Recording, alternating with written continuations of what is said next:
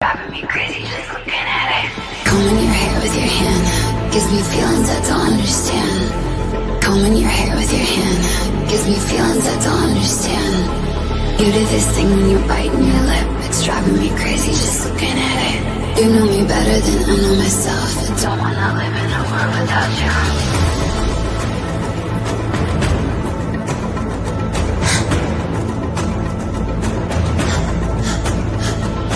You do this thing when you're biting your lip. It's driving me crazy just looking at it. You know me better than I know myself. I don't wanna live in a world without you. World without you. Driving me crazy just looking at it. World without you. Driving me crazy just looking at it. You do this thing when you're biting your lip. Without you, driving me crazy just looking at it.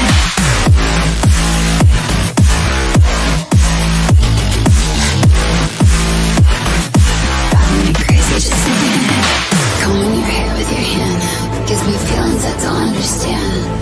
Combing your hair with your hand gives me feelings I don't understand. You do this thing when you're biting your lip. It's driving me crazy just looking at it. You know me better than I know myself. I don't wanna live in a world without you. You do this thing when I'm talking to you, like everything freezes and it's just you. You do this thing when I'm talking to you, like everything freezes and it's just you. You do this thing when you're biting your lip. It's driving me crazy just looking at it. You know me better than I know myself. I don't wanna live in a world without you. Give it to me like world without you. Driving me crazy just looking at it. World without you. Driving me crazy just looking at it. You do this thing when you're biting your lip. World without you. Driving me crazy just looking at it.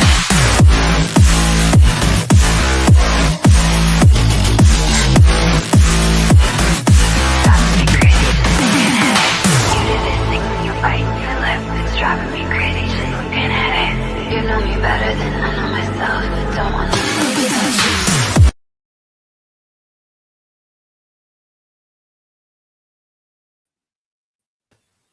Right, hello people, how are we doing? Hope everyone's had a good Friday, had time to relax from the self-destruction again yesterday that we keep seeing from our club, that we keep seeing from our manager. The fact that we see nothing is going to change anytime soon.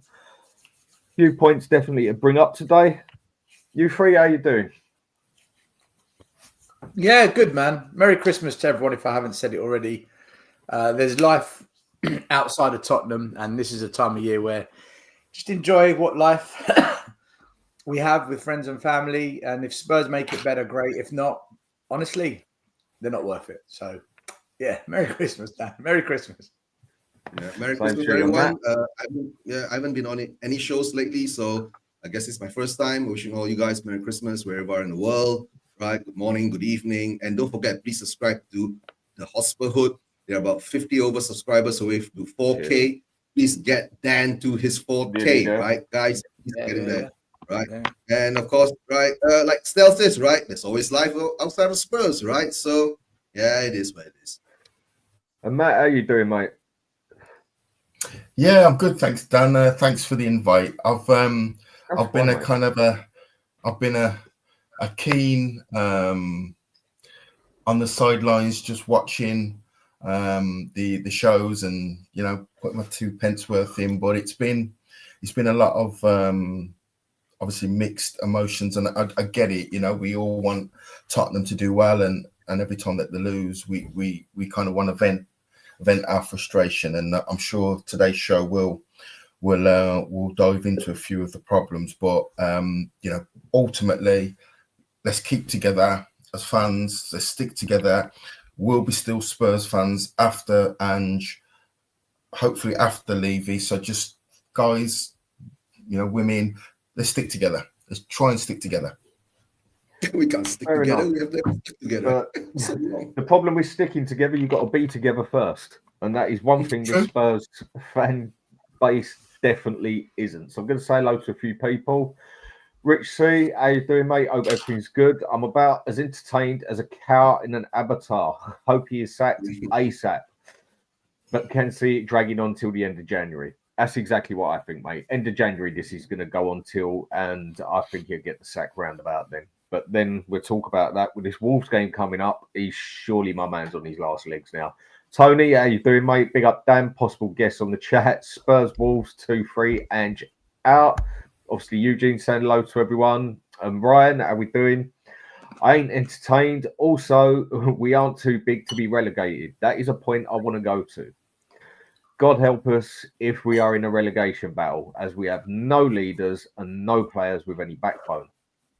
I can't argue that, mate. I really can't argue that. But that is a point I do want to get to. And Mark, big up Dan and panel. Get this bloke out now. Again, totally agree. Big up to you too. And Dylan, I'm not Ange out, but I'm listening to all angles. Mate, there's not many angles left as far as I'm concerned with this fella. Surely, yeah, we'll go through it. We'll go through it, mate. And Dylan's just saying, I just don't know who we can get anyways. That is a fair point. I feel like we got to let him rock it out.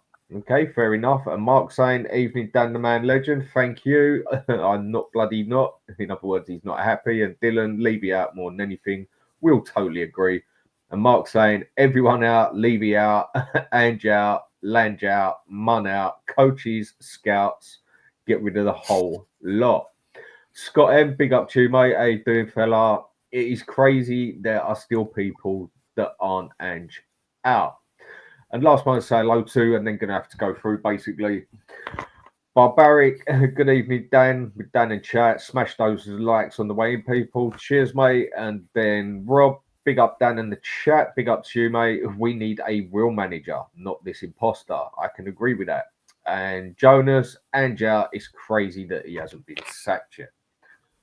So, with yesterday's game and losing to Wolves, losing to Forest, okay. Doing very well in the league. They're in form. But I still think teams like that, we are better than, and significant amount of teams better than us. With the game yesterday, where did it go wrong? I'm going to keep it short and sweet with the game yesterday because we've all spoke about it. But where did it go wrong? All right, I'll go first. First come, first serve. Someone's got to start. It went wrong because of multiple things. A manager that hasn't got the players he needs to play his system, a group of players that are tired, injuries that have meant that we are struggling to play the system, a manager that refuses to adapt when things aren't going his way and when the terrain gets difficult, so a stubborn manager, an opposition that are far better drilled for the system they want to play, that don't have injuries. And when you add it all together, we all went into this game thinking, you know what, we're probably going to lose it because our club is a mess. It's an absolute shambles from top to bottom, from Levy to Enic to recruitment, Lange, Mun. What does he do? Ange, for me, is out of his depth. He's the wrong guy for Spurs. I've said this for a while. Players are at this club that shouldn't be at this club. Players that we've suddenly decided are really good who aren't actually that good. For example, Brennan Johnson. He's not the only one.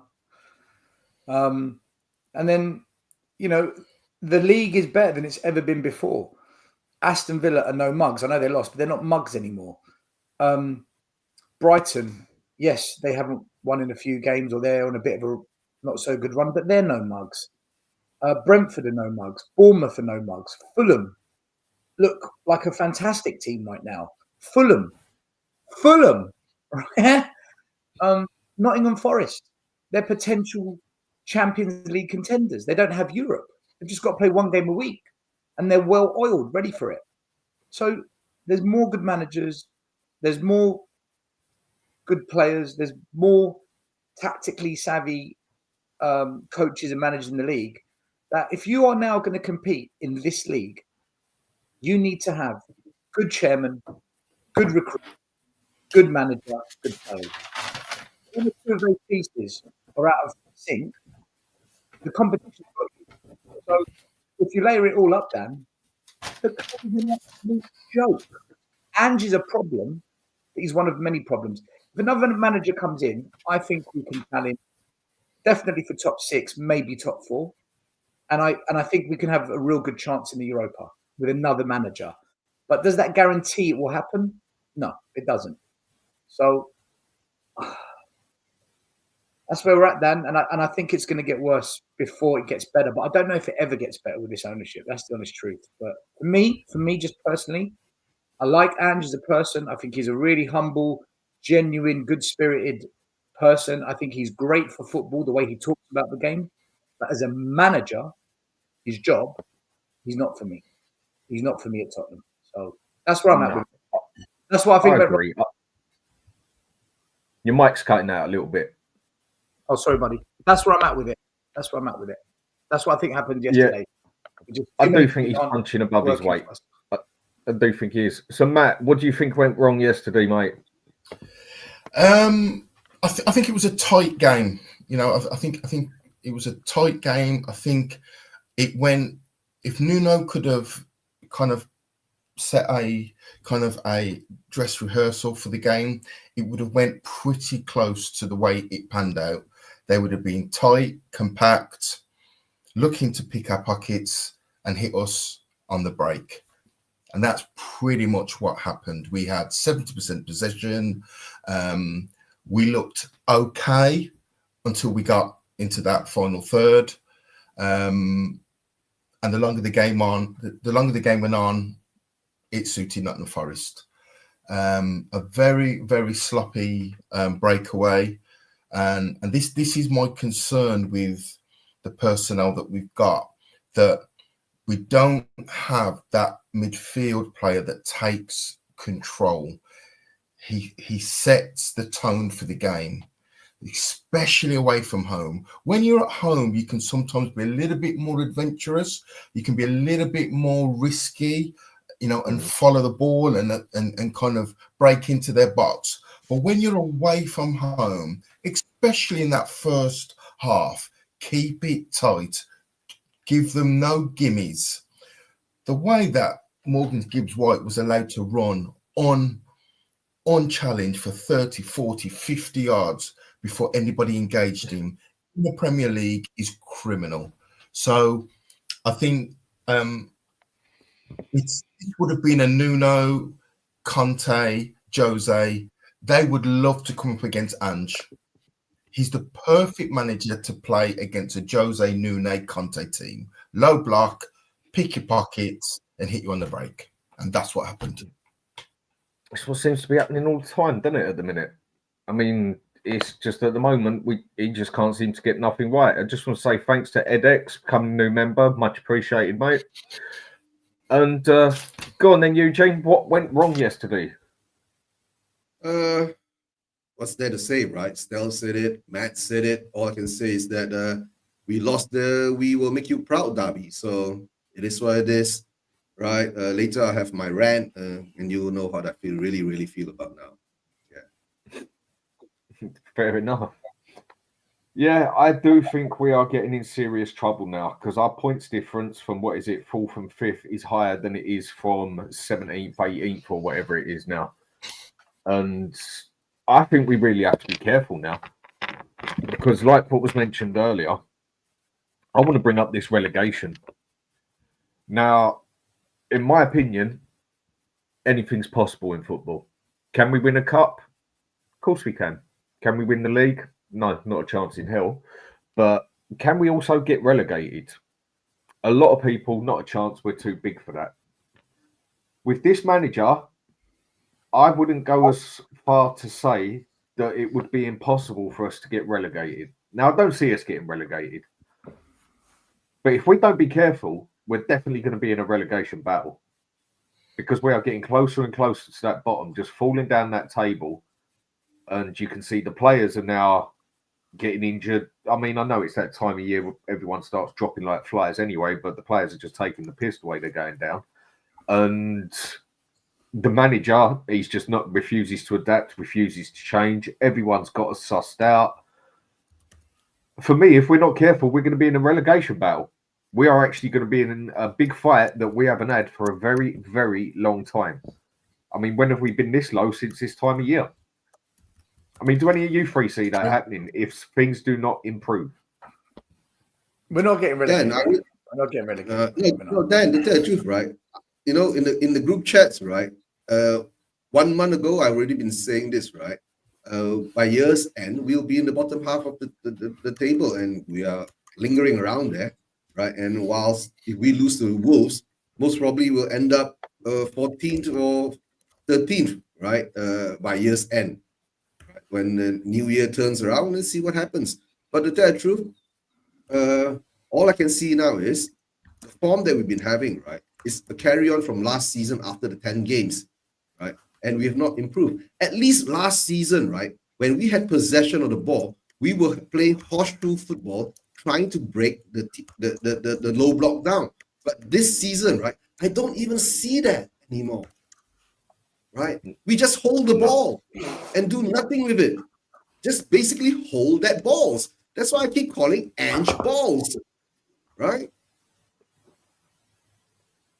I mean, we're not going to get. I don't see us getting relegated, but anything's possible in football. But I do think we will get close to a battle if we don't watch it. Too close for comfort, if you know what I mean. I think the worst will be like 15th. Man United are worse than us, and Man United have actually got bigger problems than us. Man United are in a bigger mess than Tottenham, which is unbelievable to think because they're a huge club. They've got far bigger problems than us. I think we've got better players than them. I think their players are a mess right now. So if both teams, let's say, are fully fit, we've got them. And we showed that when we went to Old Trafford. They're a mess. I think their manager is going to need time to find his feet if they keep him. Ange has got a bit more experience in this league. Whether he's doing, that doesn't mean he's doing good, though.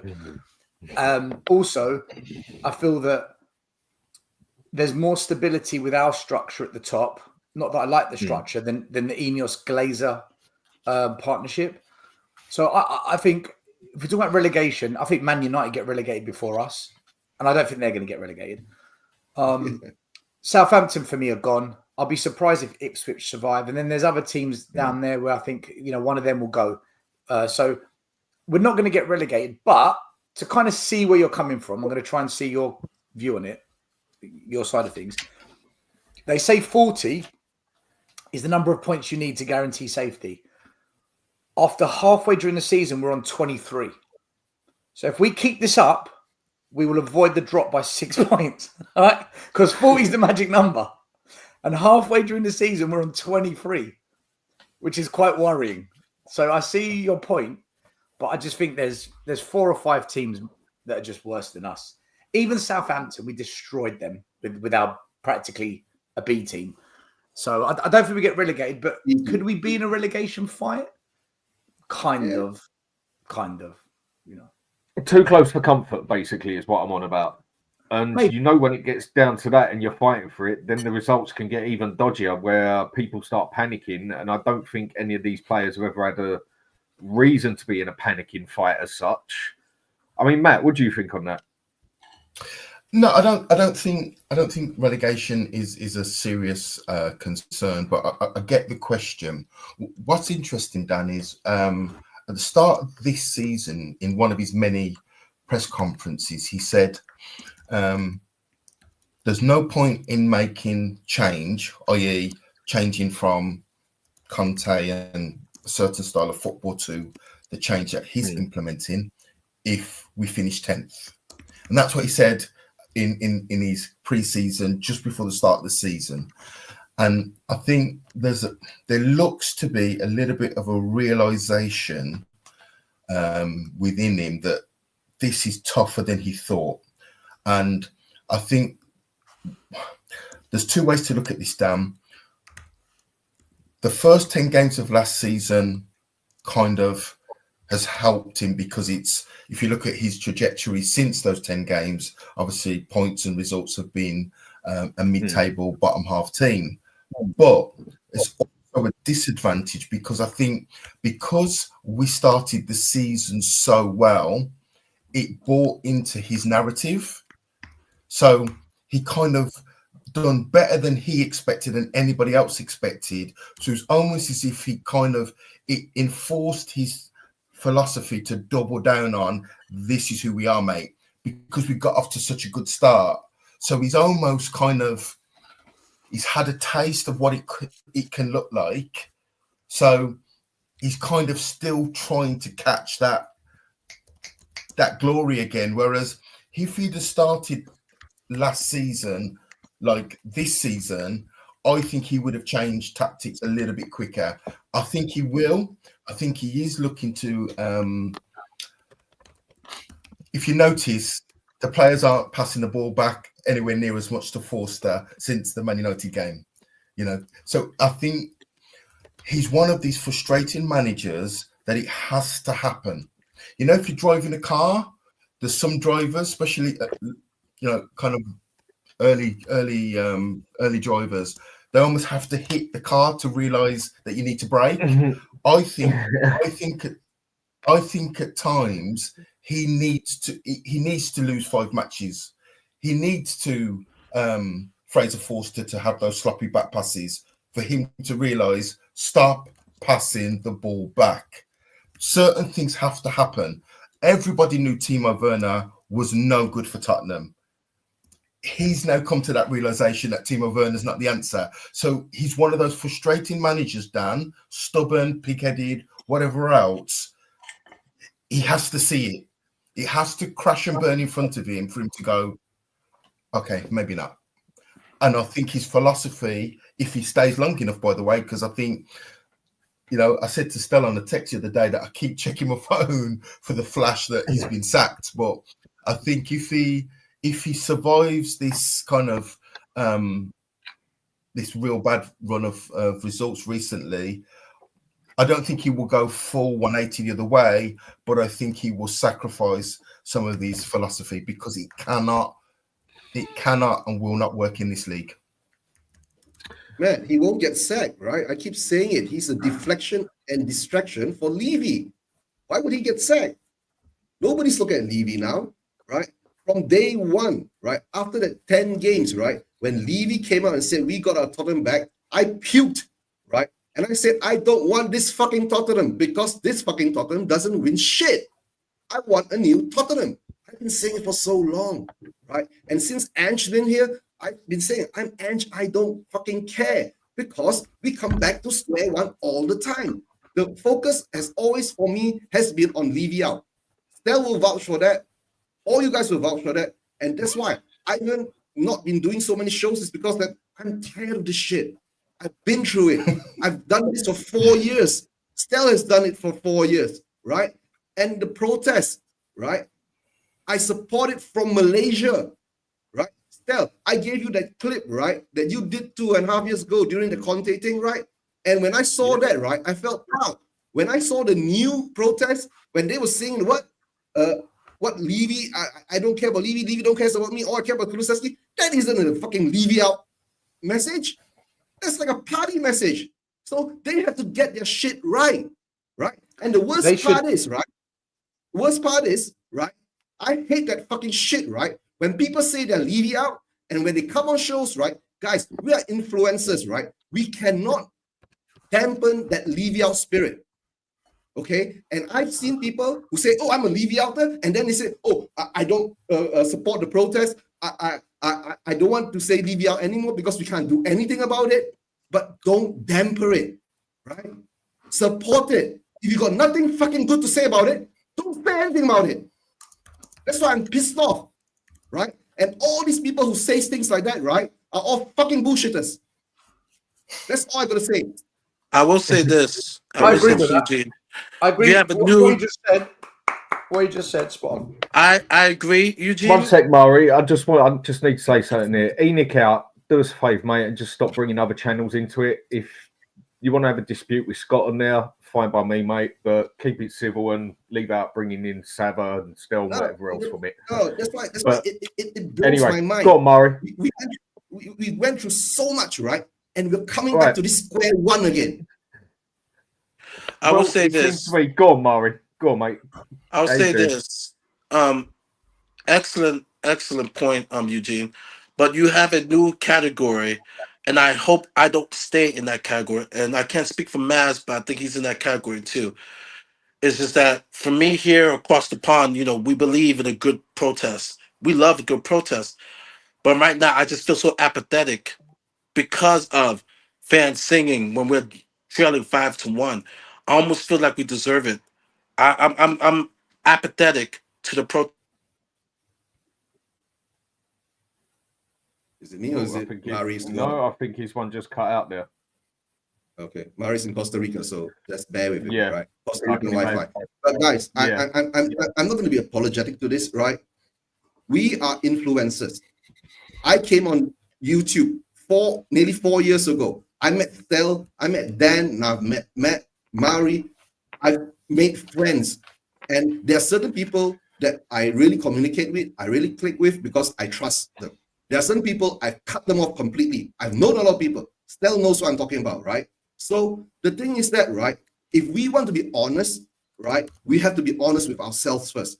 If you want the club to be like this, fair deal. It's your choice, right? But if I want my club to be ambitious, win trophies and all that, that's my choice. And it's my way of expressing myself, right? But don't go out there and say A and then do B, right?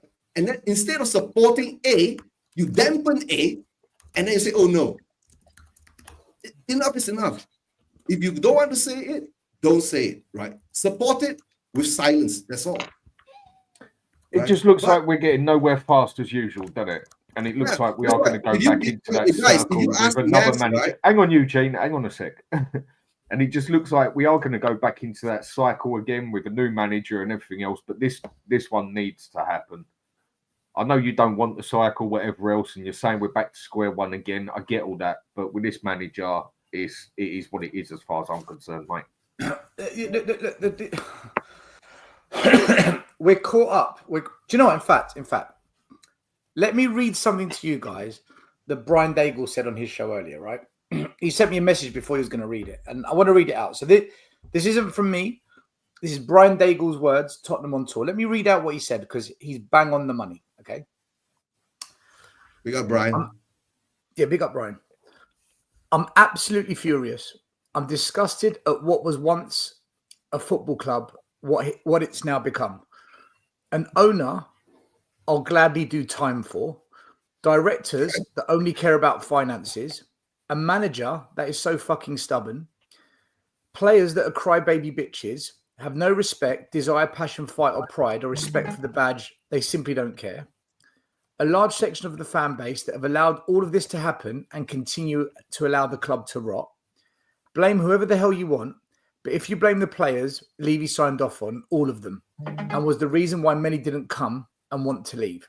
If you want to blame the managers, Levy appointed every single last one of them and screwed all of them over, whether it was not getting in genuine quality, and when we did have it, he sold them for top money only to bring in quantity over quality. Every fucking thing that is ranted at this club has Levy's handprint all over it. This club is crumbling, the heartbeat is slowing down, and everything is okay on the football side. And everything that's okay on the football side is shutting down like vital organs do when it's almost time to leave this world. I'm falling out of love with my Tottenham Hotspur. I currently don't care whether we win, lose, or draw. I don't care who we hire or who we fire. I don't care who we sell or who we buy. All I care about is getting that fucking wanker out of our club and making his life miserable until he does. I will stop at nothing to give our beloved Tottenham Hotspur the CPR. I will stop at nothing to give to my beloved Tottenham Hotspur the CPR it needs to hopefully restore its glory and standing. And he ends by saying, all that matters to me now is Levy out. And until such time, I couldn't give a flying fuck what happens, because until it does happen, this is no longer the Tottenham Hotspur I love. I don't recognise it anymore. And I think when you put it all into Still. Sorry, let me finish what I'm saying, because you always come on your toes. You jump in on me midway, right? You are the worst. I said who said that? I'm just curious. Who said that? Who said that? That's not hard. Let me finish and then I'll answer. Let me finish and then I'll answer your question, man. You're like that rude old man that doesn't listen to anyone. Just yourself. Well, first of all, and there you go again. People. There you go again. There you go again, man. Just shut up. No, you just criticized old people. Oh my God, this guy.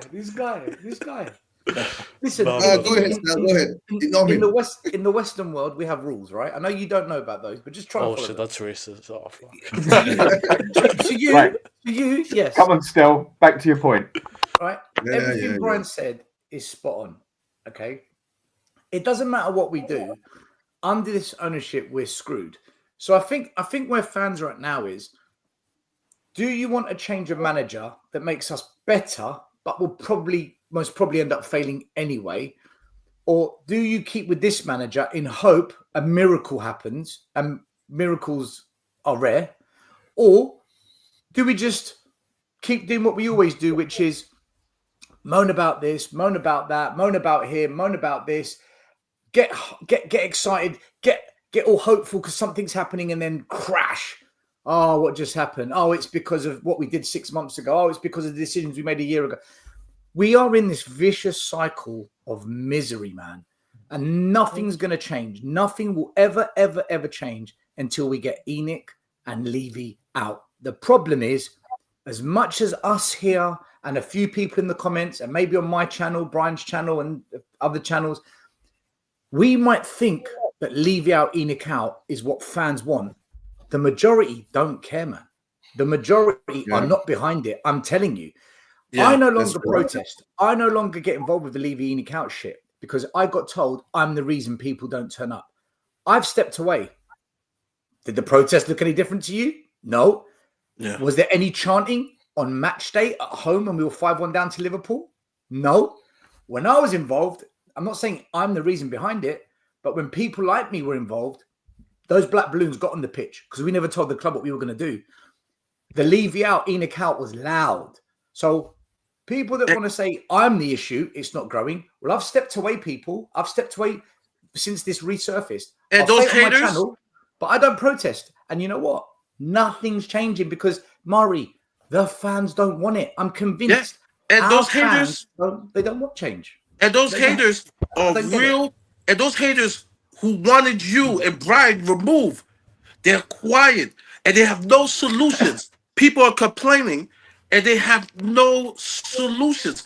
It almost, like I said a couple streams ago, it's almost a conspiracy that the club say, hey, let me give you a stipend to remove that voice that is Stelios off Twitter. Because these guys, they're taking weeks off during our down period.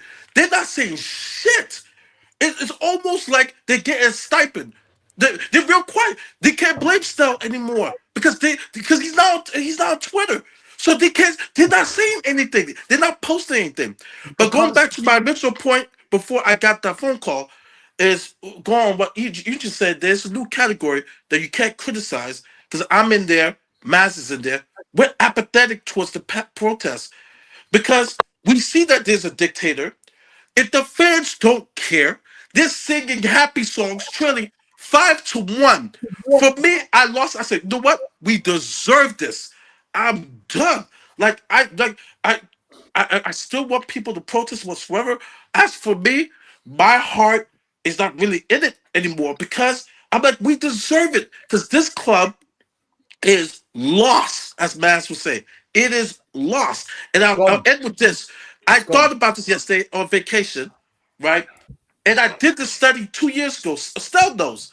I went to Transfer Market and I went to look at the big six, right? The top six, all their moves, not free agent moves, transfer moves. I'm looking at continuity, consistency, like board of directors, football directors, all those positions, scout directors. You know which club that had the most turnover out of the Big Six club, by far, was Tottenham. Tottenham was the only one of the Big Six that haven't won a trophy in a long time. And if you look at those other clubs, they've made changes, but it's been 3 to 5 year changes. Where with Tottenham, 1 year we have a director, 1 year we have another one. 1 year we have another head of scout, 1 year. There's no consistency. You cannot build a winning formula when you have too many in life. In business, you cannot have so many turnover and have a successful entity. And so you look at the Fulhams and Bournemouths and the Forests of the world. They have a philosophy. They know what kind of player they're going to get. They know what system they're going to get. There's not too much turnover. And so that's why those teams look like teams. So even if Ange leave, we are so fucking confused, and that starts from Levy, about what this club wants. You see how the turnover from Slot to Klopp? Because Liverpool has a philosophy. They have that type of player. Oh, what's that? An Ange type of player. What the fuck is that? And I feel sorry for the next managers that are going to follow Ange, because we don't have a philosophy. We say we have a DNA. We don't have none. We don't have none. And the reason why is Daniel Levy. Because, and last thing, if he hires a true football guy, you know what's going to happen? Civil war between that football guy and Daniel Levy. And that's why I said we are doomed. I'm sorry to bring the bad news. We are doomed because of that idiot. Marhi, hold on, Detrex. Hang on a second, Eugene. I just need to bring up Super Chat and that, and then I'll come to Detrex and you. SD Football, come member. Thanks a lot, mate. Much appreciated. And Edex, Super Chat. Thank you very much, mate. Appreciated. Big up to all the members and the panel. You've all been ahead of curves for years. Thanks a lot, mate. It's appreciated. Detrex, go on. You were going to say something, mate. Just quickly to just respond to Mari's point. You say we don't have a philosophy, which is true. But if you look at Roma, for example, at the moment in time, they have no philosophy. They fire and hire managers left, right, and center. They just fired their third manager this season. But you know one thing they have? Every fan base is on board. They know what they want. They want success, trophy. But us, everyone's divided. There's one that wants trophy, the other one wants success, the other one wants entertainment, the other one wants to have a dream. Exactly. Do you know the best way? Because I know you guys are promoting the protest, and I do too. But do you know what's the best protest to make this fans shake up and we're gonna unite as one if we get relegated? It's not going to happen. This right now. Detrex, this is nonsense. We're not getting relegated. No. I'm saying this. There's no point saying it. There's no point saying if we got relegated, it will unite everyone. It's not going to happen. Can you not cut me off? It's not realistic. You see, I'm speaking. Now you cut me off. Because you're talking shit. My point? No, I'm not. I'm saying the only way. But if we continue doing this, trying to protest, we will never unite. Everyone's divided. The only way we're gonna come together is if we get relegated, or we're not getting relegated. I don't understand why you say that. We're not going to get relegated. Anything's possible. No, this club is set up. This club is set up perfectly to dip, and then when the panic sits in, he invests big, pushes us back up, and when we're at a point of where we can push on, right, take your foot off the gas. We're closer to relegation right now. We're close to relegation. You are being naive. This ownership. I'm not being naive. Yes, you are. This ownership. Yes, you are. This ownership only invests when the panic sets in, and they throw money at it. Conte left. Panic, chaos. They chucked 220 million at Ange. Up we go. He gets fifth. Right. Now go and piss around in the transfer market again. Gray, Bergville, Yang, Werner. Now we dip. We better save this. They'll try and save it. There'll be a push. Right. Can we push on from being back there again? And down we get. This happens all the time. We will never get relegated because they will save us. They will save us from relegation, but never do enough to make us champions. This is the Levy model. This is the Enic way of thinking. In general, you're 100% right. But with Ange, I think now it's going to be different. Because the amount of cult heroes he has, they're not going to fire him, and we're going to keep losing. No, they'll sack him. No. They will sack. If this continues, they will sack Ange. They will sack him. They will sack him, man. They always do. Wait. First, I'll put a bet with you on that one, by the way. We'll put a bet. Okay, we can do it. No, we can do a bet. No, we can do a friendly bet. I'm telling you this right now. They're not going to sack him. They won't. If we lose to Wolves, if we lose to Wolves, Newcastle, and who else? I think we have Arsenal, if I'm not mistaken. They are not going to sack him. They're not going to sack him. I'm telling you this right now. They're not. Guys, you know why, yes, right? They will.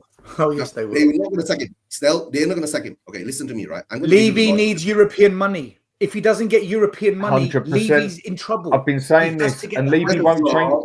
Levy ain't going to change his religion. This is 24, 25 years of history we're talking about here, and he does it every time. How are Enic out, Levy out, people telling me he's not going to sack Ange if this continues? How are you Enic and Levy out saying that? I don't understand this. You know what he's going to do. Listen to my logic, okay? When Ange was brought in, right, I had a funny feeling something is going on in the background. Levy at the moment, right, needs a distraction, and Ange is that distraction. He's taking money left, right, and center from sponsors all over the world. He is desperate for money for his Levy Land project, and he can't get the investor money when you're falling apart, though, Detrex. Stel, but the thing is, right, people are not looking at the football. They're looking at the money being generated by the stadium. Look at it. Yeah, but that will go down as you fall down the league. That goes down because less fans want to go to the games. You're not getting a European football income anymore. Let me finish with Stel. Number one, we can fall down the league, but if we are still in the Europa, right? Levy will still have that thing in his mind that if we win the Europa League, right, we'll still have a chance of the. He doesn't give a shit about trophies, Eugene. No, wait. That is what is in his mind. You get what I'm saying? No? Even though he cares or doesn't care, he doesn't care about the trophy, but he cares about the Champions League spot. Okay, guys, hold on. Levy doesn't take big risks like that, right?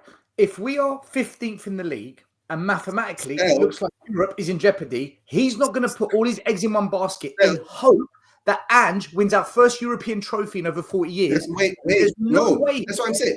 Mourinho, he sat Mourinho before a cup final, and if we won that Carabao Cup, it would have got us back into Europe. Eugene, it doesn't make sense. The same, bro. If we are still in the Europa League, right, he won't get sacked. If we are out of the Europa League and we're in the doldrums of the league, then he will get sacked. But wait, Eugene, you're not listening. Mourinho got to a cup final. If we win, Eugene, you're not listening to what I'm saying. Hang on, slow down.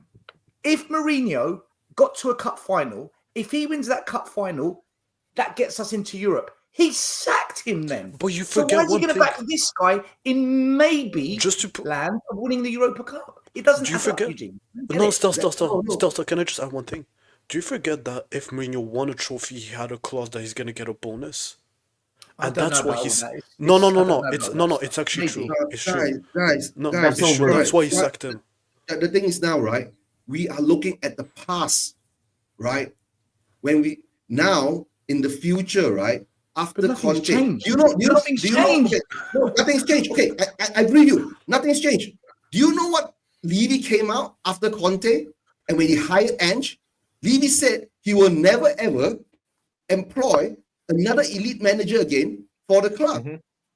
Why? Because they're too demanding for him. That's why he got in Ange. £3 million a year. Yeah, but the pressure right now. Got to do with sacking Ange for another manager. Yeah, it depends because if the fans are still singing songs after we lose, I would say this. Yes. I would say this: if by February and we still this, all the fans are going to complain because you know what? I'm hearing the Mitch Frettons and the other ones start complaining when they go over the top, losing by February. That's when the pressure will come to his wife touching his lap again. And because we do know one thing. Levy responds to pressure. He hates it. Yes. He's a nerd. Remember, he's been like this since he was a kid. When he was the last one to be picked to play in the football pickup game or Sunday league game.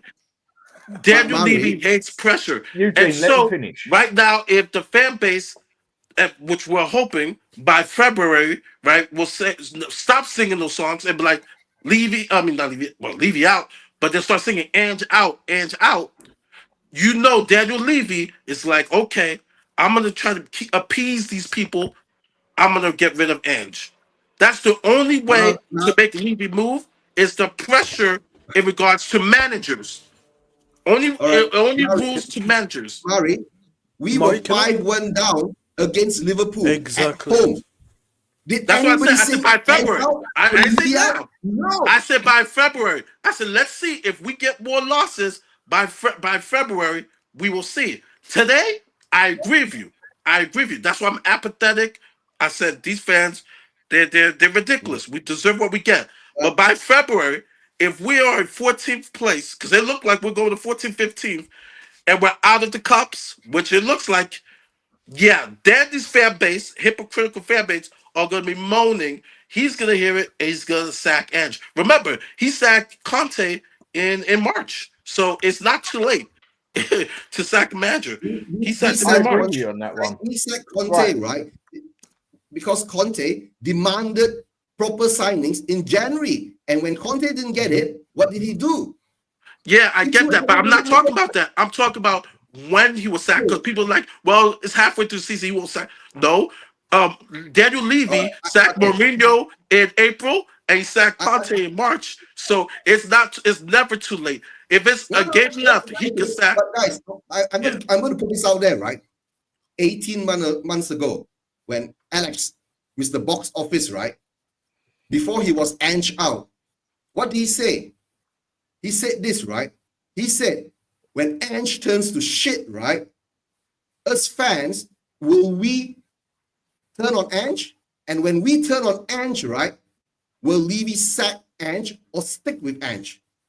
At the moment, we are seeing Ange turning to shit, right? But the fans has not turned on Ange yet. There is a big movement I towards disagree. it. But Eugene, wait. I disagree with that. Let me finish. The problem now is, right, there is this new faction that's come out, right, which is you cannot be Ange out and Levy out, or you cannot be Ange in and Levy out. You get so that's why I've been saying I'm Ange don't care. My focus has always been one thing: Levy out, right? No, I'm a small channel. Okay. I don't have a lot of voice, but I've always been saying that I don't give a F anymore. The focus has to go back on Levy out. That's all. And nobody denies that. But hang on a sec, right? Because I just got to do a Snapchat here. EdX, thanks a lot, mate. Very much appreciated. The lack of outrage over, basically, I take that as the sale of Kane leaving, told Levy that his position was secure. Passionate fans then demand results, are mostly gone or apathetic. I can't even pronounce the bloody word. Apathetic. That's it. You're right on what you're saying. I mean, what do you say on that? It's true what you're saying. Yeah, I mean, I told you, me, Maz, a couple, we're at defeat. I raised the red flag. I'm like, I feel like Brian. I'm just like, I don't even care. You know, I watch the games because, you know, of course I'm a content creator. But Dan, I mean, I just don't care, man. We have an imbecile of a manager. People clearly don't see the reasons. They make every excuse known to man to leave injuries and this and that and whatsoever. Then we have fans who don't challenge our owners, don't put any pressure. I mean, it comes to a point, and this team is not good. It's not good. It can be better, but it's not good. And so for me, normally I check out by late March or April. I'm checked out now. I'm checked out. I don't even care anymore. Well, I checked out when we started losing after 10 games. Can I? I mean, Matt, over everything that's being said here, mate, what's your opinion on this? You've kept quiet for a bit. And again, thanks a lot, EdX. Very much appreciated. Cheers, mate. Sure, guys. Go on, Matt. You've kept quiet for a bit. Your opinion on all this? Yeah, look, I think it's clear. The fan base and Levy, there's a detachment. So the fan base, we're starved for success. And success can mean many things. That can mean top four. That can mean silverware. Levy has very little interest in silverware and success. Success to Daniel Levy is money, pound notes. That's success for him. If you research Daniel Levy before he took over at Tottenham, and if you research Daniel Levy after he took over at Tottenham, look at his property portfolio in the 24 years. He's amassed a huge property portfolio that has been paid for by Tottenham. He's still the highest paid chairman in the Premier League by a distance. So when we're talking about we went after Willian, we couldn't get Willian, we went after Hazard, we went after Grealish, he never seems to struggle to pay himself the highest salary. There's always money to pay himself.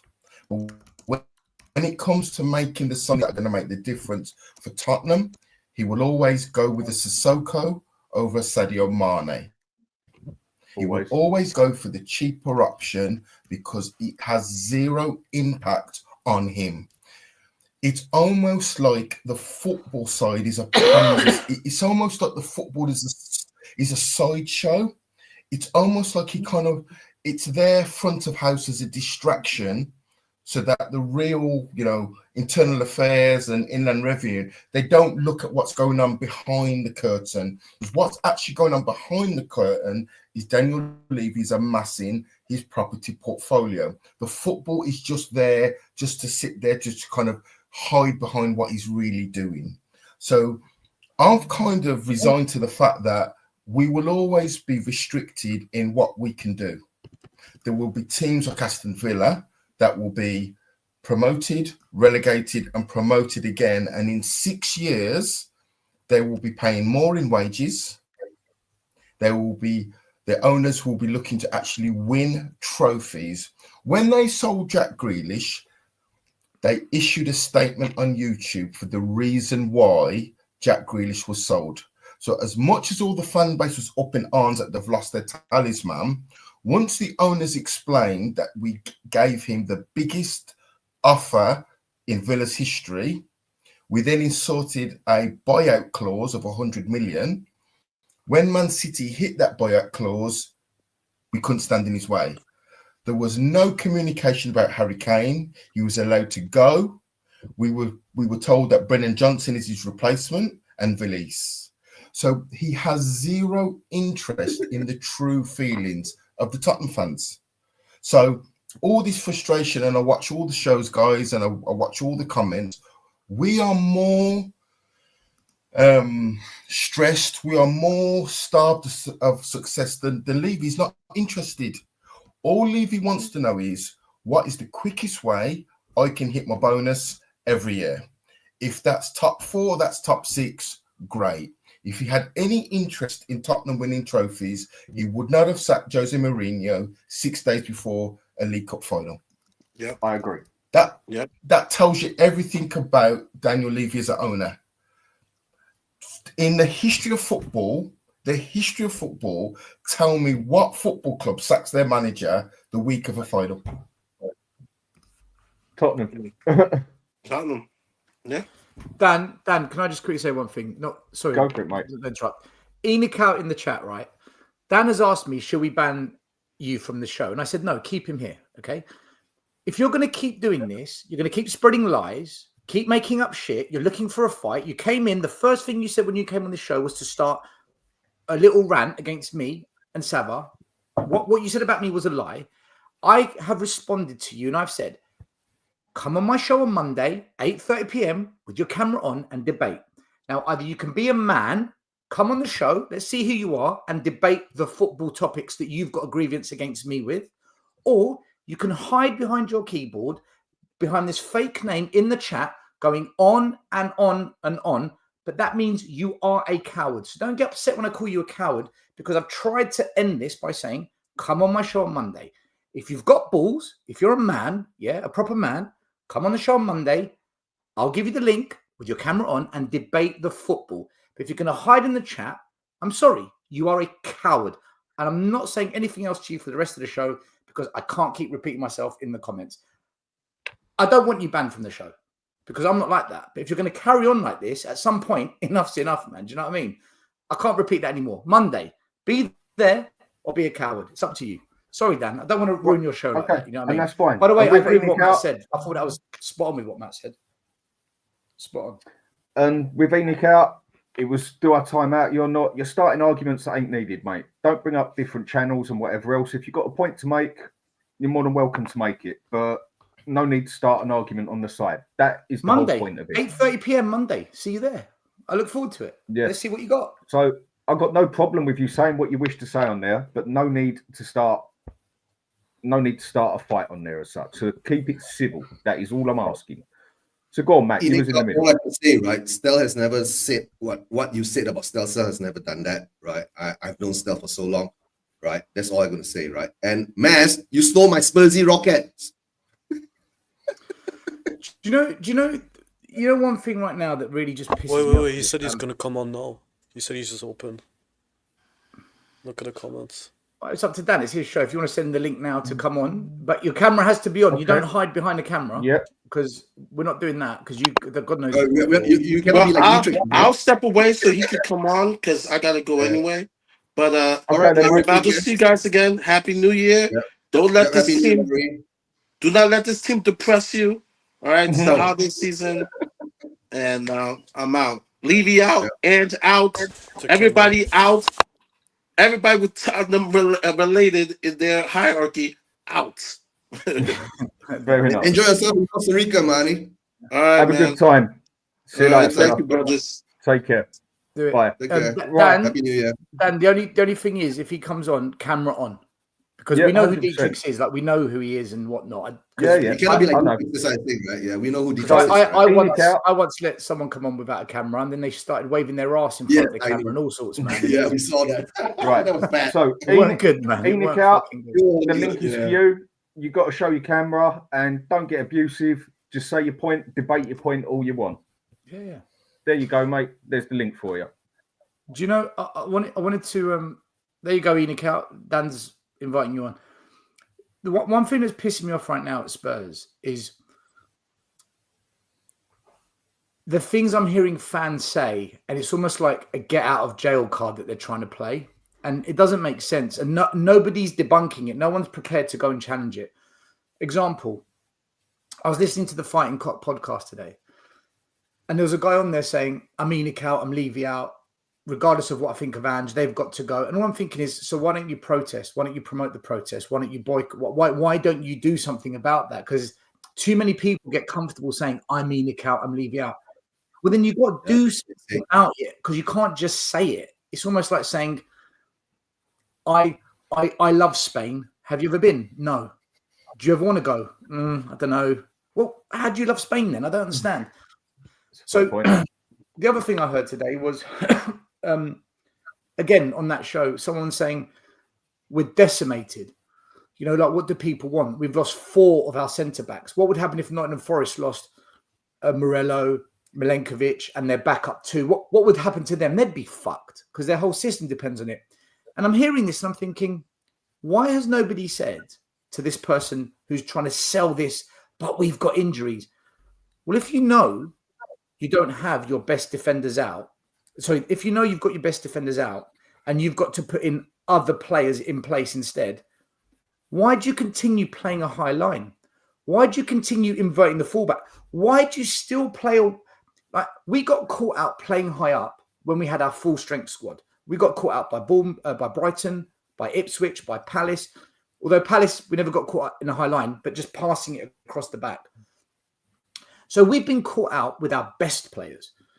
If you know your team is decimated at the back, why would you play a tactic that allows the biggest exposure to the defense possible? You can't expose your defense more than playing a high line and pushing the fullbacks up. So if you know you haven't got your best players and we're decimated, why aren't you asking, why doesn't the manager adapt just to navigate for a few weeks, maybe a month or 2, when the terrain becomes difficult?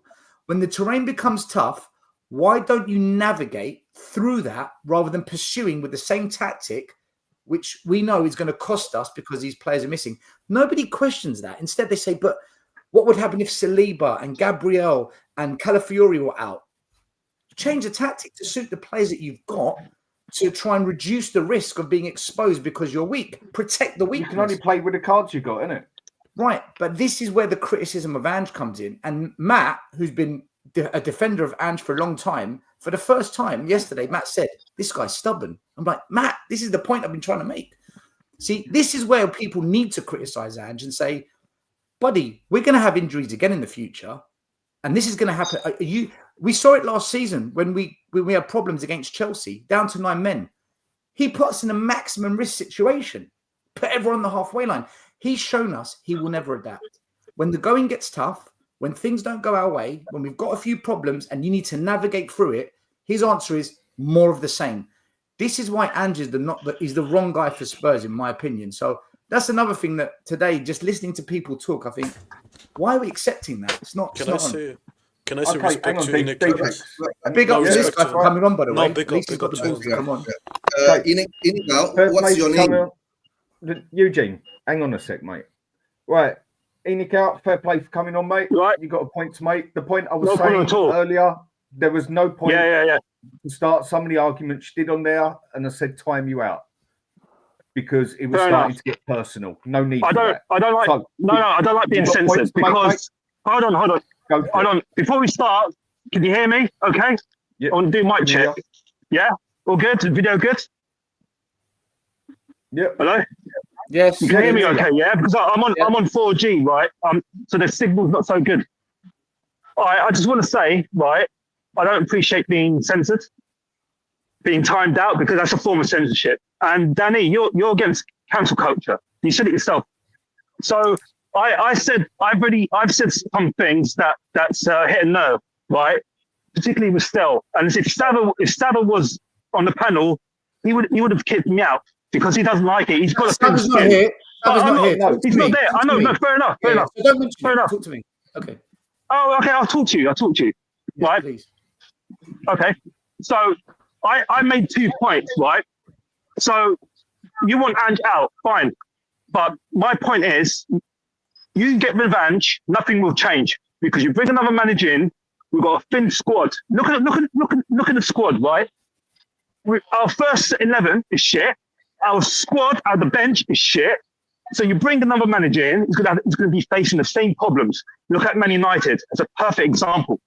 Ruben Amorim come in, and he's not getting anything out of that squad, and he's not the manager. It's the problem. It's the recruitment, and the recruitment's down to the committee. Daniel Levy, Scott Munn, I believe, he's pulling that committee. And who's that? Who's Lange? Is it Lange?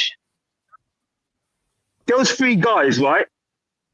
Though between them, they agreed their transfer strategy is bringing young players, bring the wage bill down, and get rid of the deadwoods, which they did over the summer. The summer window was piss poor. Do you agree or not? It was a piss poor window. Piss poor. We've all said that. It was piss poor. It was piss poor. Ange was dealt a shitty hand. That's the truth. Ange was dealt a shitty hand. Now, granted, his tactics are suspect. I agree with you. I agree. Ange's tactics are suspect. He's a one-trick pony. But I will say that give him another window, right? But Levy won't back him. And still, you know that. You know that every manager that's worked with Enic haven't been backed. And they all come out and said it. They said it in the press. They said it in the memoirs, when they published the memoirs. I can name you untold managers that have accused Enic of not backing them. And I can go all the way back to Glenn Hoddle. Glenn Hoddle, in an interview he did with The Guardian about 2 or 3 years ago, you know what he said? He said that Joe Lewis and Daniel Levy moved too slowly in the transfer. He didn't bring the players he requested. Glenn Hoddle wanted Samuel Eto'o before he went to Barcelona. He wanted Samuel Eto'o. He was an up-and-coming player. And he wanted another Spanish striker. What was his name? Morata? Or Morientes. It was Morientes he wanted. He wanted 2-star players that were up-and-coming players. You know what Lewis and Levy did? Fuck all. So Glenn Hoddle was the first victim. Actually, he was the second victim because we had George Graham. Okay, his football was defensive, but he got us to the semi-final of the FA Cup, and we will play against Arsenal. Now, I believe if we had George Graham, we would have beaten Arsenal because he knows Arsenal in and out. He would have set up our defence so tight that Arsenal wouldn't be able to score. But what happened? What did Levy do? Or Butchler? His name was Butchler. He was one of the execs at Spurs before Levy fully took over. He sacked him on spurious claims, saying that George Graham talked to the press and said that there was no money at Spurs on the transfers. He spoke the truth. George Graham spoke the truth. He was the first victim of Enic. So they done away with it and they bought a fan favourite, Glenn Hoddle, club legend. And look what happened to Glenn Hoddle. They fucked him up the arse. Pardon my French. So every single manager that's come on the Enic, they got fucked over, including Nuno. 10 games, and the fans were throwing him under the bus. Okay, we weren't getting the results, but if we stuck with him, he would have turned it around. And look what he's doing at Nottingham Forest. He's not a bad coach. He went to Saudi Arabia. He won 2 major cups there, the Saudi League and the King Cup. He's not a shit coach. Now, Ange, like I said, his tactics are suspect, but I say we stick with him. The football's not bad. It's not bad football. When we win well. And it's entertaining. That's why the fans are backing him. That's why the majority of fans are backing him, because Ange is a likeable guy. That's the truth. That's the truth. Now, if we bring another manager in, there's no guarantee that he will improve the results. The football will be different. The football will be different. The system will be different. Yeah, granted. But he might not get the results because this is a very competitive league. It's one of the most competitive leagues in Europe, the Premier League. It's the truth. So I'm not against Stel, right? I've got nothing against Stel. Stel's it's a sound bloke. I like Stel. I've been watching this channel since the beginning. That's not what you said in the chat, though, bro. I know it comes. I know it comes. Wait, Eugene, hang on. It's mainly between these two, yeah. I mean, the fact was, Eugene, hang on a minute, mate. Hang on. You cuss me in the chat. You come in. You get it off your chest. No. You go now. Come on, man. Yeah, but I don't appreciate the fact that Saba's not here either to hold his ground. That's all I was saying. No, Saba flip flops. So Saba flip flops. He was, but he's not here. So forget Saba. Forget Saba. Hold on. Okay. Let me say this to Stel, right? He's accused me of being a coward and liar. I'm not a coward because I'm showing my face on camera. This is the first time I've ever done this, by the way. Fair play. Right? So, Stel, what did I lie about? Your channel, Tottenham Away, before it was copyrighted by Paddy. I forgot his name. I know Paddy. I'm familiar with Paddy because I know you. Stel, I interacted with you on Twitter before it became X. Me and you interacted around about 2019 when Poch was sacked, and you was Enic out. I know that. That's why we were interacted. But you didn't. I know you didn't have a fan channel. You didn't have a fan channel. I know that. But you started Tottenham Away with Brian, right? Daigle. Is that correct? Yeah. Yeah, I know that. Yeah. But Paddy, that's not what you said in the comments, though, bro. You're saying something different to what you said in the comments. No. Yes. Hold on. Yes. You said I started the channel in 2019 just after Poch got sacked. That's a lie. I didn't. So when did you start the channel? Correct me then. You don't know. You said things you didn't know. Then tell me. Hold on. Tell me when did you start the channel? Hold on. I listened to you for 5 minutes. Now you listen to me, right? I gave you the respect. Sure. You have the floor. Now I've got the floor. Okay. Yeah. Okay. You have the mic. Go on. In the comments, you said I started the channel just after Poch left. No, I never. It was 2 years afterwards. In the comments, you said I wanted Nuno out. No, I never. 2021. Nuno in. But let me speak, bro. Let me speak. You said something that was wrong. I've now corrected you. So please don't flip-flop because you accuse Savra of that. Now you're kind of doing it. Let me finish. I'm not flip-flopping. Let me finish. You got it. Damn you, because he's going to keep interrupting me. Right? Let him finish. He said his bit. You said your bit. Let him say his bit. You accuse Savra of flip-flopping. You're kind of doing that as well now. Then you said that I wanted Nuno out. No, I never.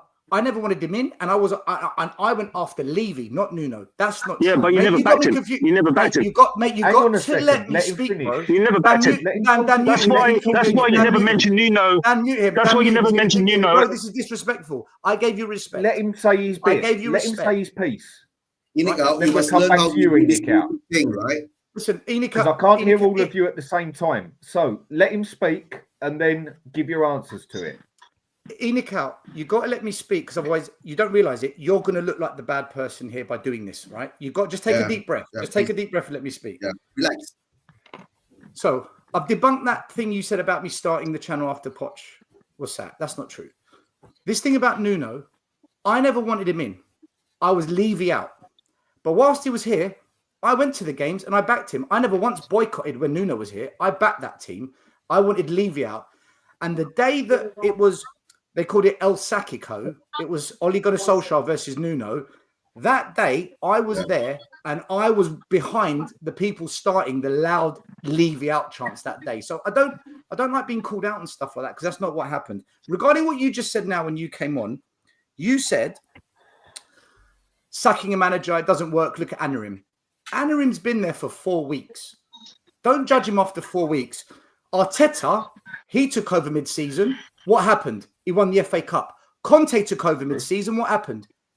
He got us top 4. So there's plenty of evidence to suggest that by changing manager, it might work, it might not. But to say it won't work is disingenuous. And the last thing is, you talk about, you can't blame Ange, you can't blame Ange. I'm Enic out. I'm Levy out above everything else. I've said that on the start of this show. I've said it on my show, Sav's show, Dan's show, anyone's show. I always say above everything else, I'm leaving Enic out.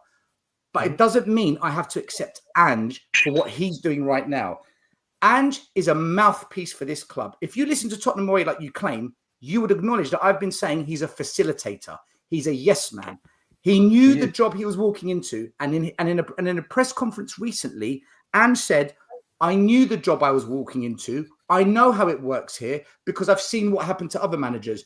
So we cannot defend him when he's accepted that he knows how it works here and it's going wrong under him. So if you want him to stay and give him a summer, you're allowed to think that. I don't want him here. I want him gone because he's a yes man and a facilitator. But if you gave me the choice, I can only pick one. Keep Levy or keep Ange. I'd keep Ange and get rid of Levy if that was the choice. But as we all would, or most of us. As it stands now, one of them has to go. And it looks like the fan base don't give a shit about getting Levy out. So then Ange has to go. He has to, in my opinion. But you're right. I agree with you. The problem isn't going to change. Levy's still here. But can the problem be less bad? Yeah, because this guy's the most naive manager I've ever seen. That's where I'm standing with it. Whatever your real name is. I'm calling you Enic out, so I don't know your real name. Can I have a say? Enic out, if you don't mind, right? Can you let us know your real name? Yeah, Eddie. Eddie. There we go. Eddie. Merry Christmas. Merry Christmas, Eddie. Eugene. Yeah, nice to meet you.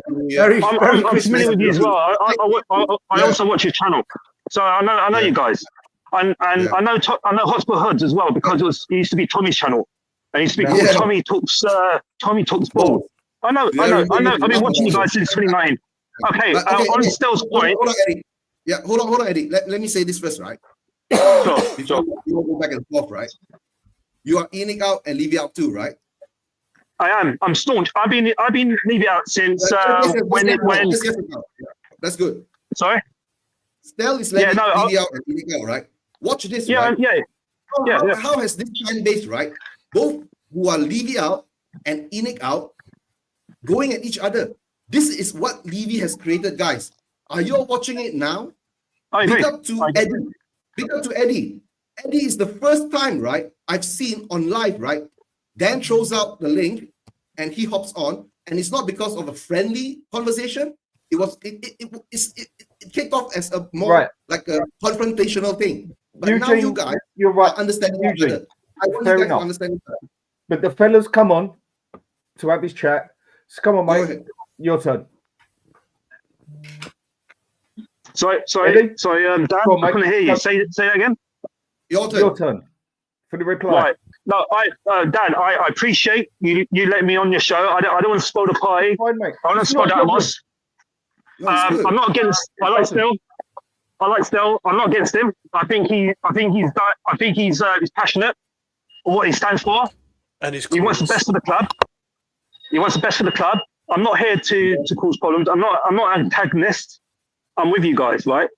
But I just don't appreciate him calling me a liar. I just got some of the facts wrong about when he started the channel because my memory's a bit fuzzy. That's all.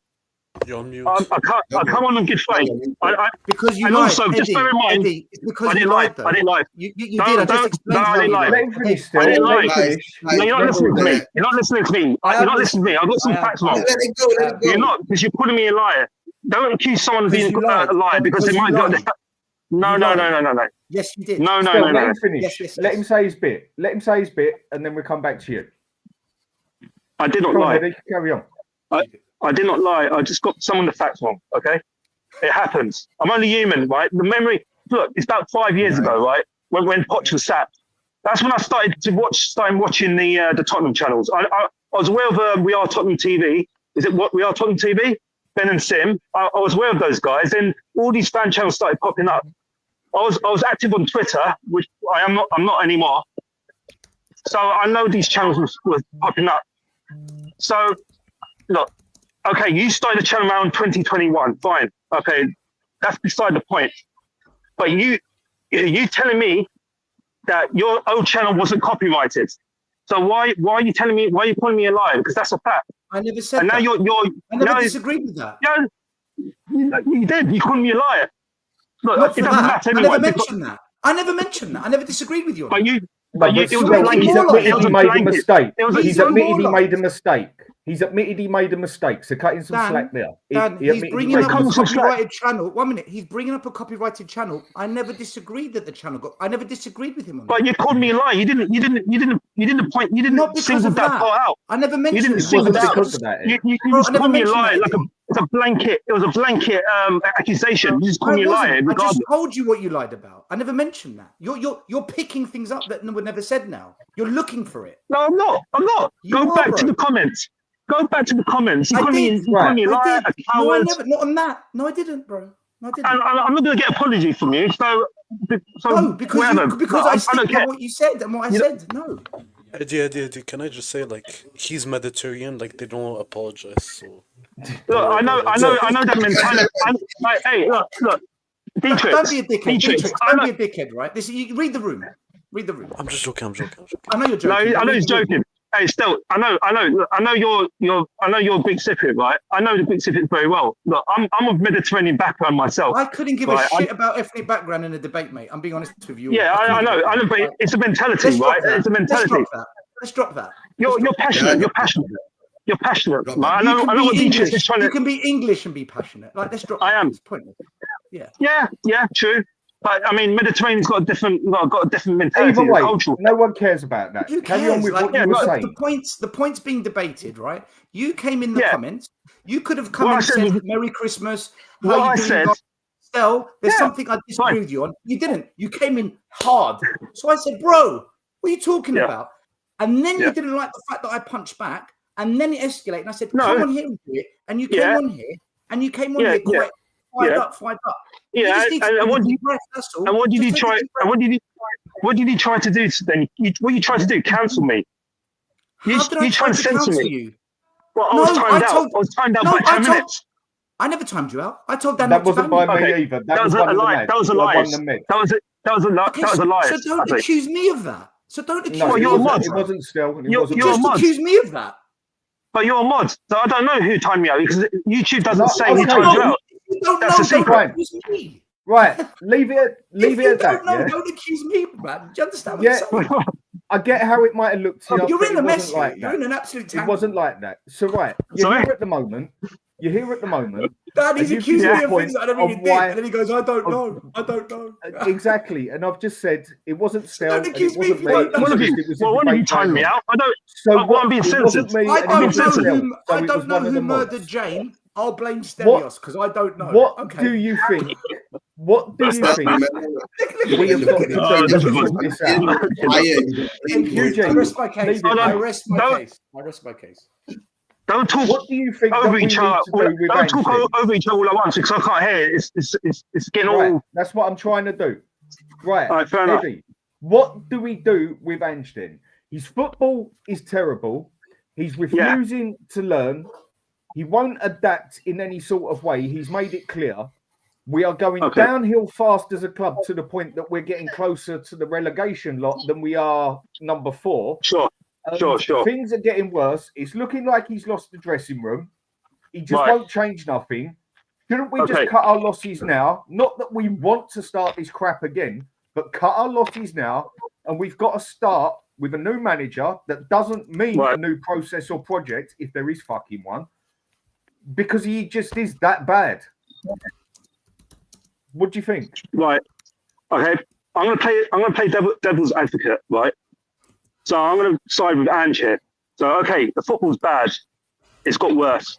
Now you have to you're looking at it in isolation.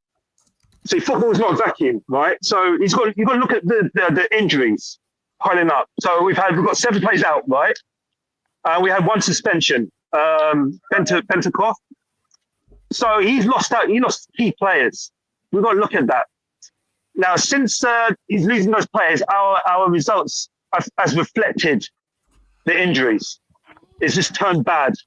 We lost key players, so you've got to look at that as well. And then he's got to look at the bench, right? Who does he have in reserves? Kids mainly. He's playing. Is it Archie Gray as a centre half? Archie Gray's a centre half. What the fuck? He's not a centre back. He's not a defender. So he shouldn't be playing there. He's not a centre back. But Ange's one who put in there when he could have put Dorrington there. Who? Ange's the one who put in there when he could have put Dorrington there, who is a defender. How old is Dorrington? 18. Yeah, he's young. And he's not ready for prime time. He's not ready for prime time. That's the trouble, right? Okay, let's say he went for Dorrington, right? We will still have the same results. We will still be in the same, but we'll still be 11th. I agree still with losing that games. personally. But he would have at least put a player there that is made for that position better than Archie Gray is. Yeah, he's trusting Archie Gray. Maybe he's doing something right in the training. Maybe Dorrington is not. We're not there. See, again, we're not there. We're not seeing what's happening in behind closed doors in training. So maybe Archie Gray is impressed in Ange, and Ange feels he can put his trust with Gray. So that's why he plays him as a centre back. So what I'm saying is, our squad is threadbare. You said it, Dan. You said it yourself. I've heard you say that it's threadbare. I've heard you say that many times on your streams. We are. Yeah, it's threadbare. So now January's coming, right? That's down to Levy. That's down to recruitment. That's not just down to him. He also picks some of those players as well. I'm not one that can sit here and pick and choose of who he picks. No, there's a running. Levy is a big part of this. Yeah, he always is. But things like Timo Werner twice and everything, I personally think Ange had a big thing to do with that. Yes, the injuries have been a bit of a bastard lately. No 2 ways about it. Goalkeeper, 2 central defenders. But no one complained about that when we played Man City and beat them 4-0. Yeah. We had the full squad when we lost to Palace. We had the full squad when we lost to Ipswich. When we got done by Brighton. Yeah, but Palace played, correct me if I'm wrong, Palace played with a low block. We struggle against teams with low block. They were smart the way they set up. I mean, they're no spring chickens. Palace got a good coach, an experienced coach, so he knows how to set up the team. We still had a full team. But we created chances in that game. I remember vividly we created chances, just we couldn't put them away. Otherwise, the results would have been different. I think we were not clinical enough up front. And again, that's down to our strikers, right? So who do we have as strikers? Last season. Yeah, we're scoring goals, but we're conceding more. We're conceding more and we're scoring more. Dan, can I add something? Yes. Yeah, right, we had a fully fit squad against Ipswich. We had a fully fit squad against Brighton. We had a fully fit squad against Crystal Palace. We were lucky against Coventry. We had a pretty much fit squad against Galatasaray by bar 1 centre back. So there's been instances this season where we've had a fully fit squad and we've lost. With injuries, we've beaten Man City away. We've beaten Southampton. We knocked Man United out of the cup with injuries. So injuries or no injuries, we've got results and not got results. So this argument, I think, is too easy to say. And regarding signings, of the 14 players signed under Ange, only 3 are injured. The majority of his signings are fit and here, ready to play. The reality is, yes, you can blame injuries partly. Yes, you can blame Levy partly. But you have also got to blame Ange for his mismanagement in difficult circumstances. You can't blame everything on Levy and everything on signings. You can blame Levy for hiring Scott Munn, who hired Ange. You can blame Levy for hiring Lange, who signed the players. But Ange knew what he was walking into, and he admitted, I know what I'm walking into. He is not free of blame. Ange, right now, a big part of the blame is on him, in my opinion. I don't know how anyone can argue that. It is Ange who picks what happens on the pitch. It is Ange who says you play this way. It is Ange who says you use two inverted wing backs and your defenders sit so far up on the halfway line that one of them's had his hamstring done 4 times and looks like he isn't going to be fit until next season now. That is down to Ange. Yeah, I agree. I agree with that. Yeah, because we play a high line, and then we've got a centre back sprinting back like Usain Bolt, pretty much every time. So yeah, they're gonna pull up. They're gonna pull the muscle on it, aren't they? Eventually, and they've done it several times. Yeah. I agree with that.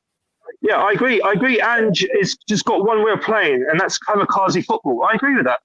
But I'm looking at on the other side as well, and I'm looking at the bigger picture, right? Because I've seen a running theme here, and that's every manager has been shortchanged with squad, with recruitment. When I can go on money. I think his mobile phone is probably drained the hell out of it. The battery goes on StreamYard, the software for this. Yeah, quickly. I know. Listen, big up to him for coming on, because 99% of fans never come on, man. So I've got respect for him for coming on. But I'm sorry, he did lie, and I think I pretty much pointed that out. And even he started laughing because he realised, oh shit, maybe I've got this wrong. So anyway, maybe he knows he's got it wrong. I think what it was, when he said that, I think what it was, he did admit. I'll give him credit there. He did admit that he got it wrong on his memory. He did admit that. For one thing, but then he accused me of the Nuno thing, which wasn't true. Then he accused me of blocking him when it wasn't me. No, it wasn't either of us, but he didn't know that. He didn't know that. Dan, see, this is the point. This happens to me all the time. People don't know. They don't know the facts. So rather than saying, let me find the facts, then make a decision, they guess. And their guess is always, fuck, Stel, it's you. No. Get your facts straight. Then make your accusation or call people out. That's not what happens, Dan. And then when I push back and I say, can I just point out to you what you've just done there? Because you're lying. Their response is, oh, I got it wrong.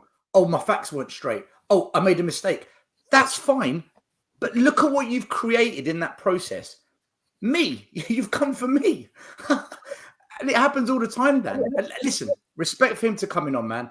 I'm sure if I bump into Eddie at Spurs, we'll have a pint of beer and we'll have a laugh about it. Because he seems like he's that kind of a guy where you can have a drink and a laugh. So respect him, man. I've got no grudges against the guy.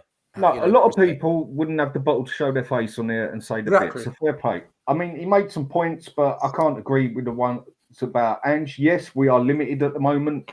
I said it on your show yesterday. Yes, not having the goalkeeper and 2 defenders has got something to do with it. But then we also had a full team and got done by Ipswich, Brighton, and Palace, 2 of those teams that didn't even have a win in the Premiership. So Ange is a massive part of the problem here. Dan, he mentioned about if we took our chances, we would have been in a better place. And there's a guy in the chat called JK27 who's also agreeing with that. Right. So if we're gonna then focus on the fact that but we don't take our chances, let's look at the attackers that were on the pitch against Nottingham Forest. Mm-hmm. You had Solanke, you had Johnson, Maddison came on, Werner came on. They're all Ange's signings. These are all players signed under Ange. 50 million on Johnson, 60 million Solanke. We re-signed Werner. Maddison, I picked up the phone to him and I persuaded him to come. Do you remember? 40 million. These attackers that you're hoping to score the goals, and we're saying, but Ange signed them. They're his players. Like, did the club sign Solanke? Did the club sign Johnson? Did the club sign Werner? Did the club sign Maddison? I would say most of those signings, Ange said, yeah, They suit what I want. Definitely was a big part. He was definitely a big part of We it. can say it's a club signing, but the rest, Dan, I think they're Ange's players. So if they're not clinical, we can't say it's not Ange. A lot of people love to chop and change when it comes to the transfers. If it don't go right, it's Levy's fault. If it does, if it looks good, then it's all down to Ange. It's like when we win a game against, like we did against City. Yes, brilliant. That's Ange ball. Excellent. We go and lose a game. Oh no, it's down to injuries. It's down to this. It's down to that. It's down to whatever. And this is where I feel this fan base just diverts it from him all the time. And guys, can I say the main reason that we are in this trouble with his tactics? I need to make a move soon. Yeah, it's about 5 a.m. in Malaysia. Hey, Scotty, Merry Christmas. Big up to you. Happy New Year to you too, because I have not spoken to you yet. Right, and all you guys in the chats, right, especially watching from Spursvision TV. Please, I already throw the link of a Dan's channel in the chats, right? Please go over and subscribe to Dan's channel. Please help him get his 4K. Hopefully before Ange gets sacked. All right, guys. As I've been saying, Ange is a distraction and a deflection for Levy out. Focus for me has always been Levy out. Let's find a way, right? We have to unite to a certain sense. Like Eddie, big up to him. He came on. He was a bit controversial in the chats. Things were said. But when we meet each other like this, right, we have that chat face to face, right? We get to know that person. Then we'll see a different side. Then maybe we'll, like Stel this, right? He's based in London. You might not into it in the stadium. Have a pint together, guys. Right? Take care. Pretty cool. I think good evening to you guys, right? And good morning good evening to the Canadians and of course all the guys in Britain. Good night. Take care, guys. Bye-bye. See you later, mate. Cheers. See you, Eugene. Oh yeah, don't forget. Please subscribe to Spursvision TV too, right? I keep forgetting to plug my channel all the time. Oh dear. My God. Big up, Eugene. All right, guys. Take care. See you later, mate. Take care. Can I want to ask Matt a question? Go for it. Yeah. So Matt, now you're saying, look, this manager is stubborn now. Like you've kind of come to that thinking. I want to ask you something because Hotspur, he said something yesterday that got me thinking actually. Would you sack Ange now and try and get the right manager in mid-season? Would you sack Ange now and bring in an interim just for 6 months, not Ryan Mason, like a Harry Redknapp for 6 months just to stabilise it? Or would you keep Ange, give him to the end of the year to try and rectify it, and if it's trophyless and kind of mid-table-ish, then sack him and bring in the new manager? What would you do right now? I think it would depend on a few more other things. I would try and get a feel for what the morale is like, what it's like in training, what's it like around the dressing room. If the players seem totally at a loss with his style and they're not happy with what he's asking them to do and so forth, then that might make the decision a little bit easier to make. Obviously, the results have not been what they should be. The injuries have been compounded by what Ange is asking the players to do. I think I just can't, for the life of me, Stel, I cannot understand how in the summer, when the recruitment team and Ange and whether it be Levy, whoever, sit down and they plan this season. They qualify for the Europa League. They look at the Premier League fixtures. They look at a minimum of 8 fixtures in the Europa League, Carabao Cup, FA Cup. So they must look at that squad. They must have and thought, we're short. They would have looked at the list of the players that he wanted to move on. So somebody must have asked the question, we're actually reducing the playing staff. We've got additional fixtures. We need to replace. Surely we need to replace. You cannot start a Premier League season with 3 centre-halves. So I don't know if this is just misjudgment, arrogance, or the budget was at a certain number and he has to work with that budget. Conversations surely must have happened about the wage bill, and you're cutting Højbjerg, you're cutting technically biggish earners off your wage bill. The players that are coming in are on peanuts in comparison. So would I get rid of Ange? I would be having conversations with my potential replacements to see if there's any likelihood that they would either leave their clubs now. If I can't get who I want to get, I would keep him in the job. Can I ask a question, Matt? Sure. Matt, let's say if Ange is a smart lad, we can agree on that. If he sees that Levy's not ready to spend the money on the right players, let's say the Mitomas of the world, to make your system work, wouldn't it be the best solution just to leave, same as Conte did? Because I thought he was for Ange. Principles for Ange. Yes, I know that's his first big job, but you're seeing that it's not working. It's actually destroying your CV. Now, because of him, he waited 18 months, and now nobody's gonna even touch him in the top 6. Even in world football, I think. I think Tottenham is his biggest club that he potentially will ever manage. So I think if and when he leaves Tottenham, I still think a West Ham. I think a West Ham or a Girona in Spain, or I still think a one of those clubs in Italy, a mid-table Italian club would look at Ange. I think his stock's risen, in fact, by getting the job. I don't think he would. I don't think he'll struggle to get a job again. So, no, I don't think he. I think Conte and Jose, they're bigger profiles, they're bigger reputations. I think they're the managers that the only reason they came to Spurs is because of the salaries that they were being paid.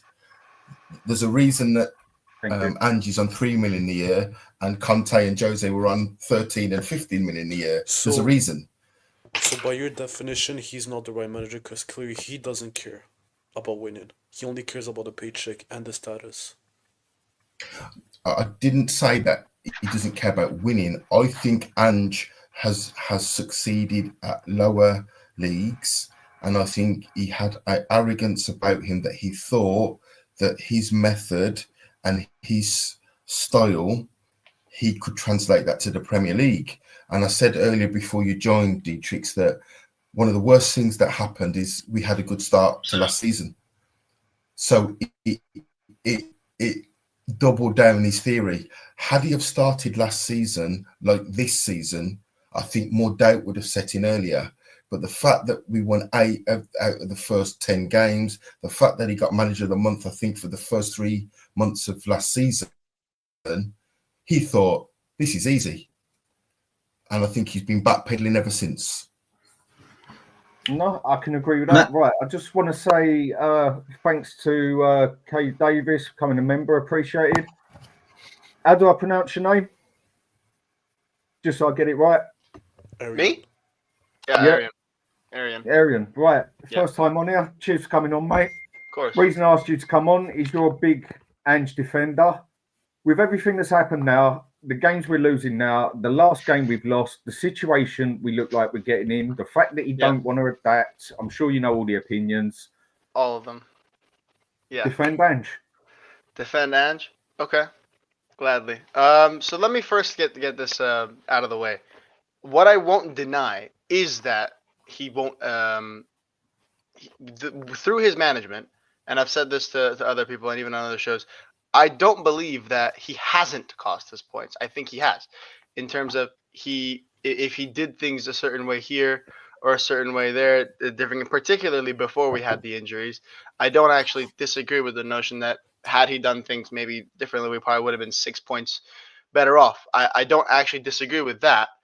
What I disagree with is, first of all, that sacking him will improve the situation now. And secondly, that there is no long-term benefit to the way he does things. I think my 2 cents here are that regardless of the short-term cost of the way he'll play football, I think the long-term benefit is worth it for me. And second, What long-term even right benefits? now, okay, well, No, I'm gonna let him finish. finish, Scott. And then the second thing is, even right now, assuming there were no long-term benefits, if we sack him right now and we bring in whoever, I mean, I'm sure we'll get into that discussion at some point. I think everyone's in for a rude awakening, because as much as we'll say, okay, injuries, put them to the side, you can't really put them to the side. But with the state of the squad right now, anyway, if it was just Van de Ven, or if it was just Romero, if it was just whoever, I would understand that a bit more. But right now, because of the absolutely piss poor way the squad's been managed under this board, I think this squad's level post injury is genuinely mid table, especially the defense. So let's first get into the long-term benefits. I think this idea that, oh, everyone knows how we play every single week, that's not unique to Ange. Everyone knows how Nuno plays every single week. Everyone knows how Liverpool are going to play every single week. Everyone knows how Arsenal are going to play every single week. Same with Man City. Every single team of any sort of consistency in results, whether they be good or mediocre, and every single team in the Premier League that's not always under threat of relegation has a style of play that everyone knows. If you really came into this game saying, "Oh, Nuno sometimes, plays this kind of football and other times plays that," that's nonsense. Nuno plays the same football every week, and it works for him because he's got the group of players that work or is suited to his needs. And you could say, "Oh, he's adapted to his group of players," and that's somewhat fair because at Spurs he tried to play a different kind of football that he's not playing at Forest, and at Forest he's playing something a bit more defensive and pragmatic, and it's working. So you can say credit to Nuno because he's playing to his squad's needs. But every single Premier League manager and every single Premier League team has a style of play, and Ange is no different. Ultimately, you have to look at a club-wide level. Say, okay, do we want to be the club that gets a squad and then gets a manager to play with whatever squad is there, or should we back a manager and build a squad around him? And for me, because of the way Ange plays, I would prefer to build the team around Ange than to have a manager try to go around this team, because I don't really rate this team that much. There's a couple players that I think are very good. I rate Kulusevski, I rate Van de Ven, I rate Romero, I rate Kulusevski, Solanke. That's about it. I rate these 4 players, and I think the rest of them, if somebody came in and said, hey, 50 million came in for X, Y, and Z player, I would say sell them. I don't have any gripes with selling the majority of the squad, and I don't think they're good enough, and I don't think that they are good enough to throw another manager on those, because I think Ange is a quality coach. Because when we do have players when we have all of our players and everyone's fit and available, I think we've played very well this entire season. There have been games that are exceptions. Okay, I'm not saying everything's been perfect. I know the games that are going to get thrown at me. It's going to be Ipswich, it's going to be Brighton, it's going to be Crystal Palace. That's going to be the 3 games that are going to get thrown at me. And I'm not going to sit here and say every single game without injuries under Ange has been phenomenal, but the vast majority of them have. We went for 6 wins and 7, I think, with no injuries under Ange. Yes, the Brighton game the second half was poor, but even the first half in that game, we saw the peak of Ange ball. We can see it. We all know that the ceiling of Ange ball is rather high. I don't think anyone here disagrees. Nope, that's a lie. I disagree. I think most of the people I've spoken with about Ange have said he's a great coach, but he needs a system and a set of recruitment and a budget that's not compatible with Spurs, and that's why he's not the right fit for Spurs. That's the general opinion I've heard of Ange. Maybe you guys have a different opinion, but most of the ones I've heard is that the reason Ange is not going to succeed is because the structure is not here for him to succeed around Spurs. And I think if that is the opinion, then I think it's really counterproductive to sack him, because then I think we should be looking at the board. But if you guys disagree, then let's hear it. Arian, can I ask you just quickly 2 things? Yeah. You say injuries is killing us, which is true, it is. Mm-hmm. But if you look at every team, everyone's going through injuries, so that's not only for us. But if you look, when we had Pedro Porro, Romero, Van de Ven, and Udogi, we still lost so many games with them. So many games? Yeah, we lost many games with them last season and this year. That's a fact, I'm not lying. And plus, you say Ange is a good coach. Mm-hmm. Have you ever seen at least 3 players on the opposite team said we know how they're going to play and we know the weakness? Their weakness is on the right-hand side. If Liverpool, what's his name, Gakpo said this, and now Elanga says the same thing, aren't you supposed to try to maybe adapt and fix the issue? Because usually a coach tries to fix the issue, not make the issue even worse. And That with is one of the Ange, main problems I've got. and under Ange, you say he's a good coach. I would completely disagree with you. Instead of fixing a problem and making it better without conceding so many goals like we do, he doesn't care. He only cares about one thing: attacking. He doesn't care about the midfield. He doesn't care about the defense. So he's not a good coach. Okay. First, I want to address what you said about the players saying, okay, we have a weakness and now we have to adapt. Okay. What I'll say to you is we've not conceded so many goals besides the Liverpool game. I mean, we conceded one to Nottingham Forest. But the point is, you want Ange within a week space with two.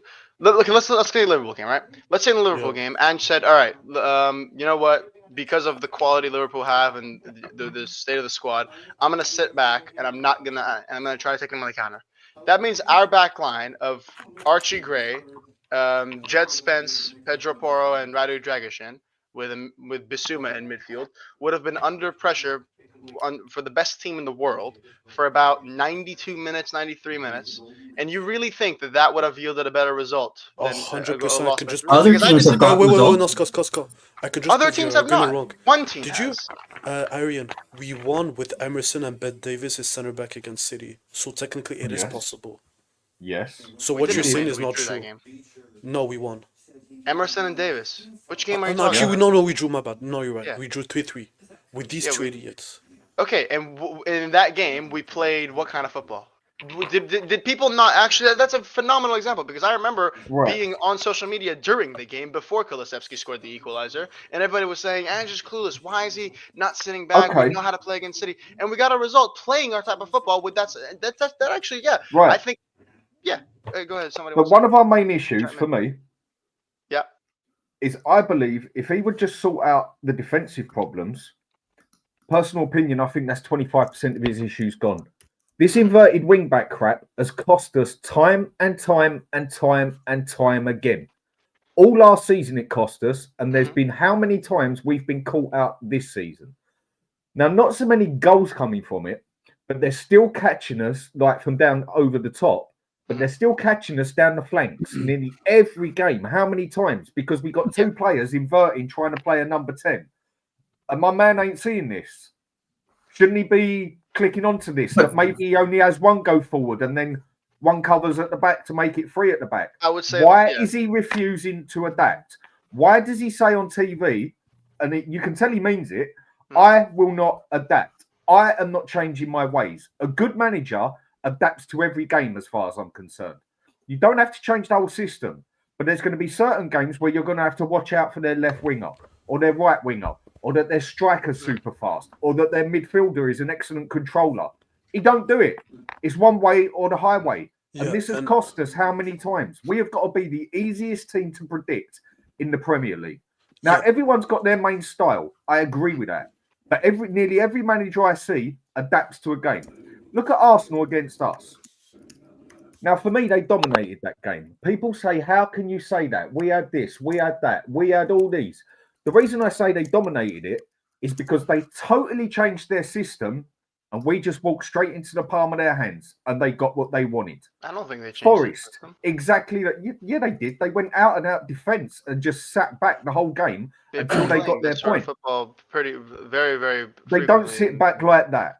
They basically took the whole game and just waited for a point and they sit back like that when they get dominated. They've done this. They've done it against Liverpool, and they do not usually sit back like that. Yes, they knew that we would screw up. Nottingham Forest changed from a back three to a back four. That's what I was about to say as well. That's actually not what happened. They generally play with a back four. They played a back three in the middle of that Liverpool game after a substitution. They changed. No, they play back four. They play back four. They generally play a back four. So yes. Yeah, but for this four, So what you agree is then that they adapt depending on teams they played. So knowing they're playing us, they played the back.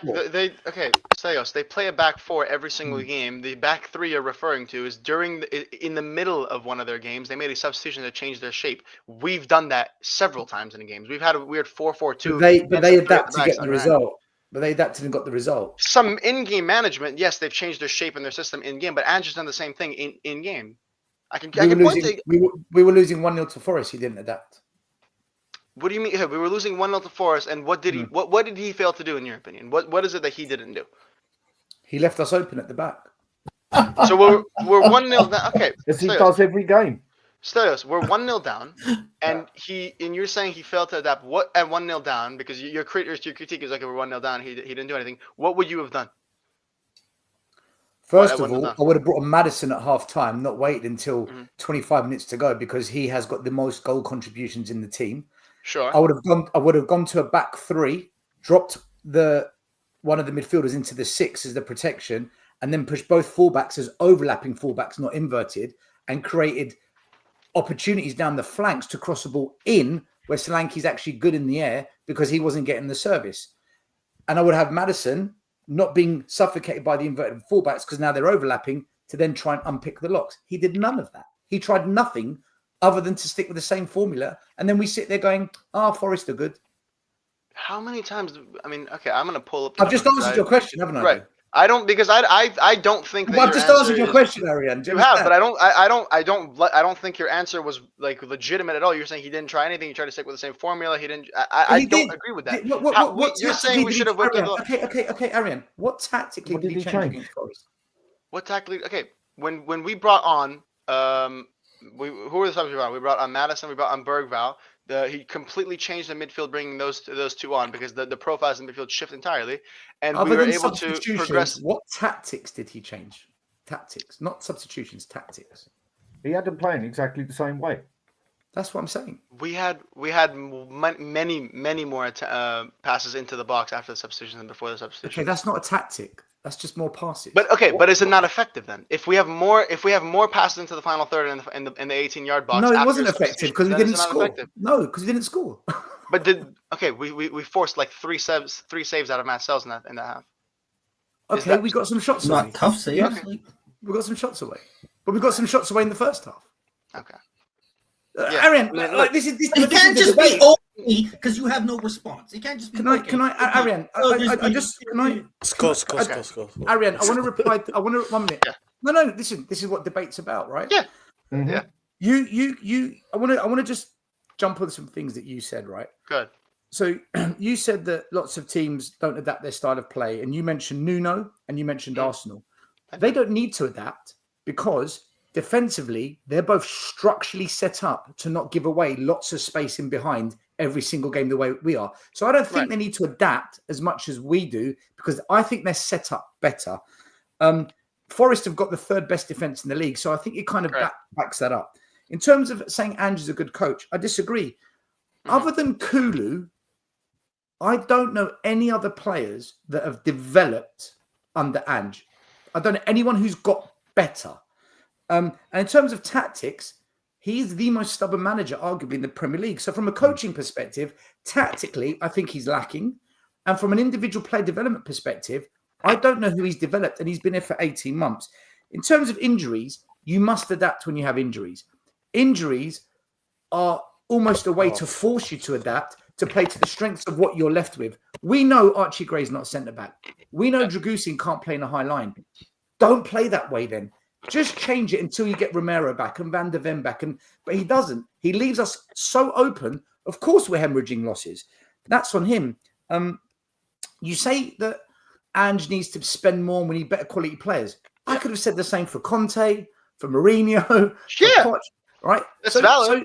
So to defend Ange on that, then we need to defend every manager. And the last thing I'll say to you is this.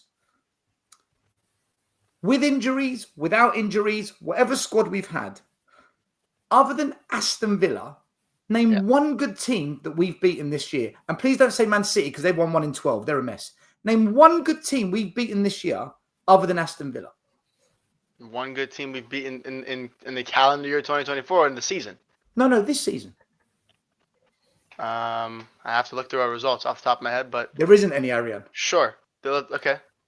How many clean sheets have we had in the past year? I don't think we've had many clean sheets. We haven't beaten one good team this year. That is a big problem, is it not?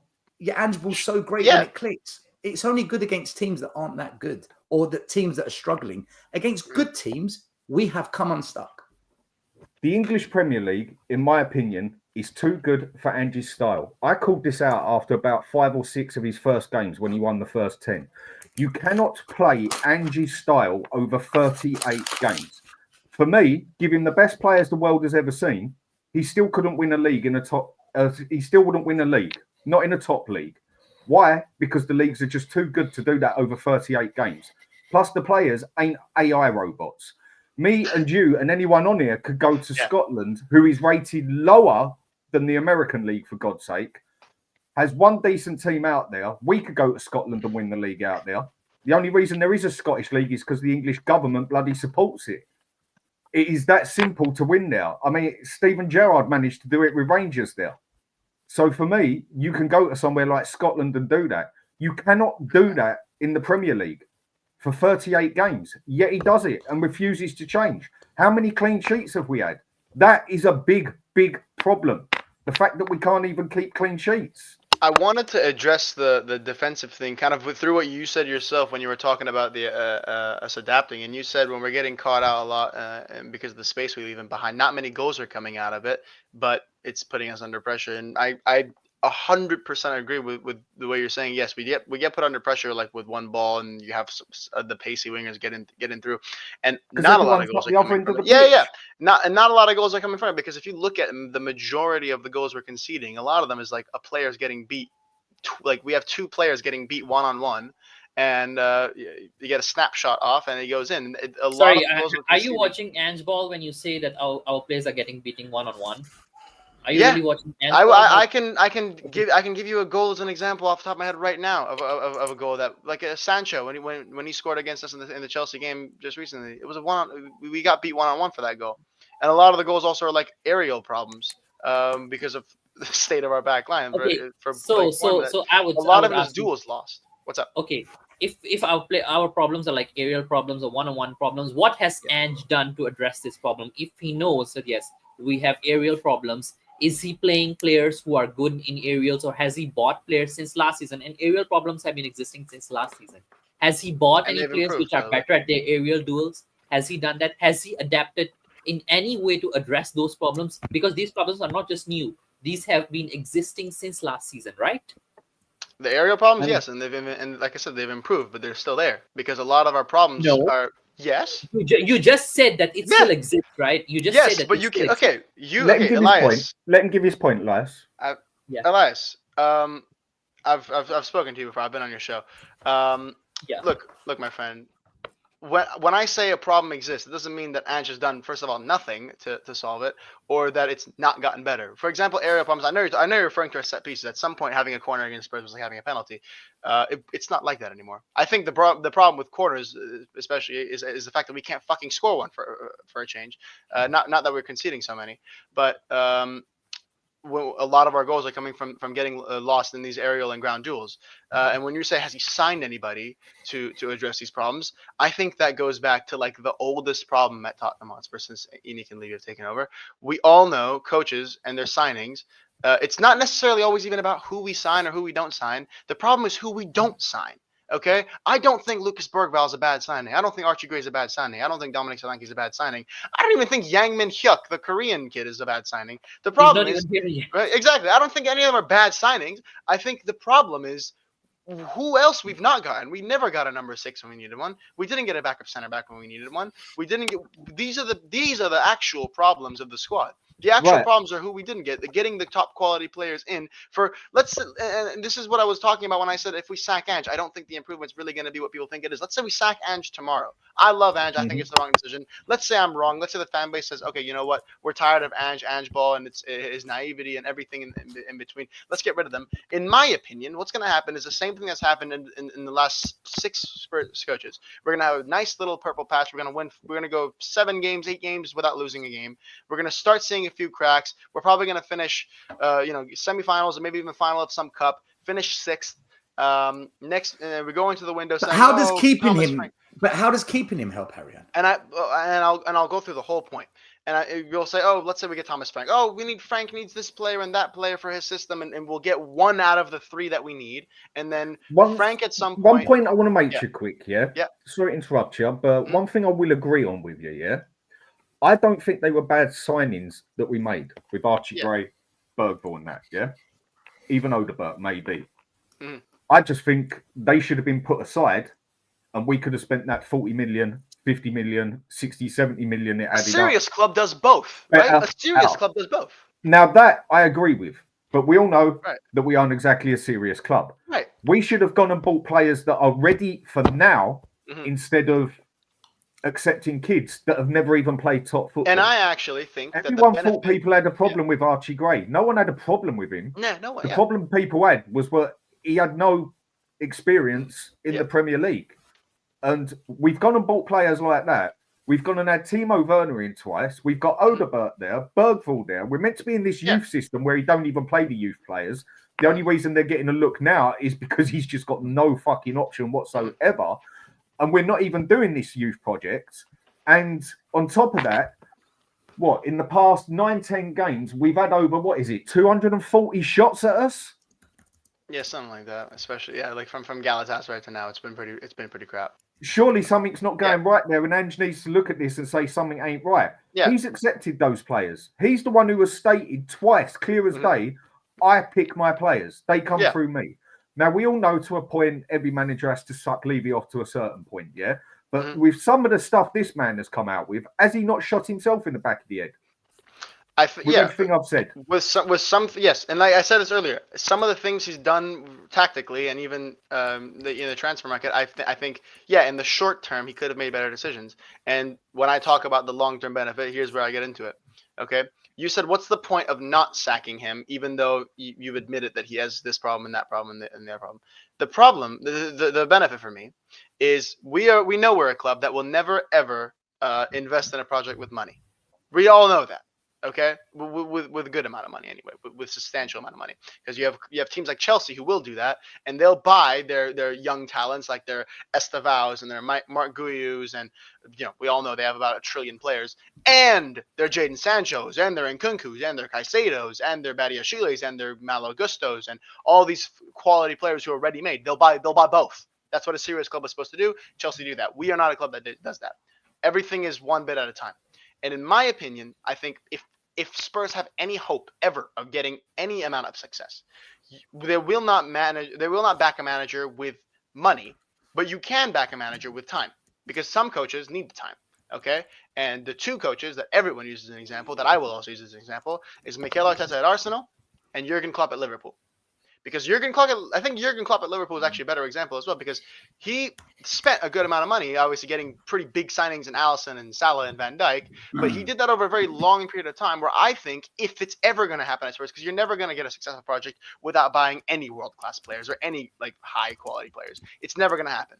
But if we were to get 2 in one season, and I think that maybe there's a faint possibility of that happening. There's a 0% chance we get 3 or 4 in one season, but 1 or 2 in one season may one day happen. And I think if we hold on to a coach for long enough, where we have all these young players now, if we get in the Archie Grays and the Bergvalls and of the world in the squad, and then Ange even himself comes out in press conferences and says we need to err on the side of experience, then I think maybe we can change our policy in the market. Arian, Go on, Detrex, go on. Yeah, just quickly, just to debunk one thing you said. You said Klopp had time, but look at the difference. He was in Dortmund and won the Bundesliga, and when he joined Liverpool, they didn't make the Champions League final. So at least he showed pedigree. He showed he has something in him. What does Ange has? He only managed in Japan and Scotland. That's not a big deal. Okay, well, that's not where enough to have say. we improved since he's been there? Exactly, Who has actually improved? Bar Kulusevski, and that is only because they are playing him in the right position, because he used to do that in Juventus after he played on the right for a certain amount of time, and then they got Chiesa, realised that he's better in the middle because he does that for Sweden. Apart from that, who has actually not regressed? Well, a lot of our players. The reason that's a difficult question is because a lot of our players that are playing under Ange weren't playing under other coaches. So, like Udogie, he's improved since he's gotten here, but it's a difficult one because he only started playing under Ange. Same with Porro. I mean, Porro was absolutely awful before Ange. I think we all remember he was pretty shit. So I could say Porro. No, he wasn't. He was absolutely shit. He was awful. He was fine after the first 2 games. To the end of the season, he improved and was fine. He had 2. He improved. The first game was bad. The second game was bad. His first 2 games in the Premier League. After that, he was fine for the rest of the season. Okay, and then I know. And then Because Van de Ven, but he didn't even get signed until Ange. And obviously with Kulusevski, Brennan Johnson got signed under Ange. I think Brennan Johnson's better this season than he was last season. He's still but, shit. But yeah, you can say he's still shit. bad. But the point is, like, the majority of the players we have only started playing under Ange, so it's difficult to say he's improved this player more than this other manager, right? Okay. Then last season, who have we actually got in this first 11 now that he didn't have last season? In the first 11, currently Solanke, I think, is the only one. Exactly. Yeah. So shouldn't the other 10 of that team have had 18 months with him? And last season, they had one game a week, basically, because he got kicked out of the cup so early and wasn't in Europe. Shouldn't they have adapted to his style by now? Or shouldn't he have realised, as a good manager, you can only play with the cards you've got, and should have half adapted to their style as well, realising that Udogie and Porro ain't inverted wing-backs, realising that Basuma can't do box-to-box, DM, cover left, cover right. He's not a fucking robot. Shouldn't he have already adapted to his players that he's got as well then? Because he hasn't. I think when we've got all of our players, the best games we've played this season, like the best performances this season, I think have been better than the best performances of last season. I said this when everything was flying high and I didn't have to defend Ange in this season, when we had the seven games, or six wins and 7. When things were going well, I was saying. So this isn't a point I'm making now. I think when we're playing well, very well this season, we play better than when we played very well last season. So I think he has done that. The problem, as is usual at Spurs, is we don't have the squad to compete over a season-long period. Conte didn't, Jose didn't, Poch didn't, fucking Nuno didn't, Ange doesn't. So if we're gonna, and again, part of the problem I have with sacking Ange is you're just gonna give someone else for Levy to die for Levy. You say that. Sorry. You say that Conte didn't, Jose didn't, Nuno didn't. None of them were this bad. They all didn't have enough players. None of them were close to this terrible. Because they had Harry Kane. That's why. That's why, by the way. Because of Harry Kane. That's honestly why. No, and I'll say not yes, because of Harry Kane. The reason is because you can afford to play very defensive and this counter-attacking style and you have absolutely nothing, offer nothing going forward because you have a world-class. This squad has 0 world-class players in it. Okay, We but gave up 61 goals last year because we didn't have Harry Kane. Hang on. When we had prime Son and prime Kane, we were able to play more defensively and still get goals because those players can make something out of nothing. We don't have that luxury anymore. So if we were to go defensive, you know what? This is what I'm going to tell you. If we were to go sit back, play defensive, offer nothing, we probably would concede not 61 goals. Why Who's Harry Kane for Nottingham One minute, Forest? guys. See, this Who's is what I don't. Harry Kane? How come they can do it without Harry Kane? I don't understand this, right? I don't understand this. Why must we go defensive, right? Nottingham Forest, who you said are a defensive team, they're currently 3rd in the league, right? So it works. And they don't have Harry Kane's son. In fact, they've got no world-class players. They're 3rd. It's Brentford lost Ivan Toney Stel. Right? So it doesn't matter. I don't think that makes sense. Bournemouth, Fulham, are they better than us? Have they got better players? I don't think they do. What I think has happened at Spurs, and this is where I don't agree with you, Ariane. Yeah. We had Pochettino, who was balanced. We had a good defense, a good attack, and a controlling midfield. Along comes Conte, along comes Nuno, along comes Mourinho, and they were very defensive, especially Mourinho, ultra defensive. Fans didn't like it because it's not the Tottenham way, although the Tottenham way's failed for 3 decades.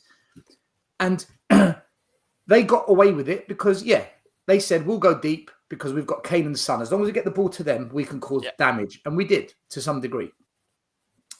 And because the fans got upset because of the entertainment factor isn't there, like Dan said, when Ange first came, all he had to do was kick the ball forward and this fan base would lap it up. We are ultra attacking. We don't really control that midfield.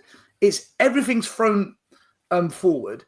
And it's the complete opposite of what we used to before. When we want, like when fans like I and Scott, I think I speak on behalf of Scott, when we say we want change, we don't want this. I don't want ultra defensive. I don't want Nottingham Forest football. I don't want that.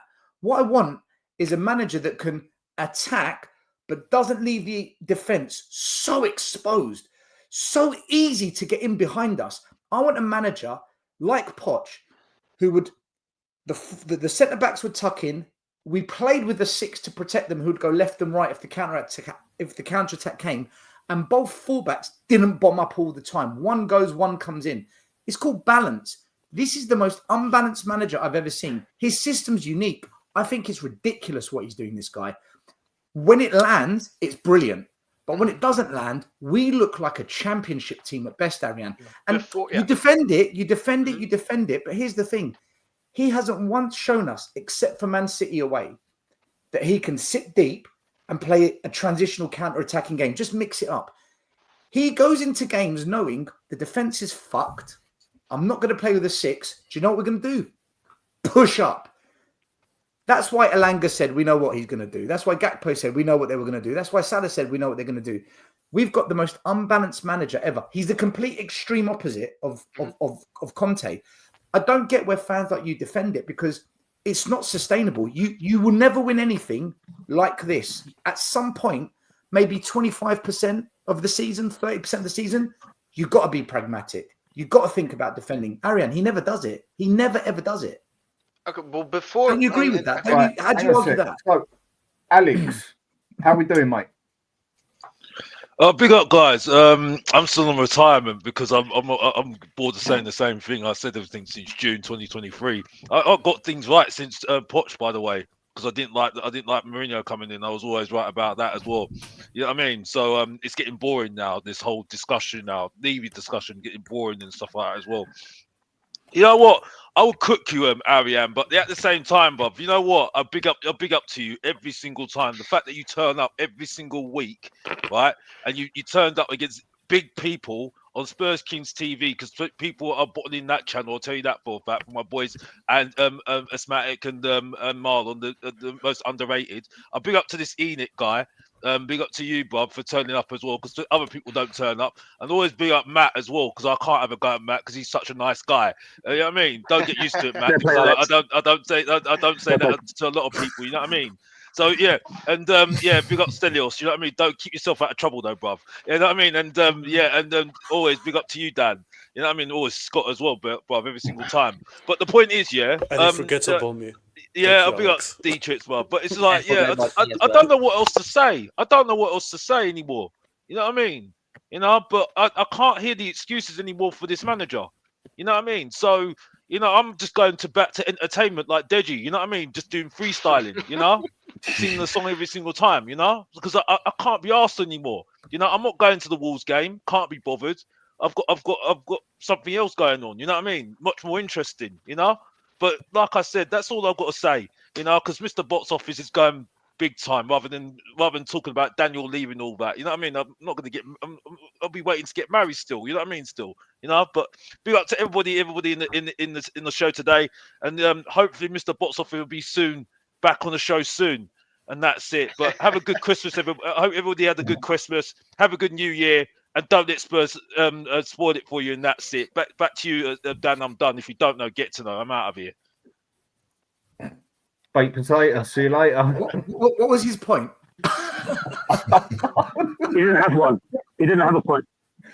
He just can't. He wanted to pick up everyone. He just wanted to pick up everyone. Yeah. Dan, Stel, Matt, Ariane, Scott, myself, Detrex. That's Alex, man. Everyone but that fraud Detrex. Hold on. I just want to reply to Stel's. I want Ariane to answer what I said because box office came in. Could you quickly refresh what you said just so I can remember exactly what it was? That was a commercial break, guys. I don't want Ange out because I want a defensive manager. I want a balanced manager. Okay. Yes. And attack, and he never does that. His philosophy is, if I keep possession of the ball, the other team can't score.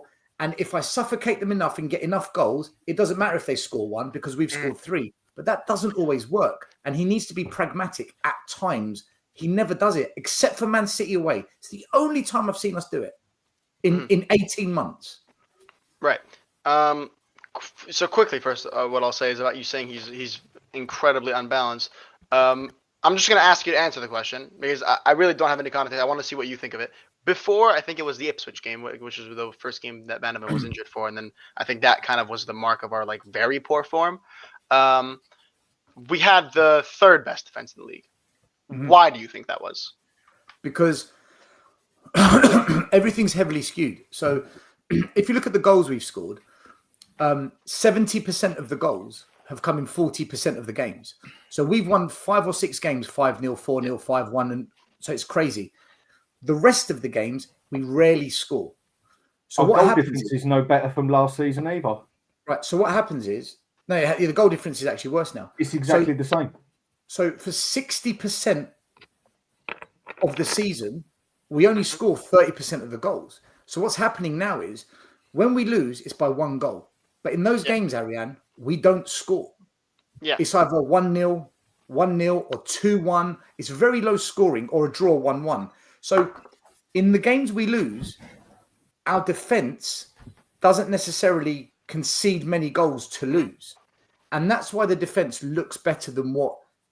If you just look at the cold stat, you think, oh, that's a good defense. But when you break down the actual results, you'll see why. No one scores 2 or 3 goals past us when we lose, except for Brighton. But then we don't score in those games. Mm-hmm. We score patchy, basically, is what we go and do. We go and score patchy. And if our goal difference is exactly the same now as it was this time last season, we haven't improved. Look at our position. Look at how many we've lost. Nothing is improving.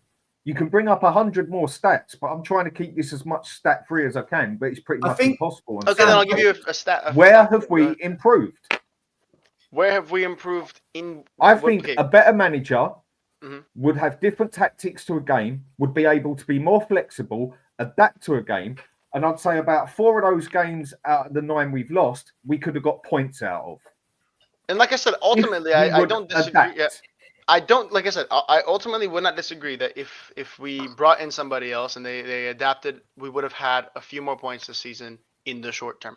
Again, like I said, I didn't disagree with that. And what I think, again, is the long-term benefit is if you want to play at the very top, if you want to be a team that will be more than let's get top 4 and maybe a Carabao Cup. If you want to be a team that's more than that, because if you want to be a team that is that, we could bring in a Thomas Frank tomorrow. We'd play every single game a little bit differently, play this kind of balanced, half pragmatic brand of football that, the Thomas Franks of this world and even the Nunos are very good at. And we'd probably get 5th, 4th most seasons, probably get very deep in the Europa League, maybe win a cup every 4 years. That would be the level. I think if you want to transcend that level, you need to have a consistent quality going forward and tracking back, which we would have had we had all of our players. And I think we did have before. He wasn't doing that. Again, there's nothing to say that. He wasn't. There's not a single top team in any major league that plays this way. Why is that? No one. There's not a single team that plays like Ange. Ariane, I don't understand this. You're saying in the long term, that's where Ange is better. Where do you get that from? What proves anything that this guy, short term, okay, he's all right, he's average, but long term he'll be great? Based on what? Because to be great, he needs to adapt and change some of his ways. I want to hear Ariane say this. Tell me what the best displays under Ange, as you said, have been incredible. And I think the way you get more of those displays is by getting a squad that you can that is available to play every single game that is of that level, and we're going to get that squad over a long time. That's what I'm saying. I'm saying the best displays. Ariane, when I asked you the question, right, this season, except for Aston Villa, name one good team we beat. You couldn't answer it. So there's no proof this system works. There's 2 good teams in the league, Stelios. There's 2 good ones. There's Chelsea. It's Chelsea and Liverpool. We lost. We lost the 2 teams. We played 2 teams. Arsenal, Arsenal, yeah. Newcastle above us. We lost. Newcastle, we played one much better than that game. We lost though because of the tactic. Okay, but you can't just say. Are you saying? All right, Scott, you need to relax, man. Are you saying that there's no game that?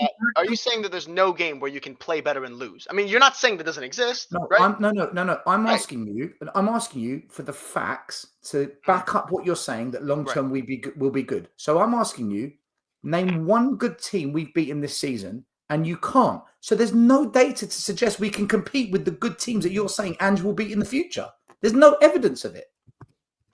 Okay, but because if I say Man City, you're going to say, well, they're shit right now. Well, they weren't shit when we beat them the first time, right?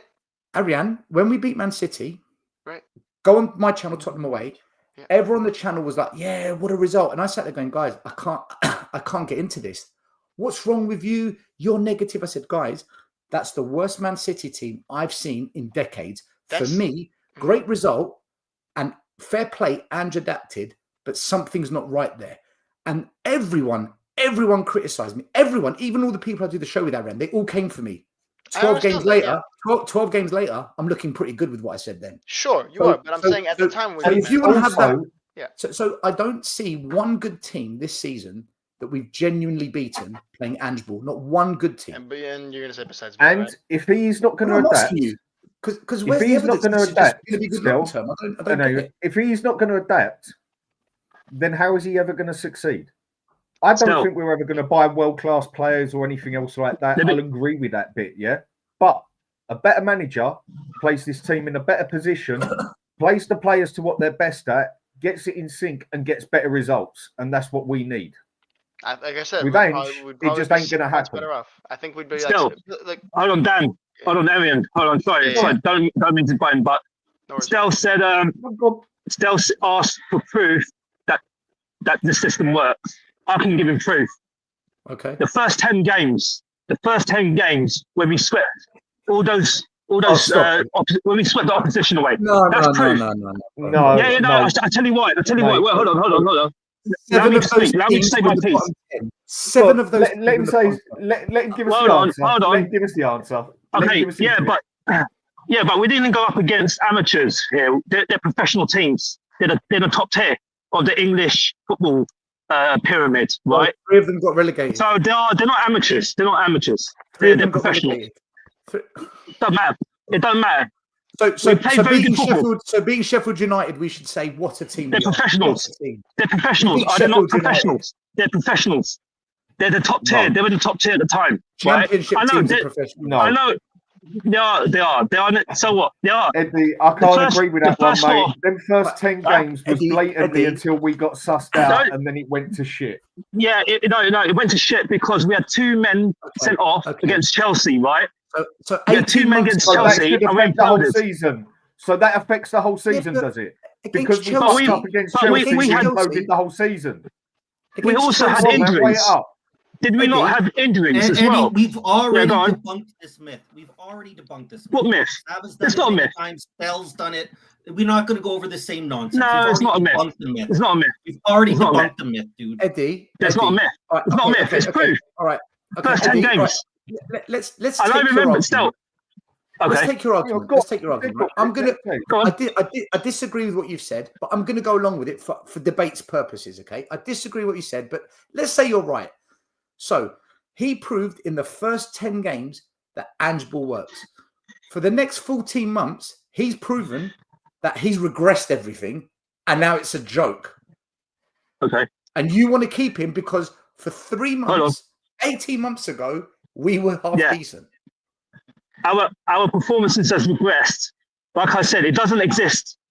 But, look, it doesn't exist in isolation, right? So you can't say the manager's turned shit after 10 games, right?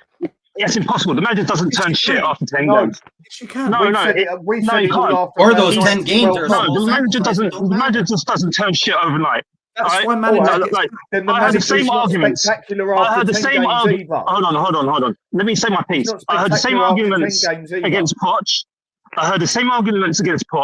Everyone's saying, "Oh, he's shit." We know what happened with Poch. He wasn't back for 5 years. Poch was good for 5 years, bro. Yeah, but why did we regress? Because Poch turned shit? No, because our squad was poor. Poch earned his stripes, Eddie. Poch proved to us that he proved. He proved. He had 4 years. He had 4.5 years to prove his stripes. And that's 18 months. Come on, 18 months. What's 18 months? Eddie, you just said 10 games or 18 months, 2 summer transfer windows to rebuild a team. It's impossible. Not under Enic. Okay, Eddie, 1 minute. Am I wrong? Am I wrong? Yes, you're wrong. Yes, you're wrong. Am I wrong? So you're backing Levy. You're backing Levy. No, I'm not backing Levy. Because you're siding with Levy. I'll tell you why. Because the recruitment. I haven't told you why you're wrong. I haven't told you why you're wrong. Okay, go ahead. You're nuts. When in Poch's first season, go look at the team he inherited. They were fucking dog shit. We had Fraser Campbell right now. Wait, I know. I remember. Yeah, yeah. Right. Yeah. In his first season, we finished bloody strong. Right. We finished strong in his first season. We finished 7th, didn't we? 8th or 7th, mid-table. Hear me out. Top 6. Hear me out, right? We finished strong. So the last 3 months of that season, we saw something building. We're like, right, okay. Now, yeah, absolutely. Now we had remember we had Paul Mitchell as our main director. Let me finish. He's the guy behind the recruitment. Yes. Let Paul Mitchell. Yes. Let me finish his pace. I agree. Right, we finished strong. In Ange's first season, we had no Europe. We went out of the cups early. Poch was in Europe, and he didn't get one game a week. Let me finish, bro. Please. Right. Ange playing 1 game a week, £230 million spent, got us 5th. Yeah. Poch got us 6th without a transfer window, did okay in the cups, and was in Europe. Now, second season, Ange Postecoglou, look where we are now.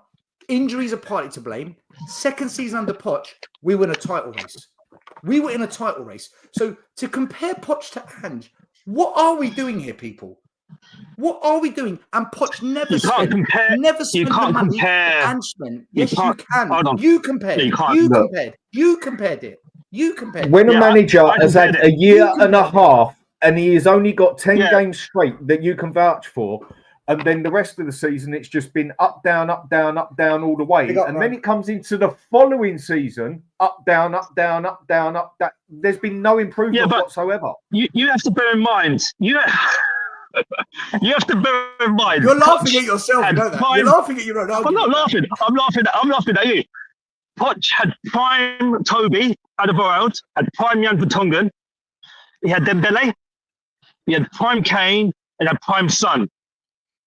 He developed Kane. He developed. Yeah. But Poch, Ange doesn't have a couple of years. Ange don't have those players. Ange can't develop. He can't develop these players because it's the shit. Son, by the way. The shit players. Again, Stel, this goes back to recruitment. We've regressed because of recruitment is shit. Poch now, this is my point. Hold on. Ange is struggling with the players. Hold on. Brian Daigle, pleased to meet you, buddy. It's first time we've met. We've interacted. Actually, we've interacted on Twitter. Okay. Believe it or not, years ago, we DM'd. I go under the my handle is the Portugueser. Oh my man. You know it. I've got a pin. Check my pin. I know. Check my. Mate, I'm the Portuguese. You're a joker. Mate. I'm not a joker. You're a joker. Right. Anyway, hello, Brian. How are we doing? All I can say is, what have I walked into? I've literally had this. I've had this stream on, but the sound off. And I just saw it obviously start with a few of you. Then it kept expanding and expanding and expanding. Eddie, when you were first on, you were spinning round and round so much. I messaged Stel. All I could hear was, I feel dizzy. My head is every day. You were just, what? All I had was, I was like, what's going on? But yeah, I wanted to come on because obviously I knew you were all going on. Merry Christmas to everyone in the chat. Merry Christmas to everyone on the panel. Merry Christmas. Brian, hold on. Before you continue, my friend. Eddie, let Brian talk his piece. But no, mate, listen, I've just walked. Like I said, I've just walked in. I don't even know where we're at. I don't want to start talking just about stuff where. Brian, I want to bring you into this argument I'm having with Stel, right? Because you will back me on this. Eddie, hang on. We are basically saying that Ange has not improved, everything has regressed, and that he's got to go and we need a new manager. They are basically saying, from the way I'm taking it, that things have improved and we need to stick with him. Right. So I'm going to chat my two. People will know I've been very, very, very, very, very defensive on Ange. Like I said, I've never, ever turned my back on a manager. And this is the thing, I've got to the point, Stel knows this, Dan, you know this. I've spoken to pretty much everyone, I think, about this subject, apart from Elias, and obviously the Portugueser, behind the scenes and on camera. I don't care Who is it? I don't care who we fire, it doesn't matter. It doesn't matter because all that happens is the second Ange walks, and I mean this in general. Beforehand, I was like, I want him to stay, I want him to stay, I want him to stay, I want him to stay. I don't care. I don't care because if he goes, mark my words, in 18 months we're here again. And then what we'll do, we'll be right here bitching and moaning at one another. Going, oh, this one, as soon as, what will happen as well, let's just say Ange is sacked. The next one that comes in, people go, oh my God, what have we got him for? Like, just for example, and this is just an example, not happening. If we get rid of Ange and get Gareth Southgate in, everyone will go, oh my God, Gareth fucking, oh my God, oh shit. And it will start. Everyone will be definitely leave it out. I think Gareth Southgate will do a better job than Ange. Yeah, well, there'll be an upgrade. He may, or he may not. But it doesn't matter. Whoever comes in, 18 months later, we are exactly here. You can literally. There you go. You can pin this. There you go. Either you can pin a tweet or pin a message to the top. If we're to sack Ange Postecoglou right now, breaking news, December the 27th, and Postecoglou leaves Spurs, I will guarantee by May the 27th, 2026, we'll all be here talking about the same thing. No matter what. Spot on. No matter what. Ryan, we were... That's what I'm saying. That's what I said. If we've got a better manager, we get better results, and we wouldn't quite be in the situation we're in now. Mate, we got better results with Conte. And we weren't. We got better results with Conte. We were here. We got better results. We got to a final with Joe. We got to a final with Jose. We were still there. In the week before. No, we weren't. We went through 75 days trying to get a manager. We were back here. It does not matter. Listen, I've said all along, as much as I am Levy out, and I will literally beat that drum as much as I need to. People may not understand why I'm Levy out. People may not understand why people are Ange in. But I understand everyone that's going, like Scott, one of the most passionate, die-hard Ange out people I know. One of the most, and I speak to Scott a lot. Me and him might disagree, but we disagree cordially, respectfully. Scott has his own unique way on chats. Obviously, the characters are limited. But you know what?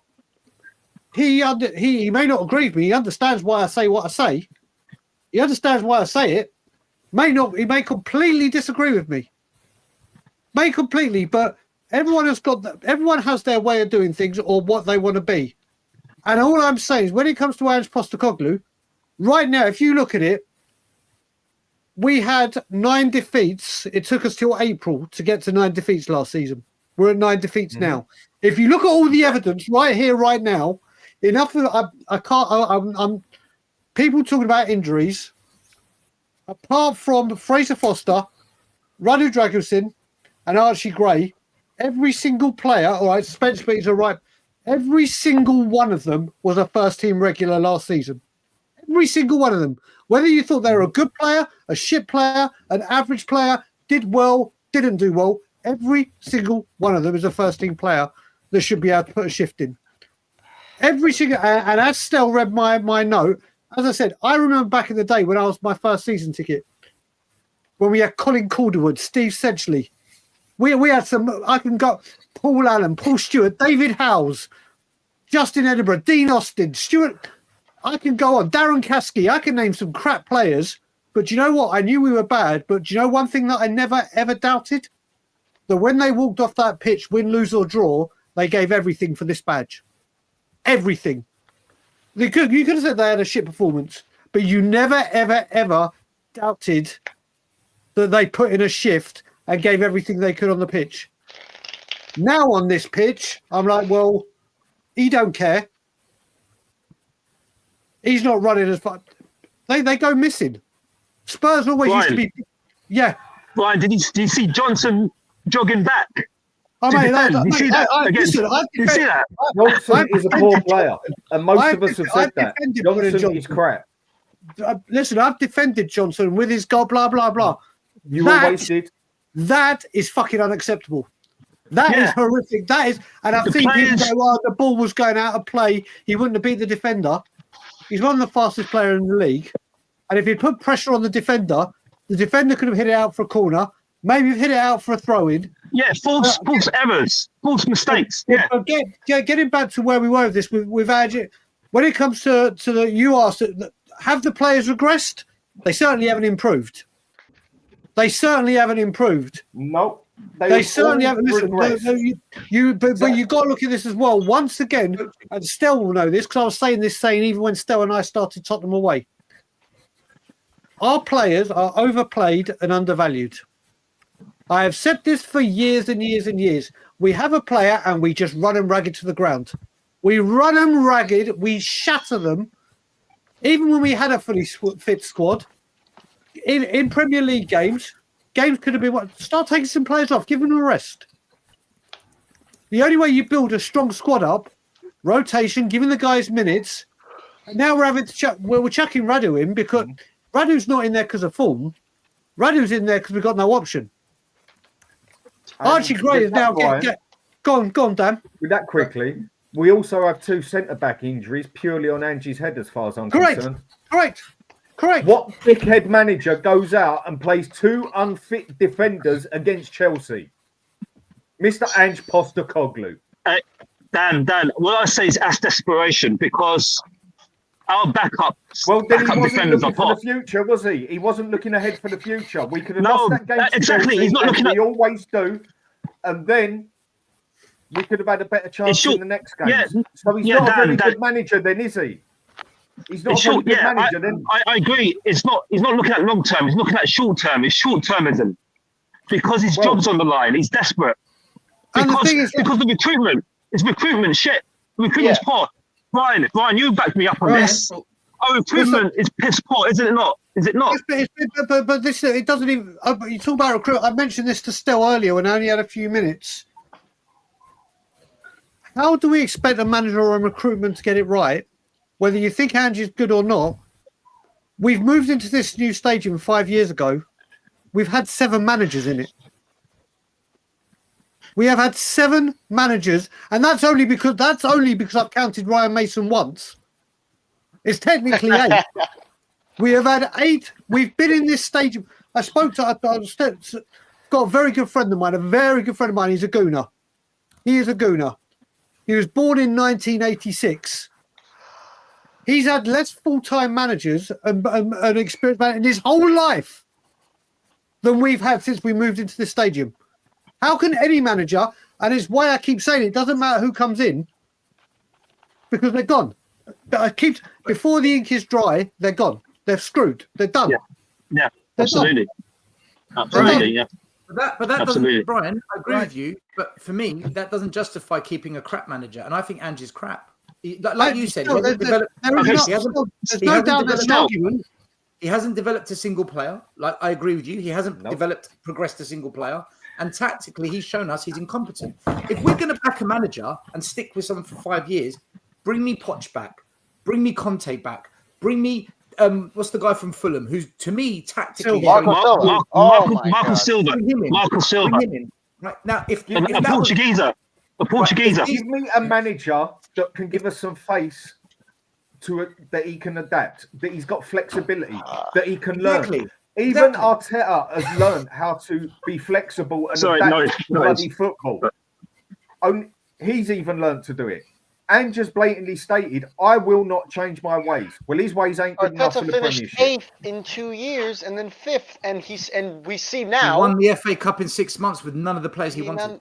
Okay, and you can't teach his squad then. You can't teach an old dog new tricks. That's the problem with Ange. He's pushing 60, he's a right? Problem, then. He's going to be you're 69. the one who wants to keep him. But you're the one who wants to keep him. So then he's got to because what's the alternative? What's the alternative? You bring a new manager in.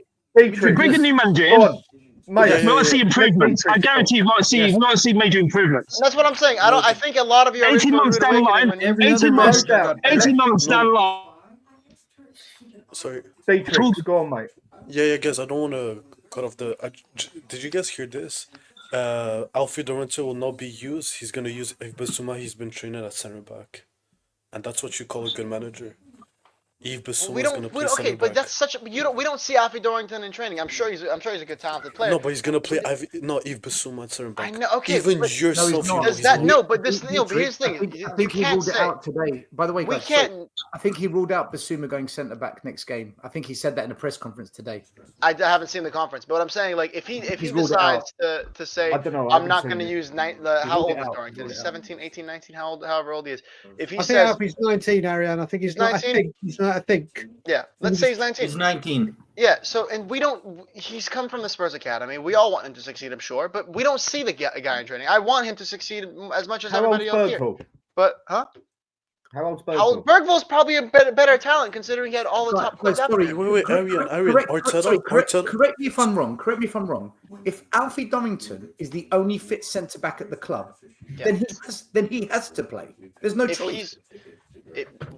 The person who plays is the person who does the best in training, and we don't see training. That's my point. No, My but point he's is, the only centre back fit. Is my point. So what he do you might, do? like, he's probably worse at centre back than Archie Gray is.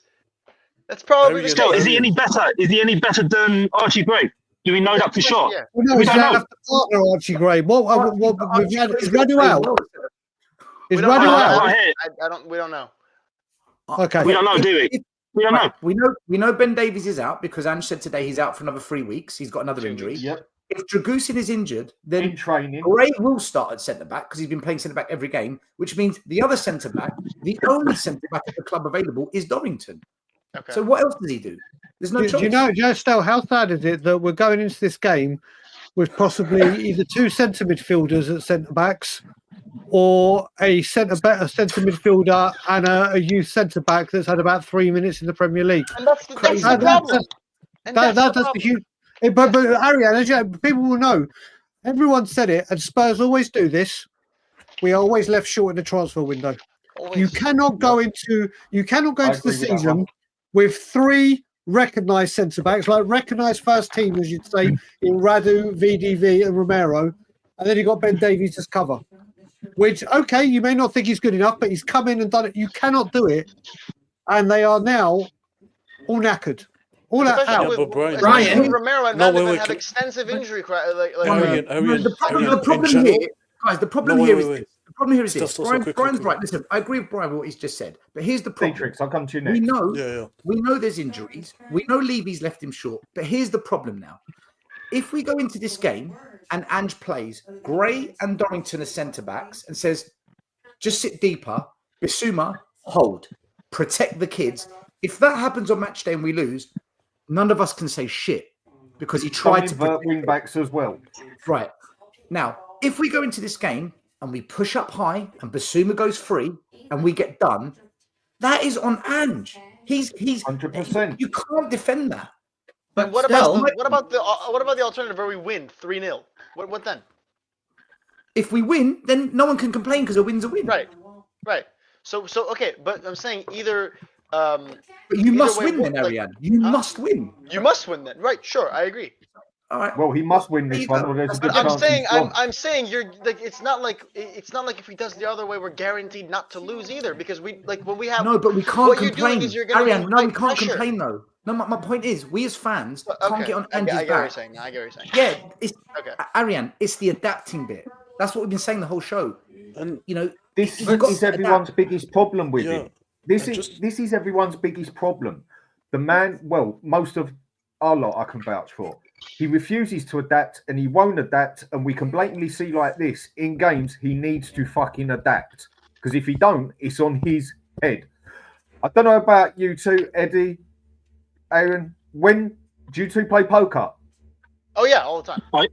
I used to. When you play poker, okay, right.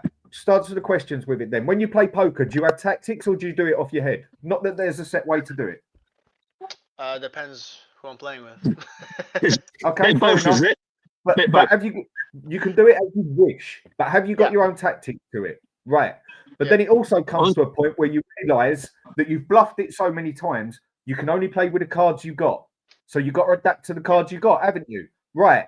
Ange has now got to adapt to the cards he's got. Should have been doing it for over 12 months now, but hasn't. Over 14 months, hasn't. By the first 10 games, which he bluffed it and got it right, and he still hasn't adapted.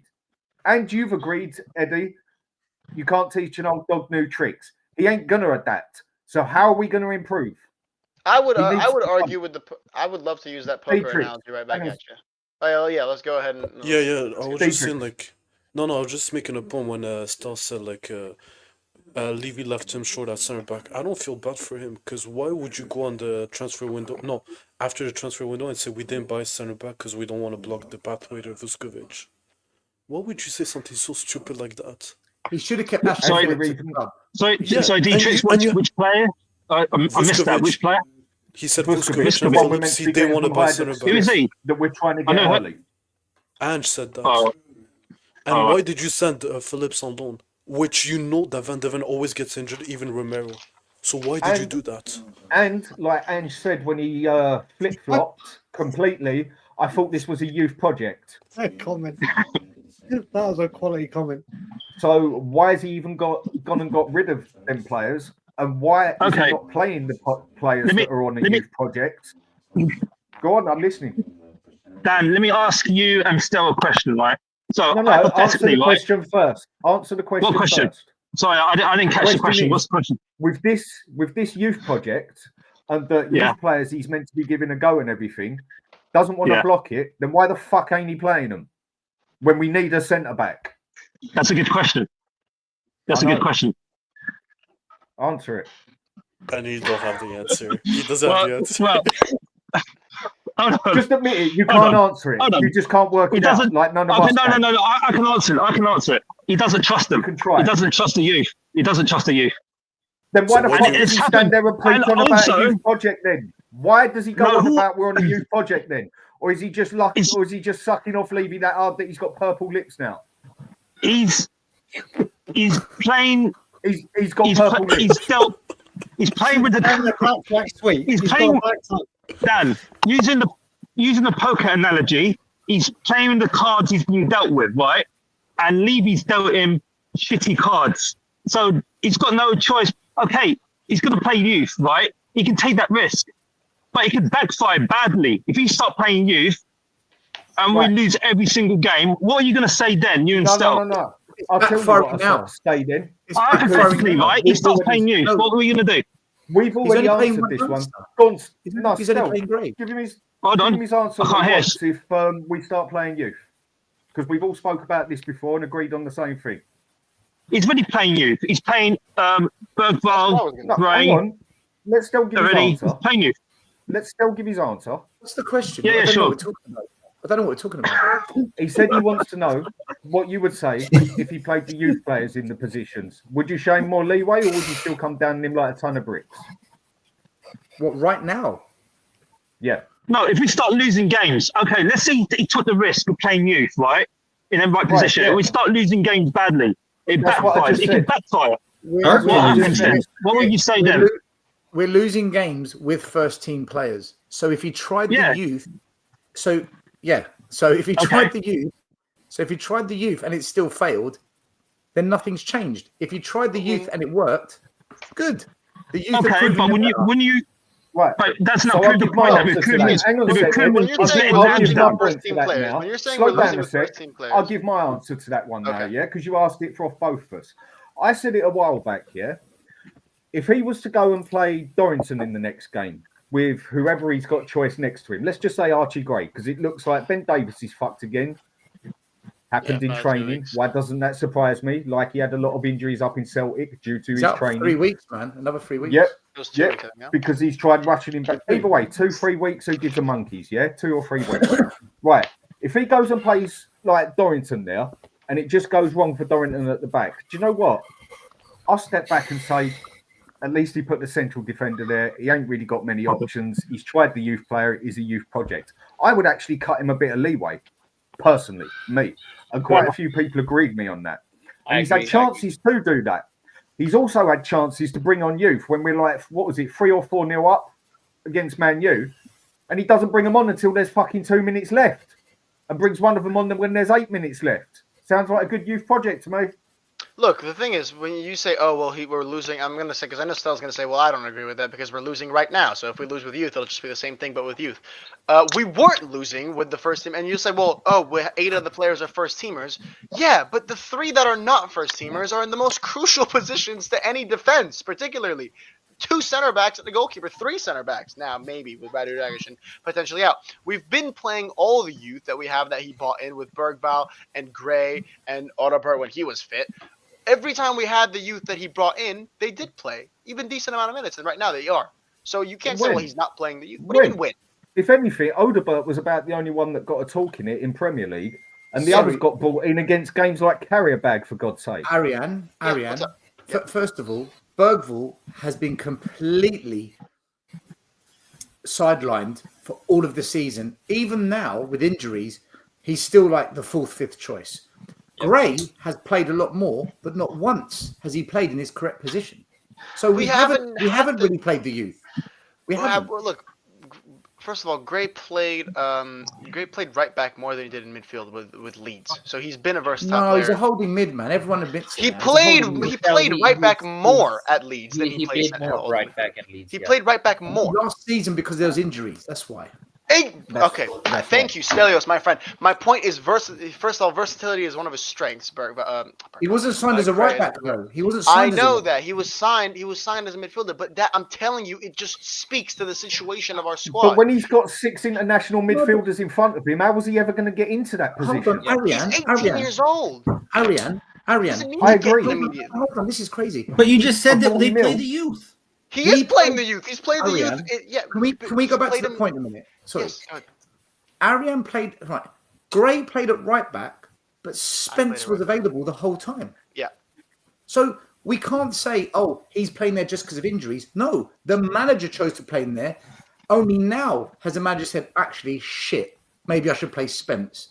Yeah, dumbass, play Spence. Look, with Spence, I don't get it. Okay. You got Reguilon, who's a defender. Why not play him on the left? Oh, fuck Reguilon. Reguilon's on his way out. Spence is a better right back than Gray. Do we all agree on that? He's probably a better right back than Porro. Let's be honest. No, but the way Porro has played lately. This is how dumb our fans are. Yes. Right. So. Oh my God, I don't buy this. I don't buy this nonsense. The only reason he's centre back is because we're desperate. Otherwise, Gray wouldn't be playing in the Premier League. I don't think Ange was going to play any youngsters. The only reason you're seeing them now is because he's so freaking desperate because we've literally got so many first-team injuries. Do you know why Archie Gray didn't get many Premier League minutes before now? Because Project Youth was a myth. No, because he was getting his minutes in the Europa League instead. That's why, because you don't want to overplay him here and then have him fly to some, wherever we're going to fly to in Spain or in Germany, and then the Europa League against Mickey Mouse teams like Ferencváros and Carrier. But you go and drop them in a game like Galatasaray in one of the most violent places you're ever going to play, and then our brilliant manager decides to still play with 2 at the back and inverted when we've got 2 bloody strikers coming at us with an attacking midfielder, pretty much making it 3 strikers. Sure. Master tactician Ange again. It's a good experience. This is what I mean by adapt. I'll give you that one. It is. It is a good experience. In that game. It is a good experience, but this experience wasn't created purposefully. It's forced. We forced the experience. So. But what do you mean? I don't even know what that means, Elias. Can you explain there was no master class. If you want to develop a player, this is what you do. Yeah. You have your best players on the pitch, and then you put the youngster in there and say, right, if you play shit, don't worry, because the other 10 will carry you. If you play well, great, because the other 10 will improve you because they're experienced. That's how you develop the youngster. Mikey Moore, when he played for the first time, he was surrounded by good players at Spurs, and I think it elevated him. Right now, what we're doing to our youngsters, in my opinion, is we're crushing them. I think we're crushing our youngsters right now. This isn't the environment to learn. Well, okay. What would you say right now Ange should do with the state of the squad? We don't have many quality players. We don't have many senior players. Change the tactics. Change the tactics until we get our players back.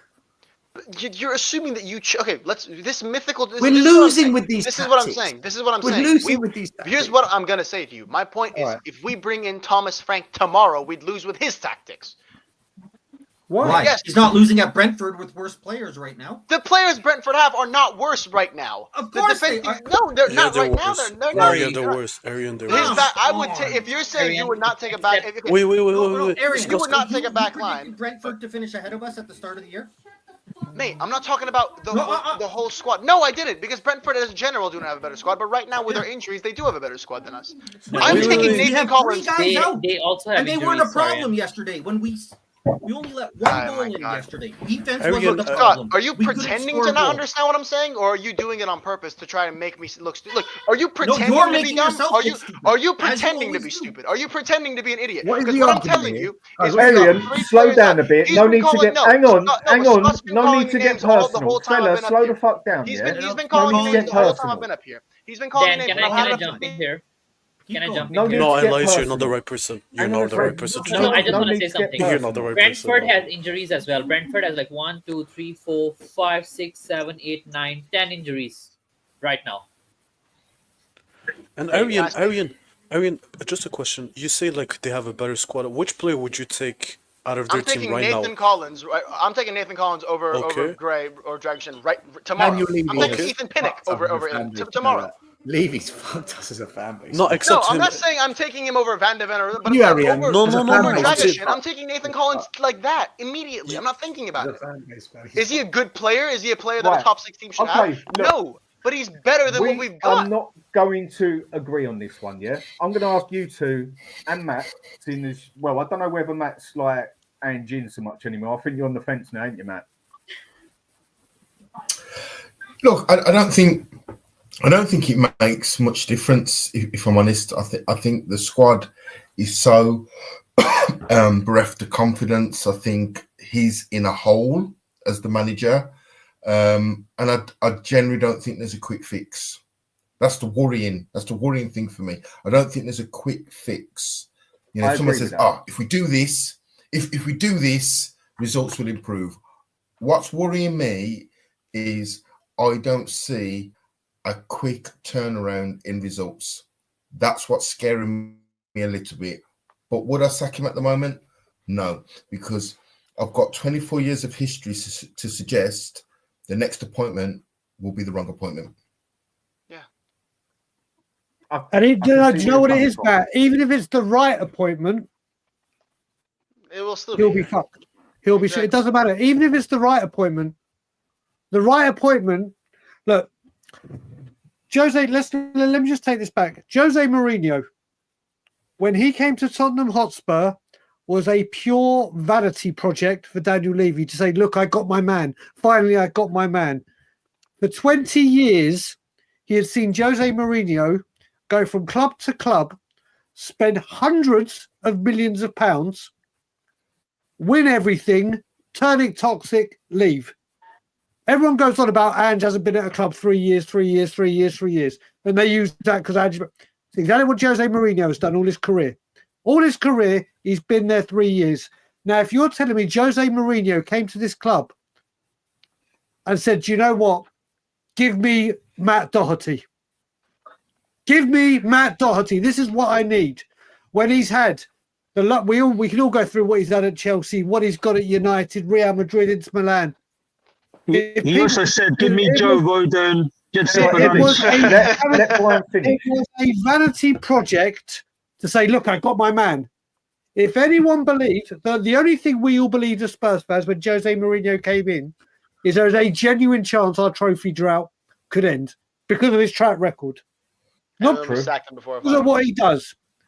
Then obviously we get to a final, and obviously what Arin, we sack him. So we'll never know. We'll never know. It's a $64 million question. Would the trophy drought be over? Would we be as fierce with Levy? Would we have whatever? Then Nuno comes in because we tried every single manager under the sun. Didn't work. He brought Conte in. Conte does exactly the same thing. Conte and Jose were never, ever, ever in a million years going to get the money. And even when he got 150 million, Conte, the club didn't back him. Didn't get in the players that he wanted. Couldn't bring them in. And once again, and you look at it now, now this is, why is it Tottenham Hotspur have the perfect team for the previous manager 2 years ago? Because if Antonio Conte had his back five, he'd have a solid base to build. Back five, which he wants, wing backs that he needs, a defensive three that he could use, Sonny, who inverted like he did with Kulusevski and Son, Kulusevski and Kane. He would have the nucleus of everything he needed. He hasn't. No matter what happens, like I said, that's why I'm getting back. It doesn't matter. If we get the right manager in that fits what we've got and what we need and where we want to go, brilliant. Brilliant. Well done. But to get from where we are now, there's literally, here you go, you've got these players, make them better. Make them better, and we're going to buy youngsters that hopefully will work out 2 years later. When you're not here, we probably have 3 managers by the time they're ready for the 2 years you would have wanted. And we repeat it all over again. It doesn't matter whether you make the wrong appointment, like Jose and Conte were. And when I say they were the wrong appointments, only because we have a chairman that was never going to give them what they needed, ever. It goes back to transfer strategy, doesn't it, Brian? Our transfer strategy. Our transfer strategy is the same. Terrible. It's always been the same since Levy's took over Spurs. Before we keep going into this one, question I was going to ask you two as well. Yeah, right. Like you said, Ange said, not going to adapt, not going to change. So the question I do ask you two, do you think a major part of his problem is the fact that we play too high and use 2 inverted wing backs and are too open at goal all the time? Do you think defence is our main problem, basically? Either one of you. I'll go first. I will concede that, that high line is killing us. And playing that inverted system is shit. I agree. But, however, there's a but. Go on. We just don't have the players to play that system, do we? So nobody has. Exactly. So Ange wants to play that way. What do you do? Can I say something about this? Can I say something? Go on. We'll come to you in a second. Go on. Aaron. Let him have his finish. Well, go on. Go on. Here's the Aaron. problem. Go on. You're saying then just don't play the system, okay? Here's what'll happen if this happens. Let's say Ange says, you know what, fine. I'm gonna stay back. I'm not gonna play the system. I'm gonna go back. I'm gonna play a little bit more pragmatic. I'm gonna play this conservative. We're gonna hit them on the counter. Let's say we win 3 games out of 3, 4 games out of 4, whatever. We get a bunch of reinforcements. Our injuries come back, and we can play whatever, and we continue to grow. You know what's gonna happen? He's gonna say, all right, Daniel, summer transfer window time. I need a holding 6. For when the players go down, and I need a world-class 6. I also need a backup center back so that next time I'm able to play my highline. And you know what Levy's going to say? Well, hold on, Ange. How about you stuff it? Because I've seen that when you have your players, you can play that little system, and then when you don't have your players and they get injured, you can just play a little. You can just swap your tactics and it'll work out fine anyway. You don't need anything. You've got the tools, just like Pochettino did. It'll be okay because you already have what you need. And he's going to say, all right, well, stuff it. We're gonna get some random 18-year-old, 19-year-old, some player on loan. That's gonna be our whole window. Maybe we won't sign anybody, honestly. Okay. Right? So basically, he'll keep his mouth shut and let it happen. Yeah. What do you mean he's gonna keep his mouth shut and let it happen? So he'll keep his mouth shut and let it happen. He'll say, "Okay, Mr. Levy, not a problem." He doesn't have a choice. But he doesn't have. He has a choice. He does have a choice. Yes, he has the choice to get himself fired by having another rant after drawing 3-3 to Southampton. Yes, he has that choice. But that's not a choice anybody who wants any sort of... Conte, my problem with Conte is I don't think Conte is a bad coach. Conte, everything he did was in self-preservation. And when he went out against after Southampton and did that fiery press conference, he did not say a word of a lie. I will never sit up here and say he said a word of a lie. My problem is Conte didn't do it because he cares 1 ounce for Tottenham Hotspur. He did it because he wanted to point fingers and say, hey, it's not me. And you know what, Conte, you're right. It's not your fault, everything at the club, but you only did that for yourself. And Ange, I don't think he's only in this for himself. I think he genuinely wants to bring success to this club. Whether you think he can do that or will do that is another thing, but I think he wants to bring success to this club. I don't think Conte particularly cares. Based on what though, Arin? And I'm not based on what though? Because he said he doesn't want to do the way that winning clubs do, right? He said, I don't want to play the way winning clubs. That's not what he said. That's not what he said word for word. He said, I want to play the way he was so desperate on this club winning things, then I'll go with what you said, yeah. If he was for the system, wants us to win, yeah, isn't a manager's job then to win, no matter how you do it, whether you do it dirty, whether you do it pragmatic, whether you do it attacking, whether you make it look sexy as fuck. Doesn't matter how you do it, you win it. It's about entertainment. If you want to win every single game in a given season, sure. But if you want to win over the course of a long period, you need to get good at what you do. Dan, which is showing the fans called for entertainment. I remember They did too. That's true. when we had Conte. I remember when we had Conte, and some of the fans were did. Yes, they did. the fans were calling out for entertainment. They were slating Nuno. They slated Conte. I'm agreeing with you on that one, and that is something that everyone else has called out many a time. There is too many on this fan base that just want fucking entertainment and ain't too bothered about winning. The fact that there was that that they done it on X and other people have said it as well on Facebook because they want the Tottenham way. The fact that they've gone and said that they would rather lose 6-3 to Liverpool than basically scrimp and scrape and win 1-0 against Chelsea. I'm sorry, I don't get it, let alone understand it. It's about winning. I saw that poll on X. Can I say something about that poll? Can I say something about that put a poll out? Yeah. And they would rather lose 6-3 than rather win 1-0 or 2-0. I saw that poll by Cody Mack. The reason that poll exists, by the way, if you want to ask the question in an objective way, you wouldn't have had the managers' names in there. Everybody who voted for Ange, and me and Brian spoke about this, the only reason people voted for Ange, it was out of spite for the question. It was a stupid question, because if you sincerely believe that Conte would have won 1-0, because no, the connotation is that Conte would have won 1-0. Conte has never beaten Liverpool while he was coaching Spurs. The question was, what would you rather have? But the question was stupid. If you wanted to ask the question legitimately, just say, would you rather win 6-0? Aaron, why was it stupid? It was a clever question. Because what it was. Just add one more thing to this, Stel. Just I'm going to say one sentence and I'll let you go. I can vouch for. I did speak to Aaron, but what I will vouch for this is I will tell you now, and I did it for all the Leave You Out protests. Are you attending the Leave You Out protests? Half of the fans have probably voted for goddamn Arsenal fans or whatever fans.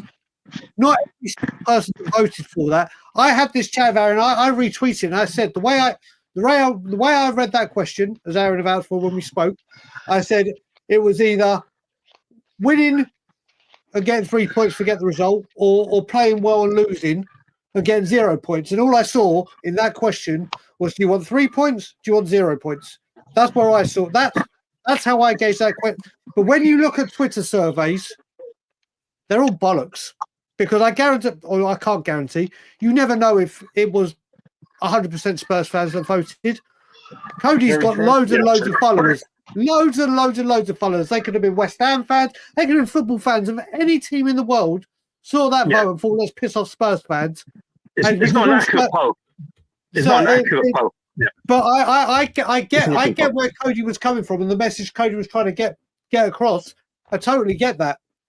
But I think that vote, I don't think that's a load of Spurs Nobody people. would prefer to lose. No Spurs fan is saying, I prefer to lose. but Aaron, I've actually seen quite a few people on chats and that talk about how they would rather see entertaining football. There's a very small and minority. That's why it was important to about have entertainment Conte and himself. Go on, Scott. Sorry, I missed you. I was going to say that's why it was important to have Conte's name and Ange there, because there are fans that say that they are so against Conte that they would rather lose with Ange than win with Conte. That's a fact. That's people have said that in chats numerous times. That's why I think it's important to have those names there, because we have so many fans here who hated Conte and who have so much PTSD of their own creation from Conte that they would rather lose with Ange. And I think that's why Ange is being backed more than he should be now, because of their hatred towards Conte. But Scott, doesn't that go back to Aaron's point that they did it out of spite because they hate Conte? They voted the other way. Idiots. So it's reverse psychology. You see? Scott, I'm not really disagreeing with you. I'm saying anyone who's voting that is voting out of spite. It's not voting out of I would sincerely rather lose the game. No, because the mindset of our fans, though, Arian, is that they would rather not have success out of spite. No. Yeah, Scott, I agree with you. I agree with you that. I agree with you. I think the fan base is the problem. I think, as Stel said, the fan base is the problem. The fan base is a major problem. But then look at it this way, yeah? Right, we've gone from an extreme defensive counter-attack manager. Personally, I prefer his style of football, but that's me personally. I follow Syria because I love Ange style. You prefer Ange style? No, I prefer Conte style. you okay? Sorry, I misunderstood. Sorry. I follow Serie A big time. I always think the heart starts from the back. You've got to have a solid defense that wins leagues. Whereas an attack, you like the Catasio system, like solid defense. I like how Italian Milan play. Yes, I always have. Yeah. But that's me personally. I'm with you on that. Hang on. When we have played that way against Villa, against City, and even started that way against Man U, we have looked so much better as a counter-attacking team, not using wing backs. Yeah, I agree. Yeah, our manager don't see this.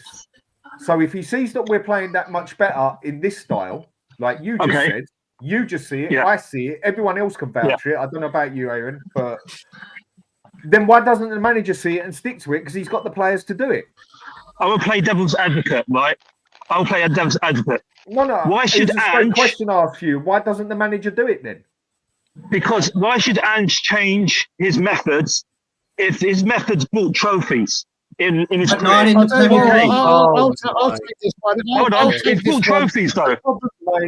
I'll take this one. I'm going to take this one as someone that's constantly backed Ange. That's constantly backed Ange more than most, apart from Matt probably and Aaron.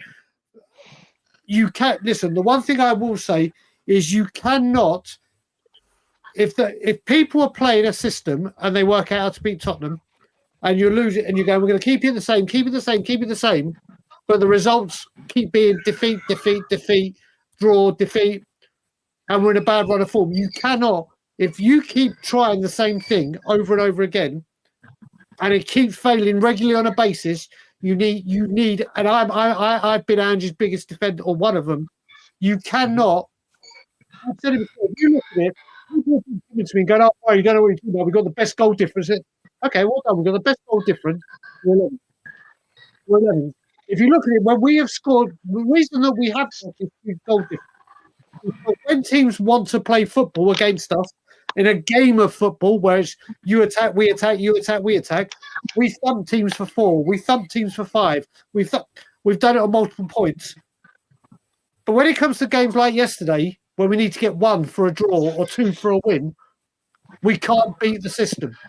And the reason we can't beat the system is because Nottingham Forest, who yesterday played their game to a T, said, right, sit back, keep compact, stay in your shape. They'll fuck up because they keep going. And when they do it, we'll catch them. And it's exactly what happened yesterday. And you cannot go into the game going, I'm not going to change. Because every other team will just go, okay, well, what we'll do is we'll show a bit of fight because we don't fight anymore. This means nothing to a lot of the players that are currently playing. We'll just soak everything up. They create chances, yeah, but they're so busy creating that they will have opportunities where they're out of position. And when they're out of position, it's whether we take those opportunities. And Morgan Gibbs-White, and I love that guy. I love him. He walks into our team. You said it ages ago. Walks into our team. There's not one midfielder that was on the pitch yesterday that started that game that could take the ball from where he did, run, play a brilliant through ball through, beautifully weighted, and score that goal. And because Nottingham Forest did what they were instructed to do by Nuno, because we keep going, as I said, I have defended Ange, and I'll try to continue doing it, but I am running out of opportunities because you can't keep doing this. We look at these performances at the moment. Bournemouth, Chelsea, we started well. Liverpool, you can't keep doing this because they will tear you apart if they're a Liverpool or a Chelsea. But if they're a Nottingham Forest, who are on fire at the moment, they'll just soak it up and go, they'll fuck up. They will fuck up. And when we fuck up, we've got to be at our best to do it. And they're doing it. And once our heads go down, there's no fight.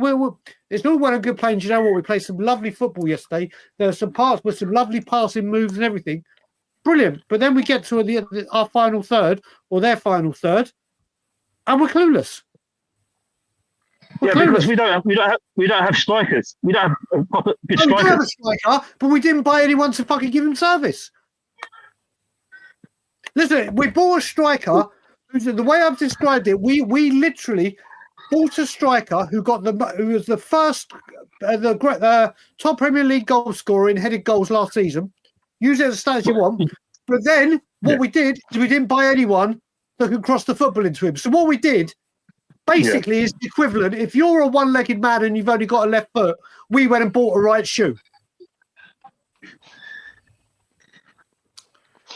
No, I see what you're saying. He's a striker. He's a It's a service. So you're saying, Brian, you're saying it's fucking ridiculous. You're saying he's not getting. You're saying Solanke's not getting the service, right?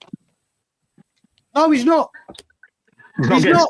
Okay. I've had it with people. I've had it with people where they have said, "Do you know what? Dominic Solanke was bought to score goals." Technically, 100% completely agree. Completely agree. But when he doesn't score goals, and I've been saying, listen, he's not scoring goals, but his wild rate for the team is absolutely outstanding. Magnificent what he does for the team. They're like, yeah, but he was brought to score goals. Then I had an argument with someone after he scored 2 goals against Manchester United. One of the people that said this and said, you know what? Yeah, he scored 2 goals, but his hold-up play was shit. And I'm like, well, wait a minute. When he wasn't scoring, you said, I don't give a fuck about his hold-up play. He's brought to score goals. And then when he does score goals, it's like, there's the very same person I've debated goes, well, yeah, he scored 2 goals, but his hold-up play was shit. Yeah. What can he what? Yeah. What can he do? Yeah.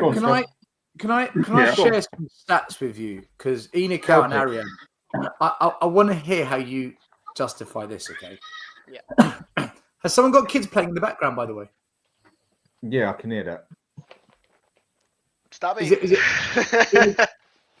Is it me? That could be my background. I'm in a public place. Okay, cool. Can you go on mute whilst when you speak? Just Dan, mute him, then unmute, whatever. Yeah, all right, listen to this. These are the win, lose, draw percentages. I'll just focus on the win percentages, otherwise I'll be here for the next 20 minutes. So I've got the win, lose, draw percentages since Chelsea last season, right? With and without the first choice back four. Right, listen to this. Without back four, Dogi, Porro, Van der Ven, Romero, our win rate is 42%. If you take out Van der Ven, our win rate goes up to 50%. If you take out Van der Ven and Romero, our win rate drops to 37.5. Without Van der Ven, Romero, and Adogi, it goes down to 20%. Without Van der Ven, Romero, and Porro, the win rate goes up to 60%. Without Porro, it's 100% success. Without Porro and Adogi, it's 100% success. Without Adogi only, so only Adogi's out, the win rate goes down to 34%. Without Romero, Porro, and Adogi, so only Van der Ven, the win rate is 50%. It goes up. Without Van der Ven and Adogi, 100% win rate. What this proves is one thing. It doesn't fucking matter who's in that back four. No. The win rates fluctuate like whatever. The most successful win rates have been when Porro. We've never had a situation where all four have been out in the same time. We've never had that. Our most successful games have been when Porro and Adogi haven't been playing. When Van der Ven and Adogi haven't been playing. They're the most successful win rates. The next most successful has been when Van der Ven, Romero, and Porro have all been out and only Adogi's playing. There's no sense to it. So I don't see the reason there's no sense to it is because like a lot of those combinations have been like 2 games in the Europa League or 1 game here. No, bro. Listen. What can you name them again? Because you're throwing so many at me. Like I'm gonna think throw one of them at me real quick. Okay. Yeah, Stel, back Arin. What's the context here? What's the context here? So it's a combination of Cup, League, and Europe. It's a combination. Yeah. So without Van der Ven, 8 games. Okay. Without Van der Ven and Romero, 8 games. Without Van der Ven, Romero, and Adogi, 5 games, but that was the lowest win rate. Van der Ven, Romero, Pro again, 5. The average is between 6 to 8 games where 1 or 2 or 3 have been missing. The only stat where we've got all 4 players playing has been 19 games, so the most games. Yeah. And that was a win rate of 42%, which is low. Yeah. A win rate of 42%. Which was tanked by the pretty shit end of last season. Because but they were playing, but they were, weren't yeah. injured. Right? They Yeah. weren't injured. That's the point. Yeah. So what this is saying to us is our overall team stats are 45%. And when you average out players in and out, that's about right. So it doesn't really matter what combination of defenders we've got. The win rates don't really move that much. The only time there's a significant change, the only time there's been a significant change where you could say, hold on, there's been enough games for us to say something's going on there, is when a Udogie isn't playing. And what is that? When a Udogi's not playing, it's good? Yeah. No, it's the worst. Yeah. With Romero, Van de Beek, without Udogie, that's our worst result. Significantly worst result. Without Udogie, we do our best. Because those are the games. Those are the games where I think it's like we've put Spence on the left or Gray on the right, and we've had those are Arin, whatever the reason. I'm trying to remember because the thing is, I'm trying to remember what games we're talking about here. Because when was he injured? When was he injured? He was injured. But Romero, Van de Ven, and Porro played. They played though. I can't remember. He was injured while Romero, because that was last season, right? That was last season when that was last season towards the kind of end before we hit that. He was injured at the end of last year. Yeah, it was before we hit that little period where we lost 4 and 5. You see, the problem is even with these injuries, right? And this is kind of where we're going with this. Even with these injuries, we still beat Southampton. We still beat Man United in the cup. We didn't lose to Roma. We didn't lose to Rangers. We beat Man City away. So we still got 5 results, which weren't failure with these injuries. So it just goes to show that are injuries as big a thing as what we're making out to be? The answer is no. It's not. The answer is. It's not just injuries, though, is it? Still, it's fatigue. It's the tactic. Because we're playing. Well, partially, but it's fatigue because we're playing 3 competitions. We're playing the Premier League. Yeah. We're trying to compete. We're playing the like a normal team does. Like every normal team does, yes. But the thing and is, soon we'll be playing the FA Cup. So it'll be 4. And the thing is, it's not that we're the only team that's competing because the players are tied. It's the problem with depth is injuries these and these stats are over 14 months, bro. They're not now. 14 months. Not just this season. Yeah, that's a combination of injuries and fatigue. Yeah, but we've been suffering from injuries and fatigue and all these problems for not 14 months, by the way, for 22 years. We've been suffering with no depth for a long time. The stats are saying when Udogie doesn't play, fatigue or no fatigue, we do better. The stats say that when all 4 players play, that our win rate is down to 42%. I'll tell you why. The periods where Udogie's not played was. By the way, can I say, Aaron, sorry, just to say, for 10 of those months, we were only playing 1 game a week. So this fatigue argument, precisely. That's what I'm going to get to. When you say, Udogie, he's not playing. The majority of those games where Udogie wasn't playing was towards the back end, right before we hit the spell of pretty shit form, where we had 1 game a week and we were winning most of our games until we hit the last 4 or 5 of the season, because the last 5 was fucking dreadful. And then we had, and then also a little bit here where we beat Man United. I think that was without Udogie. Was that without Udogie? I think it was. And then we beat Southampton, I think, without Udogie as well. So those are the games where we didn't play Udogie. Okay, but 8 games is not a good enough sample size. Because 8 games across Europe. I just gave you a sample size of 19 games where all 4 started, 19 games, and the win rate was I'll tell you this, even 19 games. How big of a sample size are you going to accept then? How big? 30 or 40 games to see any sort of consistency across the season. They've never played more than 19 games together. That's the problem. Is that not the issue? Another sample size. 42 games. Is that enough? Yeah, I know what you're going to say. We've won 20 out of the last 42. We've also won 20 out of the last 52. But Ariane, we're never going to get all. The same thing back to you. We've lost more than 50% of our games.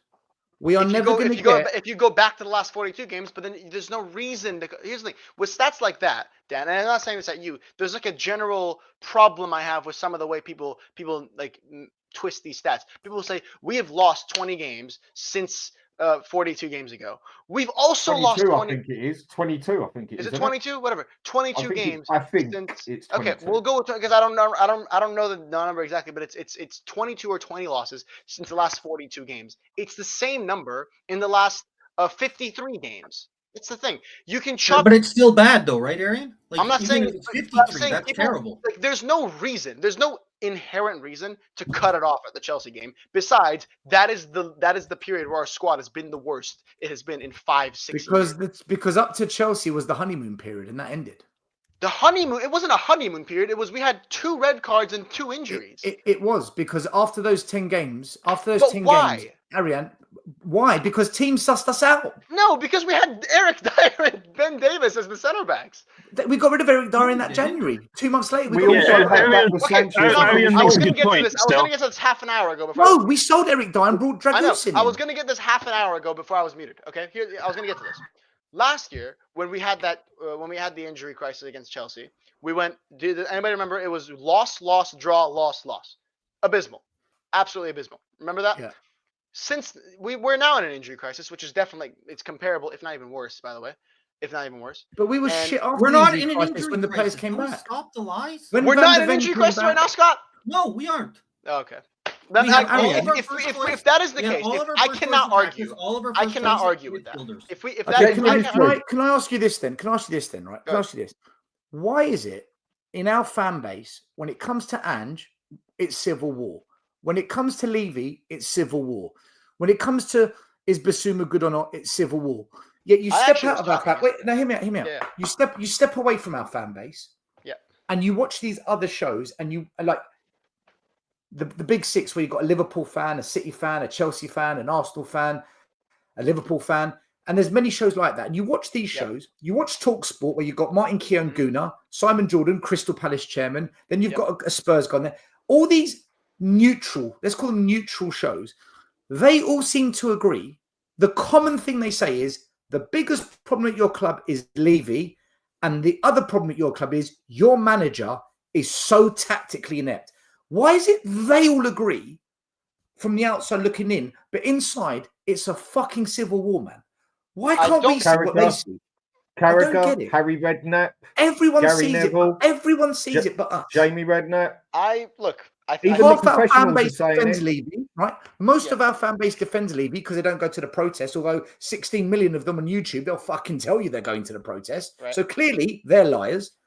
Then you've got all these fans that say no, but Ange, but then everyone else says, but hold on, look at your tactic. I don't get this fan base anymore. Like you know that thing I read out that Brian wrote earlier.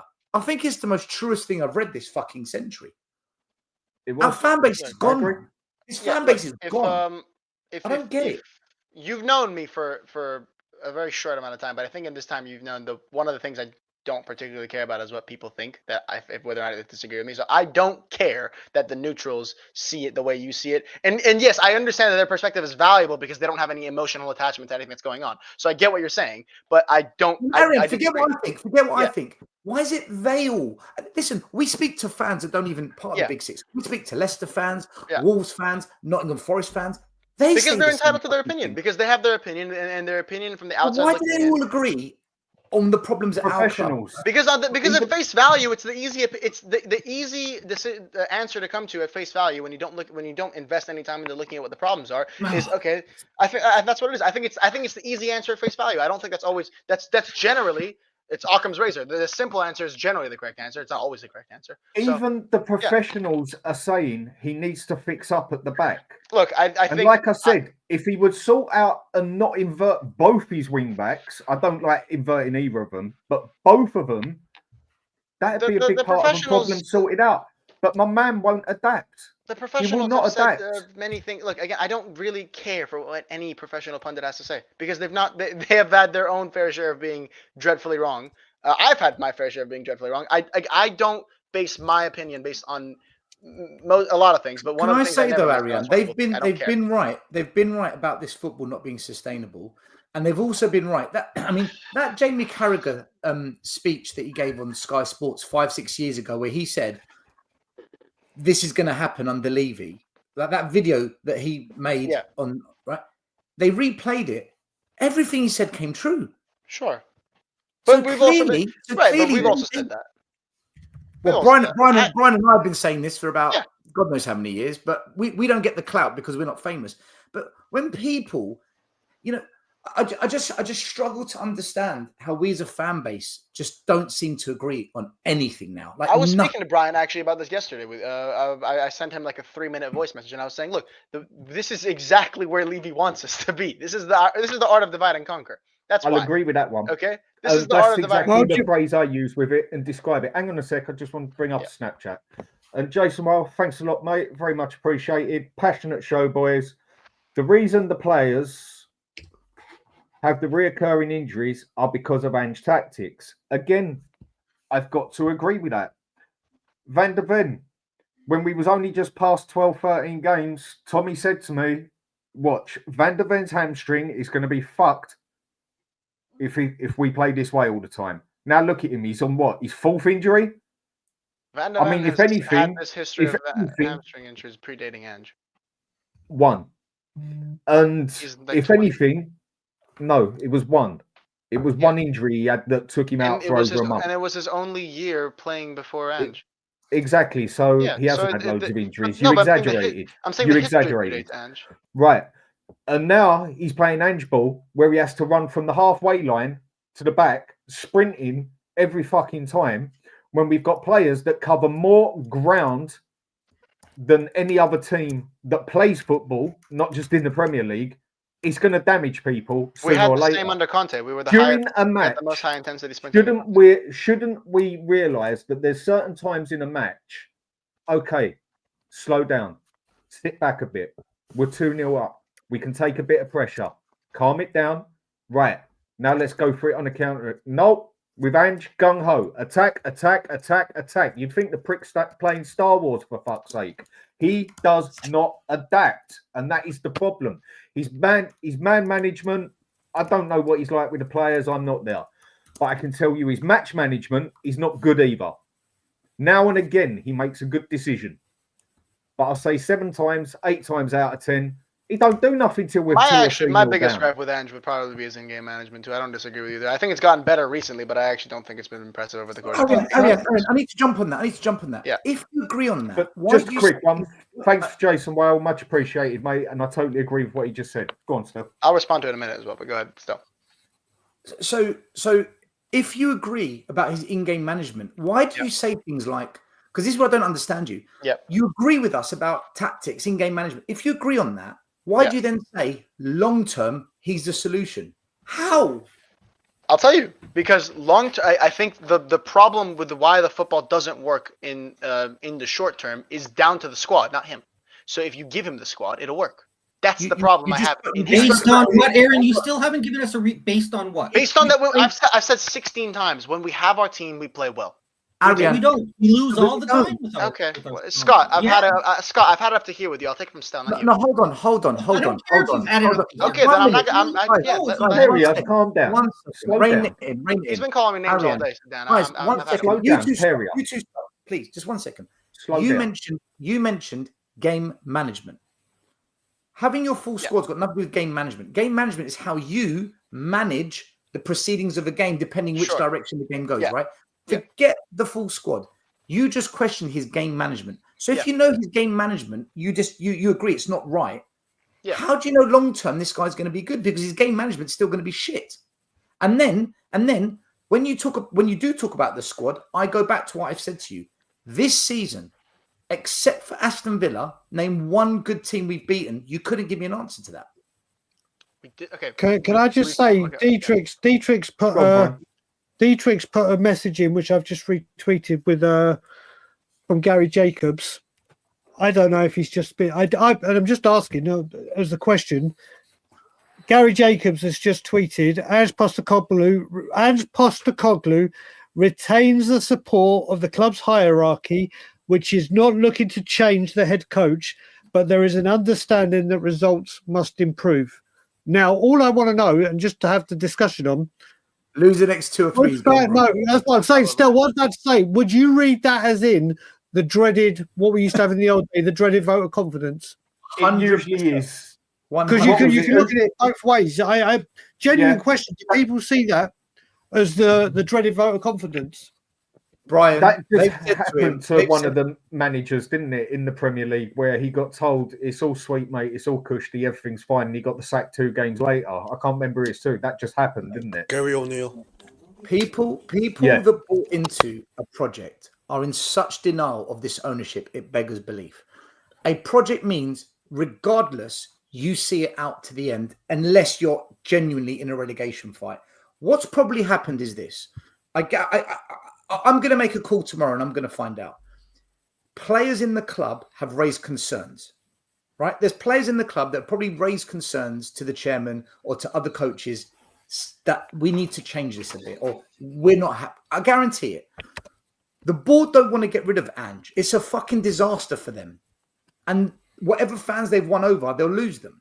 So they've most probably said to Ange, look, we get it. It's difficult, but surely there's a couple of games where you can do it a bit different. You know, some of the players have come up to us and said, you know, this and that.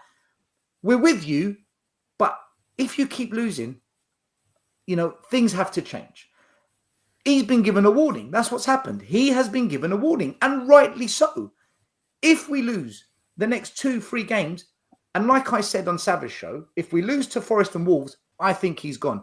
If we lose to Wolves 1-0, he won't get sacked. If we get pumped, he's gone. I'm telling you guys, he's gone. I agree with you. If he draws with Wolves, he catches life, but then he's got Newcastle, Liverpool, Arsenal next. Listen, guys, I personally think he's just been given that warning. What Brian just said, the vote of confidence.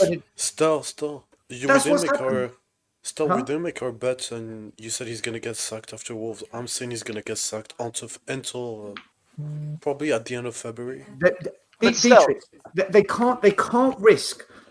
Look, if they're going to spend some money in January, right? If this club's going to spend some money, God knows what, they are not going to bring in a new manager end of January, throw him completely under a bus with no new. So they did to Conte, to be fair. Conte came in November. He came in. No, November. no. I'm saying they sacked them like right after January or something, and they just pissed away all the money they spent in January anyway. Because thanks for saying the word "piss," Arian. That's exactly what I Putting the need to link do. down there for you, Sean. Conte went with 10 games to go, right? Conte went with 10 games to go. Now, there's a window here. Do you know what? When we sacked Conte, I was saying, people were saying, you got to sack him now. You got to sack him now. So when the season Conte was in trouble, I said, if Conte doesn't sign a new contract extension, you cannot give him the January window. You can't spend money on him in January and then he leaves in April, May. Fuck that. If you're Daniel Levy, you sit him down and you say, put pen to paper, extend your contract and I'll spend. Otherwise, I'm going to get rid of you. And then what Levy does, he comes out and says to the fans, he doesn't want to sign a contract extension. Just needs to go. I can't keep him. Yeah, go for it, Dan. and I think the fans are okay with that. But what Levy did was he didn't get a contract extension and he kept him, and then it fucking went to shit. That was on Levy. His strategy was diabolical, and I was calling that out. I was saying that in December on my channel. He better not do that. I'm telling you now, boys, we're in that scenario again. If he's going to get rid of Ange, you fucking get rid of him before that window shuts so the new guy gets some kind of support. If you're going to stick with Ange, then stick with him to the end of the season. Otherwise, we're going to get to March, he sacks Ange, and then it goes to complete shit again, Arian. But still, let me ask you. Just quickly, still, just ask a quick question. Let's say we sack him now, which I want to sack him, just personal opinion. But let's say you sack him now. How is the new manager going to take time to assess the squad to get new players? Because look at Arin, for example. He's assessing the squad. Then he's going to make a decision like which players he has to sell and which position he really needs help. How are you going to do it like 3 days before the January transfer window? From what I've understood, right, when I was at the Spurs, when I was at Hotspur away, what I was told was this. Players the club are signing are to follow what the academy is doing under Simon Davies, which is to play up from the back, break through the lines, and play a possession-based attacking football game. That's what the academy kids are doing. So the first team is to somewhat replicate that. They don't exactly do it the academy way. I think the academy way is slightly better, if I'm honest with you, okay? So what Ange is doing should be in alignment with the academy. Now, when I spoke to Simon Davies, he said to me, the reason they're doing this is because if Ange gets sacked or if Ange moves on at some point, the next guy they bring in will be of similar mold. So there's some continuity in the way we play. Doesn't mean he's going to play exactly like Ange ball, but we will probably play out from the back, the keeper feeding the ball on the ground and playing a possession-based system. So the transfer policy will still to some degree remain in line with that. That's how they're going to get around it. And I think that's them trying to learn from their past mistakes. The problem is they need to bring in the right manager for that. That's where the risk of this way of doing it lies. But before, it hasn't worked. So I guess they are trying something different. But at the moment, I don't think it's working because I think we've brought in the wrong manager. But, 50-50 fans are split on this. There we go. So it does look like that way. Right, Sean, you said you was happy to have the link. There you go, mate. Can you hear me? Yep. What's cracking, everyone? Nice to see you all. Hope everyone's doing okay. Just wanted to formalise the invite I put onto my show a little while ago. I know you guys were live. I didn't know at the time, but I guess you were live at the same time. So, Stel, I think you've seen we've got a little group going now. It's difficult to get into it now. Obviously, there's 8 people on the stream, but open offer, right? You've been calling me out on your channel for, I don't know, the best part of a year, saying I'm a coward, I'm a pussy, and all that stuff. I don't want to debate you. I mean, nothing could be further from the truth. And I'm more than happy to debunk and to take on your debates with open-mindedness. Happy to take you on. Just wanted to make sure that because I've been sort of waiting for a kind of confirmation and there hasn't been one. But just on that the point that you said a minute ago about why is it that all of the neutral fans, they don't seem to disagree with your stance on the manager, on the owner, and all that stuff. Look, for what it's worth, as I said on my own show, I personally don't disagree with you on a lot of things, and a lot of people on here who are Levy out and Ange out or whatever. I don't disagree with a lot of what you say about the specifics of the football and the football club and the direction. But when it comes to if you're gonna sort of draw arguments and strength of your arguments around that, I don't know, popular channels feel a certain way, therefore there's a strength to your argument because of that, I completely 100% align with Arin. I'm not sure if I'm saying your name right, Arin. I think it's Arin. Good to see you, by the way. The strength of an argument has absolutely no basis in the popularity of it, man. There's a never-ending stream of arguments in the past that have been incredibly popular that, with the benefit of hindsight, have been entirely wrong, right? I said it on my last show: Nazism, defund the police. Take your pick, right? Take your pick. There is slavery. Like, there's a never-ending stream of arguments that were very popular at the time, that turned out, with the benefit of hindsight, when smart minds came to the middle of the road and went, actually, that was a terrible idea. So the popularity of an argument, especially by people that don't have the investment in the narrative or the detail to work in because they're not that bothered, it doesn't mean anything. And when you said that TalkSport is an example, Simon Jordan's the smartest mind on TalkSport by a country mile, and that guy has only positive things and the right balance, in my opinion, around how to reflect on Daniel Levy. So for me, like Arin said, I don't need anybody to share my opinion for me to feel strongly about it. But if I was to look to anybody for some sort of support, I would look for people that understand the ins and outs, the A, B's and C's of how to run a football club, to look for some sympathy towards the argument. And if Simon Jordan's going to say it in opposition to Martin Keown, I'd rather lean towards the like of Simon Jordan's stance than Martin Keown's or anybody else's, especially those who don't have the first idea about what business ownership and football ownership requires in order to be successful. Can I reply? Go for gold, mate. Of course. First of all, I absolutely accept debating you. It's a yes. Secondly, if you're going to ask me to debate you, just ask. You don't need to mention that I called your every name under the sun, because you've called me every name under the sun as well, Sean. And you even said that I'm such a nasty person that you wouldn't share a screen with me. So I guess that's been rescinded. And as for Simon Jordan, because of the things you used to say, right? I never interrupted you when you spoke. Hang on, Sean. Let him finish. Let him finish. You let him say yours. You said that I'm a nasty character, therefore you wouldn't share a screen with me. Now you're happy to do so. You called me out for not boycotting, and then you called me certain names on a show a couple of weeks ago. And regarding Simon Jordan, he's the smartest person on that show as a businessman, but from a footballing perspective, far from it. I'd rather listen to Martin Keown on the football. So, Sean, I'm happy to just park it there between us. Let's save it for the debate. And we will. But can I want to get this on this show. No, of course. I just let me finish. Sorry, I just wanted to say I don't want to get into this with you on this show here. Of course, I'd rather save it for when we do our debate show, which I accept. 100%. So New Year's Eve, 2 p.m. Yeah. I can't do New Year's Eve. I didn't know about the time or date. Oh, that was put out a few times in that chat. Tell me a day when you can do it. You haven't got to do it now, but just make sure you do. We'll arrange it in the chat. We'll arrange it in the chat. Okay. Just quickly though, that's fine. When it comes to if you're looking for insights on how to own a football club, would you argue that his opinion is more valuable than Martin Keown's? Simon Jordan? Yeah, I've heard what he said on Daniel Levy. I listen to him a lot, and I don't actually mind Simon Jordan, even though he's a prick. But that's half the reason I like him. Yeah, that's why I like him. Let's just say I like the way he is. I like to act the same way. Difference is he's a prick. I can be a fucking prick, but I enjoy it. Now, my point is, I would go with a lot of what he says, but the thing that sort of blocks it for me is he's a very good friend with Levy. So he's not exactly going to speak badly about him, is he? Have you ever seen a picture of them out for dinner together? I haven't. I'm going by what Simon Jordan says on the show. No, Simon Jordan says me and Mr. Levy are good mates. I listen to the shows as well. Well, my question was, if you want to hear about a tactical dialogue, a tactical breakdown of how to defend a back four, how to defend in a system, I would 100% lean and say, fair enough, let's listen to Martin Keown, who was one of the greatest defenders, one of the greatest captains in playing defensive football under George Graham.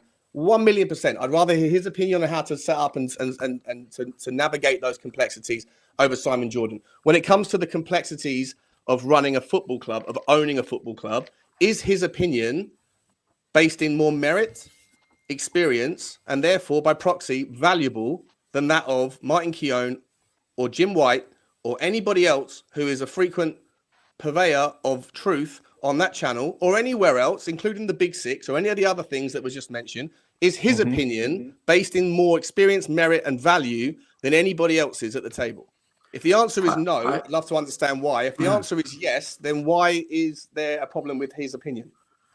With that, by the way, this is the last time I'm going to speak because I want to save it for the show. But between Martin Keown, Jim White, and Simon Jordan, between those three as the only option, who would I listen to the most about running a football business?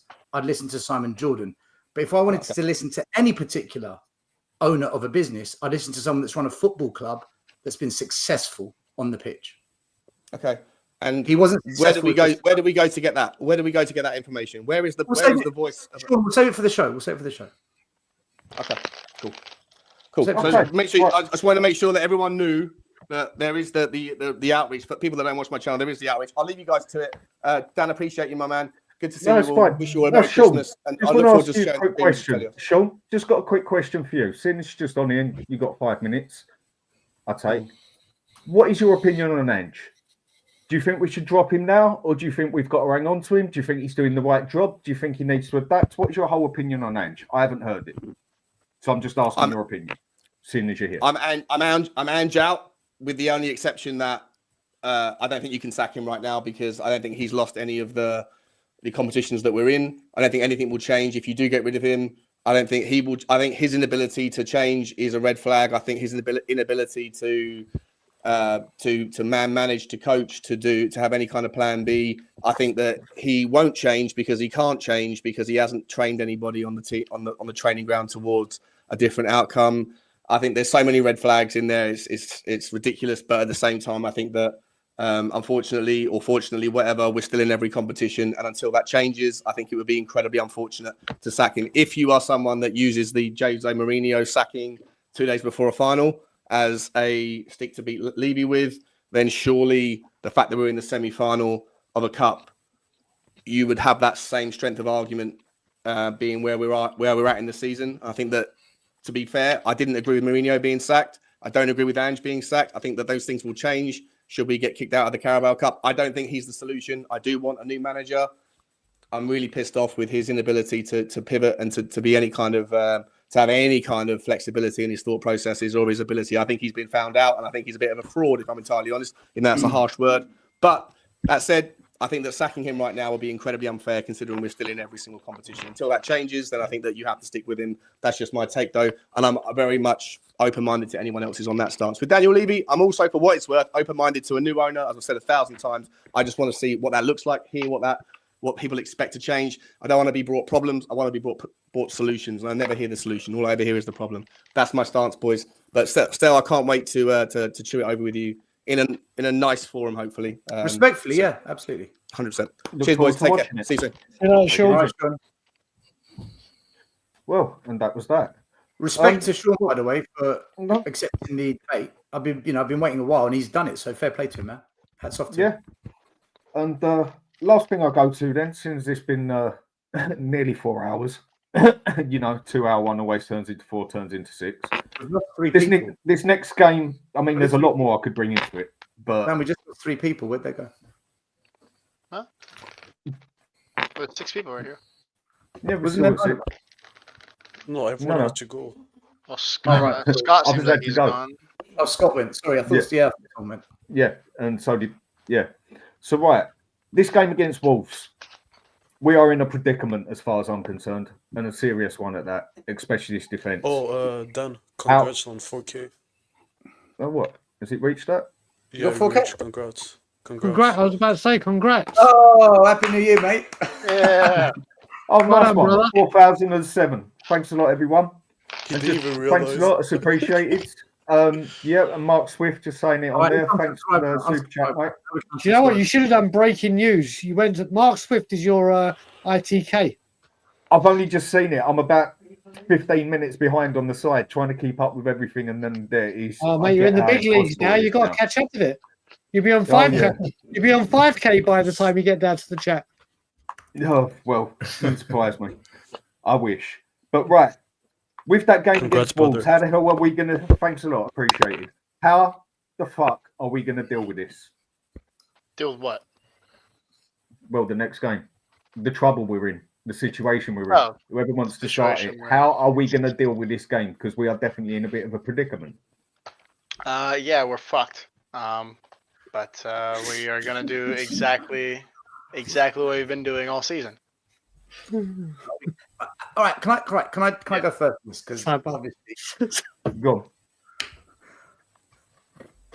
How the guy that says to me, "Keep Ange," his response is, "We're fucked." I can't do this. No, I'm not saying we're fucked because we're gonna lose. I'm saying the squad's fucked. Like we're in a bad situation. No, it was what you said afterwards. Yeah. We're gonna do what we always do. It was the bit that ended it to me. That just I'm not saying. Well, yeah, we are, but I'm not saying that's gonna lose. I didn't say that's gonna lose the game for us. I said Happy New Year. I said we're fucked. Happy New Year. Happy New Year, bro.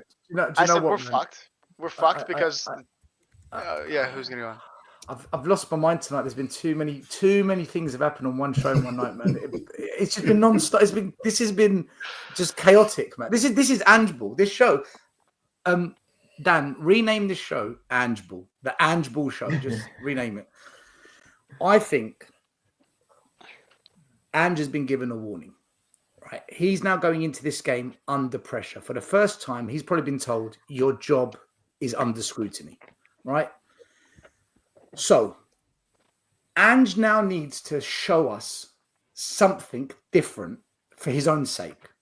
To be honest, I don't. He's up against Arin. I agree.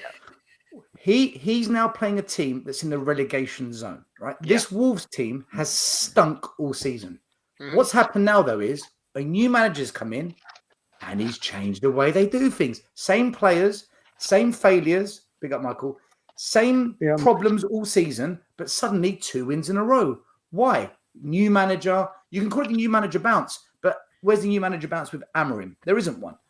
This manager has just got... Well, we'll see if he's shit. But yeah, okay. I've never rated Amorim. Yeah, good. So this manager's come in and he's given Wolves life. Okay, so they're off life support machine. They're in the recovery department now. Yeah, and they're looking to get back on their feet and walk out the hospital. Yeah, we are entering the fucking emergency department. Okay, so they're going this way, we're going that way. We're going to meet in the middle. They're there for the taking. We can beat Wolves. They're not anything great, but They've got a bit of confidence. They've got one brilliant player, Cunha. They've got the Asian lad back. Suspended. He's suspended. Yeah, he just Did got he get banned. suspended for this He game? just got Did it banned. finally hit? They got a He 5-game just got ban. Okay, I thought it'd He's be more out. than that. But yeah, Cunha's fair out. enough. Right. Okay, their best players out. For me, they're We there don't for the win, maybe, taking. yeah. They're No, there yeah. for the taking. If I was Ange, this is what I do. Play Dorrington and Archie Gray at centre-back. Just give them some protection. Don't push both fullbacks. Go for the kill. Play your attacking football, but just drop back a bit. If we play a mid-block, right? If Spurs play a mid-block, I think we beat Wolves. I honestly think we'll beat them. If he goes for it like he normally does, and Wolves pick us off doing that, I think he's going to get sacked, man. I think he'll be gone after that game. So he has to be a bit. He has to be a bit more pragmatic for this game. He has to. If he doesn't, I fucking give up with everything, man. I think, yeah. YouTube for a bit because I can't keep repeating the same shows over and over again. Yeah. I think it's the nature of the beast. I think if he's been given, if you've taken that as Levy's come up to him and say, hey, you know, the players have come up to us in the board, some of the board members just say, I think if that's what's happened, I think the nature of Ange is he's going to say, you know what, I'm going to double down harder. I think that's just the nature of Ange. So I would expect, honestly, if anything, for us to go even more gung-ho. Would I actually prefer to be wrong? Yes. But I don't think. I think with Ange, as much as I love him, is clear, and I think the stubbornness to a degree is I do like it about him, to a degree.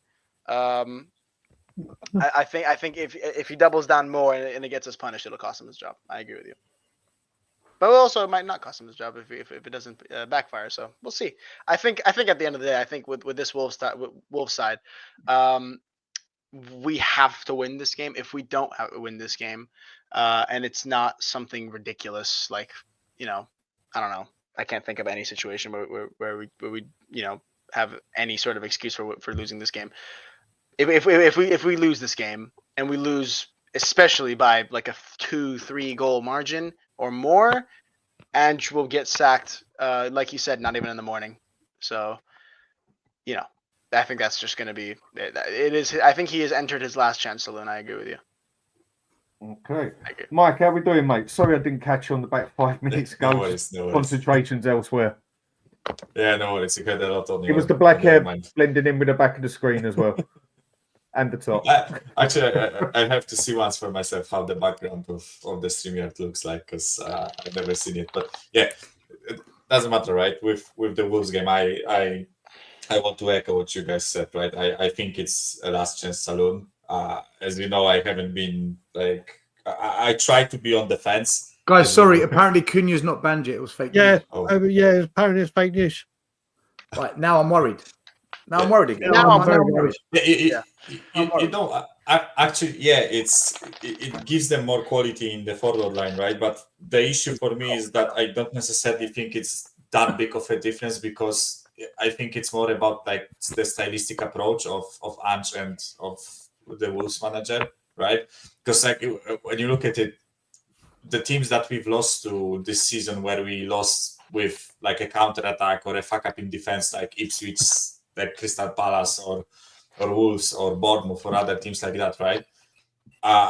It's not necessarily about the quality of the forwards. It's the fact that with the way we attack, we really leave ourselves open, right? And thus, it doesn't take a world-class player to convert a chance that we give to the opposition, right?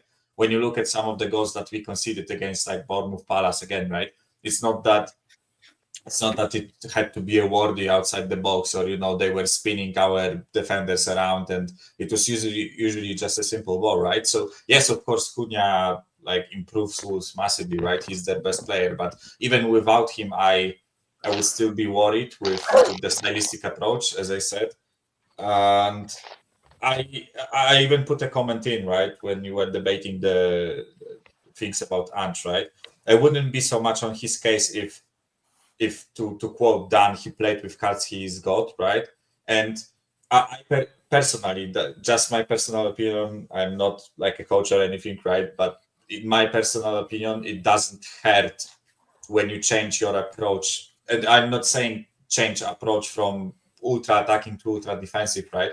But I don't think it hurts the overall philosophy if for a couple of games, considering how many injuries we have, he adapts a bit and, as I said, puts the backline a bit further back, right? Or one thing that I really didn't like is, which is inverting both fullbacks, or inverting, or just not really inverting because we don't always invert, right? But just pushing them so far up, right?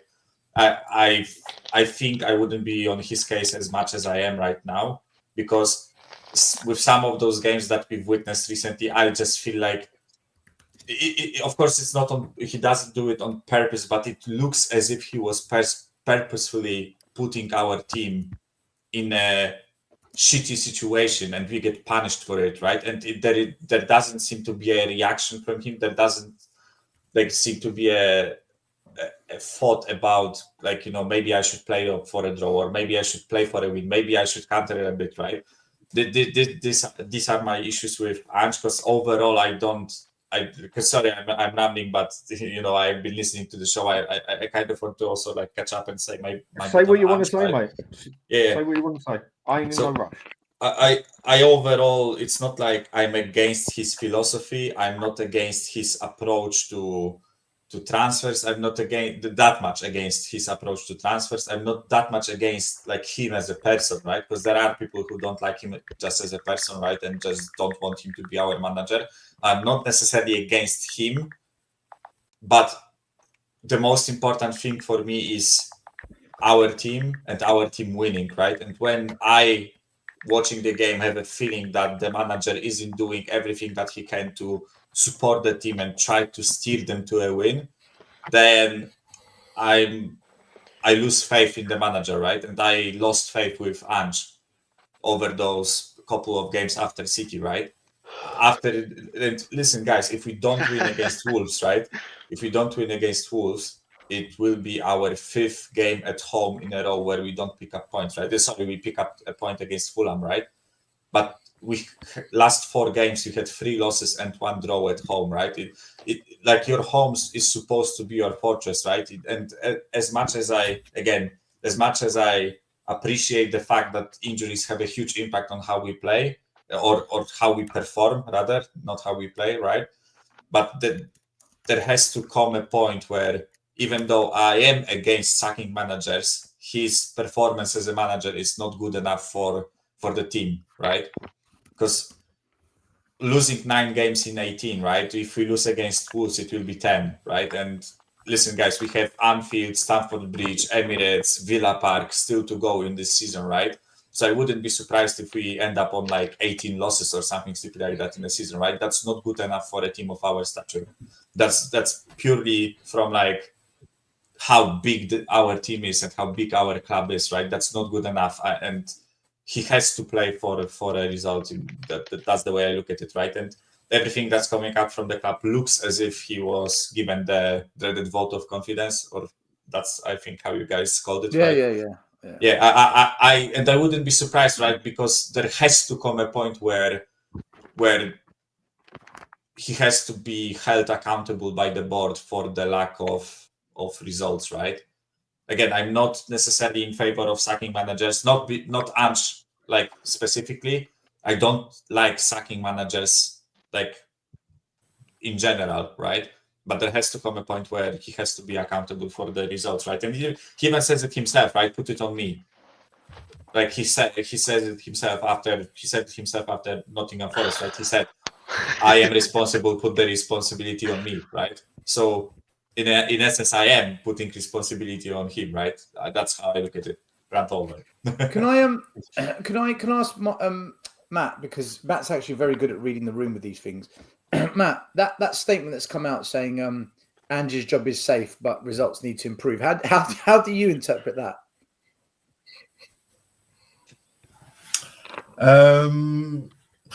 Normally, the dreaded vote of confidence normally ends one way. I'm not sure. I think the thing is, Matt, do you see it? Do you see that as the dreaded vote of confidence from what's been put Can out someone there? read the statement again? Can someone read the exact statement again? Ange Postecoglou retains the support of the club's hierarchy, which is not looking to change head coach, but there is an understanding that results must improve. That's what. And remember, before Matt answers, just to put some.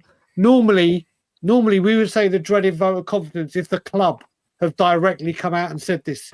If this has come from Tottenham Hotspur, this is from a journalist that says the club. So it's how you want to. Is a journalist now releasing it, the new vote of confidence, because the club don't do it, and it's been siphoned off to someone to say, look, put this out there for us? Or is it just speculation? Do we think Ange gets sacked at some point this season? Do we? I think he's. I think he's. Matt, so like Brian said, do you think this is the dreaded vote or not? I think the possible. I'm trying to think of reasons why he hasn't been sacked, and because Levy is never shy normally. You know, he normally does not hesitate. So I'm trying to rack my brains to think what is the reason he hasn't pulled the trigger. He's scared of a fan backlash. He's scared. Exactly. He's scared of the backlash. Because the thing is, we've tried everything, right? We've tried everything. We've tried the serial winners, and we've tried the project managers, and we've tried the ultra attacking and the ultra. We've tried everything. It's like every single time Levy sacks a manager, as much as he somehow he gets slippery and gets away with it. Every single time he does sack a manager, that's one more wall he can't hide behind. We've done the serial winners. He can't say, I'm going to bring in the serial winner because that doesn't work. We've seen that. I'm going to bring in an ultra attacking. Now that doesn't work. We've seen that. Oh, I'm going to bring in ultra this. Every time he sacks something, he's saying, okay, this doesn't work with Levy. What next? What else is left? What kind of coach is left? None. So he wants to make sure he rides out everything to get every last ounce of backing he can get until everyone's had enough. I also think, Stel, that I think up until the Conte, I still think Spurs was a relatively attractive job. Mm-hmm. I think the Conte interview, I think that absolutely put the cat amongst the pigeons. You know, I think the kind of the pedigree of Poch, and we were consistently in the Champions League, playing exciting football. Dele Alli, Son was hadn't really kicked on us yet. You had Harry Kane, you had Eriksen. Most managers would have taken that Spurs job after Poch got sacked. Then even after Jose, I think when Conte said what he said, and you're looking at the downward spiral of Tottenham as league positions and the players that are leaving the club, I think Levy's starting to realise that Slot turned us down, Luis Enrique turned us down, Nagelsmann turned us down, there was Tuchel, there was a lot of managers that kind of said, I'm washing my hair. So I think Levy's looking at the list thinking, if I sack this guy, is Thomas Frank going to leave Brentford? Is Thomas Frank going to leave Brentford? I wouldn't. Is Areola going to leave Bournemouth? Is Marco Silva going to leave Fulham? It's a reality. Normally, they are fair points. And I'm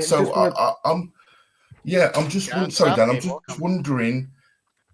I'm just wondering. Levy's probably his stock is pretty low with agents and managers going, that's a CV buster. You go to Spurs, that is a CV buster. Do not go to Spurs. It's like saying don't manage England, isn't it? Right, just want to say thank you, Sava. He's still in the job. For the super chat. Much That's appreciated. Sava? Okay. I did not know Sava was Football Heritage TV. Arin, since our debate, Spurs have won one league game against the worst team in the league. You deserve that. Laugh out loud. Let's hear you admit how bad he is. I've said this, right? Here's my whole take on the situation with Ange. I do think we're through the worst of it now for the most part, because I think we're at like the eve with our injuries. I think they're going to start coming back. We're going to hit the window and hopefully just get any amount of reinforcement. I think we're through the worst of it. I think he'll see out the season. I think we'll come out fine on the other side. Maybe I'm just lying to myself saying that, but I think that's what's going to happen. If that doesn't happen, and I've said this in your group chat, Elias, I've said if what I've said about Ange turns out wrong, if the reinforcements come back and we're shit and he gets the sack and everything falls apart and yada yada yada, I am happy to come on this show, to go on We Are Tottenham TV, to go on Stel's show, to go on your show, Stel, to go on Brian's show, to go on any show and say, I will hold my hand up and say, I was full of it. I was wrong because I was wrong. I've been wrong before. I was very wrong about Conte. I think in his second season, I backed him for far too long. I said, it's not him. He's still invested. He's this and the other. And I was totally wrong about it. I've been wrong before. And if I'm wrong about Ange, I will hold my hand up and I will say, you know what? I defended it so strongly. I dug my head in the sand and I just ignored all the evidence and I was wrong. I will say that. I don't think I'm wrong. That's why I'm defending it so strongly. But if I am wrong, I won't hide. I will not hide. I will come on the show if you do that, I will show you the credit for it and say fair play to you, because it takes more of a man to admit he's wrong than to brag he's right. With what Sam was saying is, I do also agree with it as well. I mean, Matt, you made some banging points there. It is true. I mean, go to Spurs at your peril, basically, isn't it? But for me, also, money talks. It's a poison chalice. It's a poison chalice. I think there is managers out there. I agree. It is a poison chalice. I'm not denying that. But my attitude to football these days is money talks, like it does in the rest of life. There's only one other thing more powerful, and that's religion. And that says it. And when it comes to it, if you are willing to put the money down, this football now, I'd say the majority of the players, managers, people involved in it, they're mercenaries. They're not in it with a heart like they used to. I'm not saying they don't love the game, but they're not so much in it for the love of the club, the love of the sport. They're in it for the money. It's mercenaries. Just a question. I think if we put the money down on the table, I think we're more than capable of getting a half-decent manager as well. I can see both sides of this.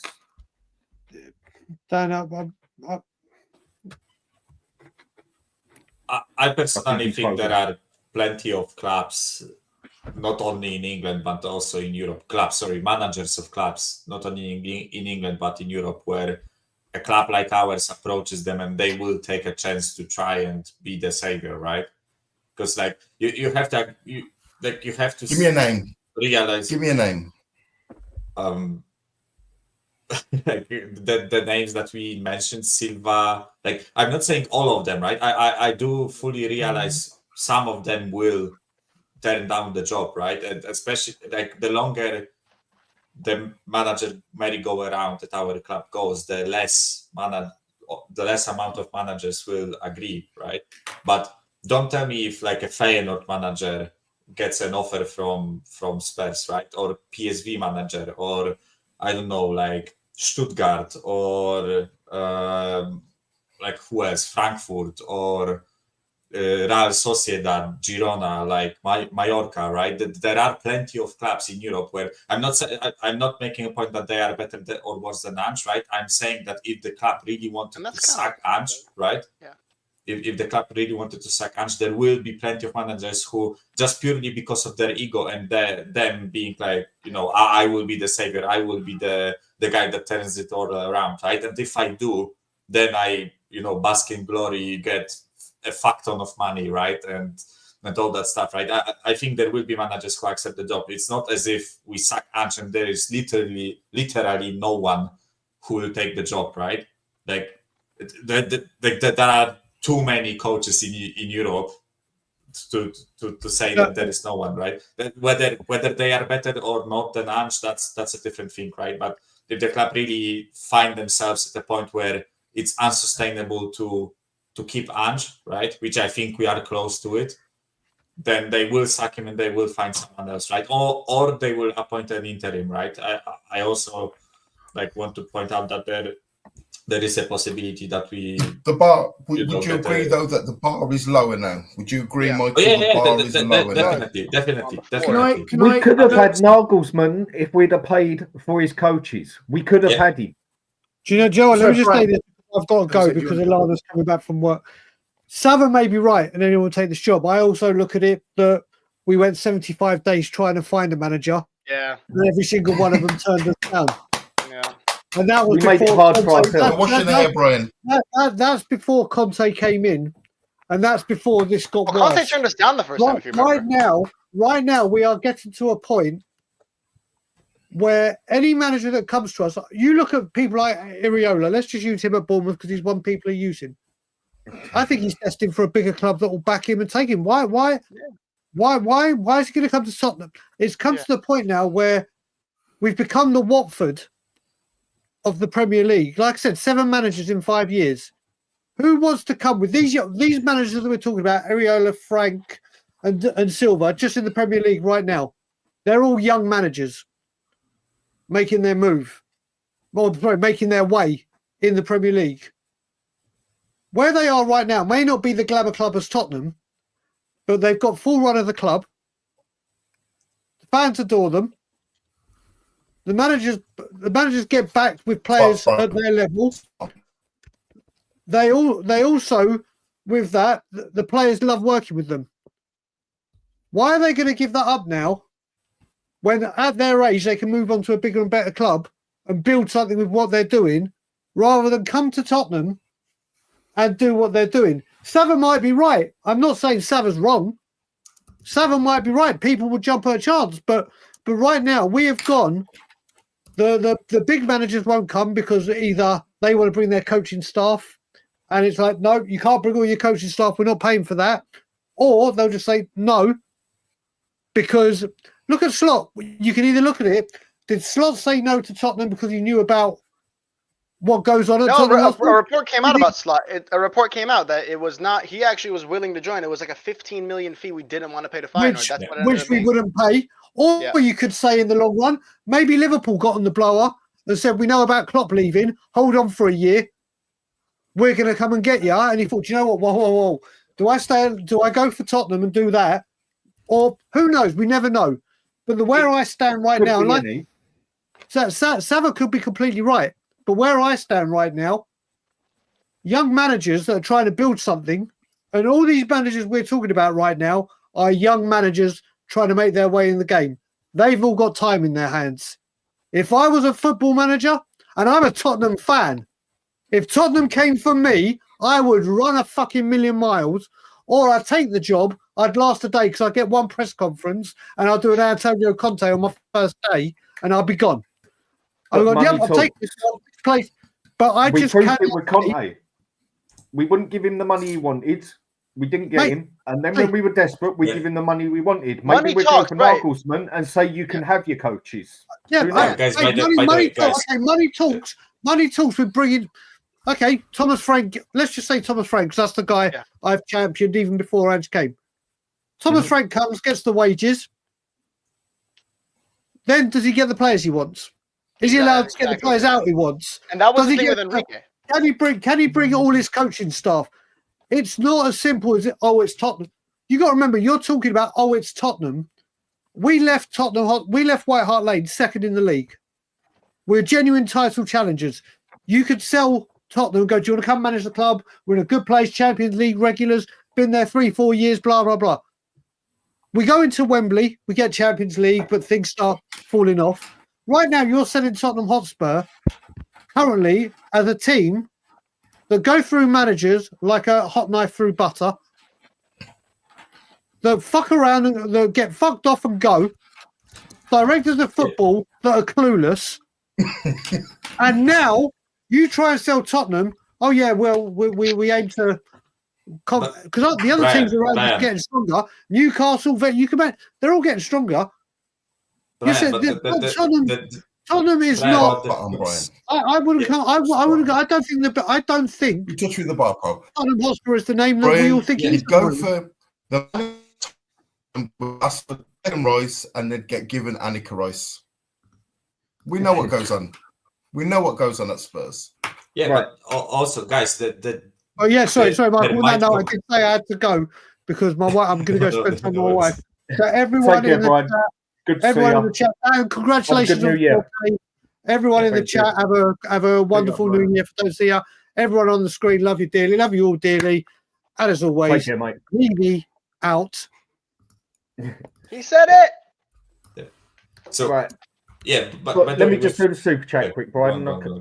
Brian, Mike, I'll come to you, Mike. Just getting mixed up on myself there for a minute. And Sava, thanks a lot again, mate. Appreciated. Come on. Managers from all those clubs will join. They always join.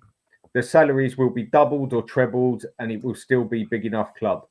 This notion that no one will come is madness. And I do agree with what you're saying, Matt. I do get what Brian said, but I'm more on Sabbath's side here because money talks. Dan, and it does talk. Wait, I wanted to say something. You already went. You let spoke. Mike go. No, I didn't. It was you, then Brian. Go on then. No. Quickly, what I wanted to say, right? Because I agree with Brian that the club is a poison chalice, right? And I agree with Brian that it's not like, a nice vision of a future to come to Tottenham and ruin your career, right?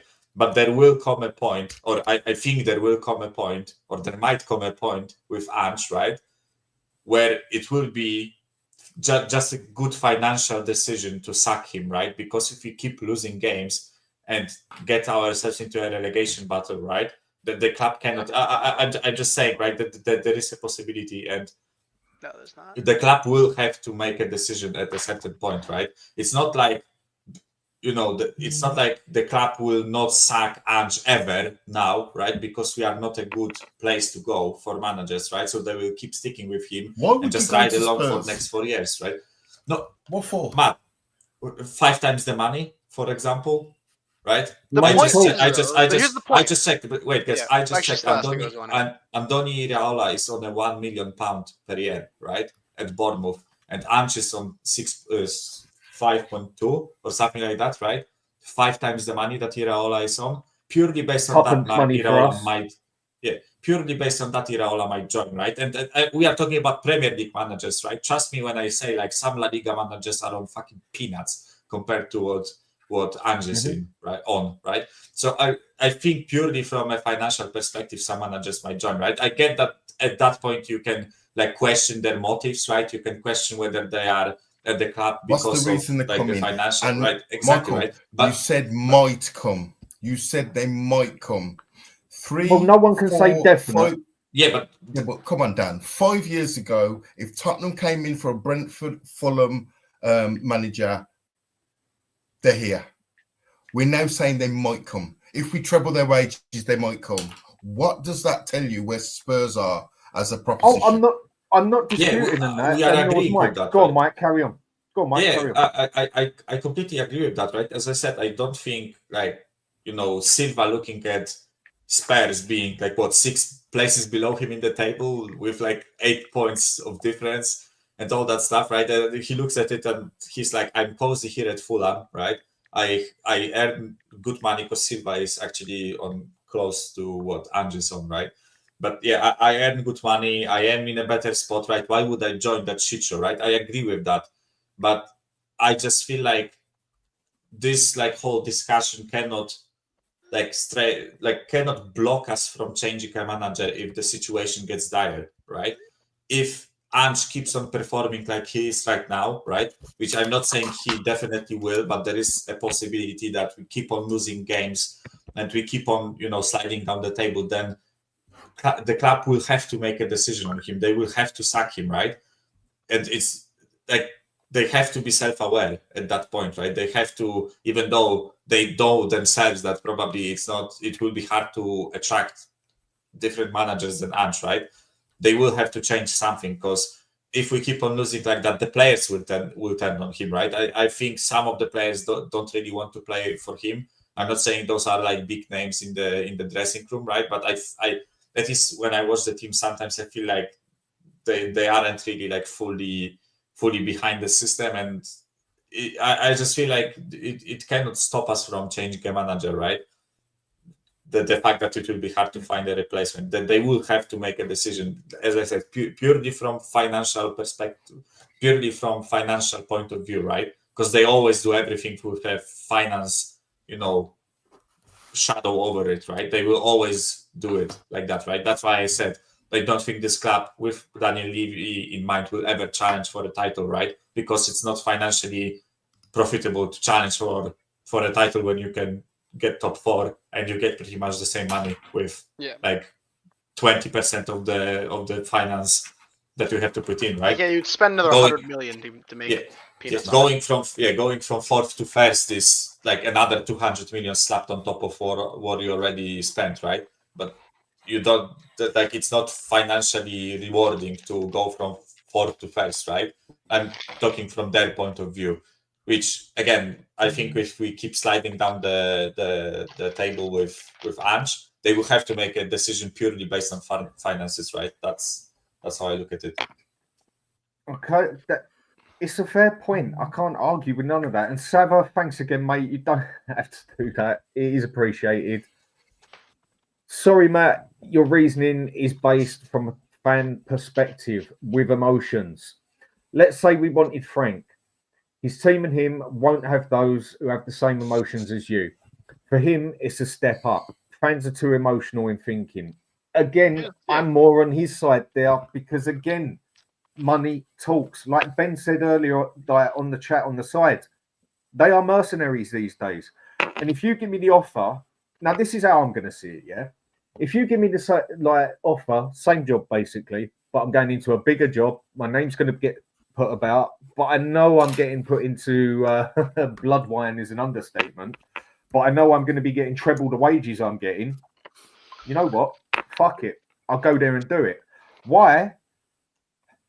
Because you can go to Spurs and fuck up and still go get a job because you can turn around and say, what did you expect me to do? It was Spurs.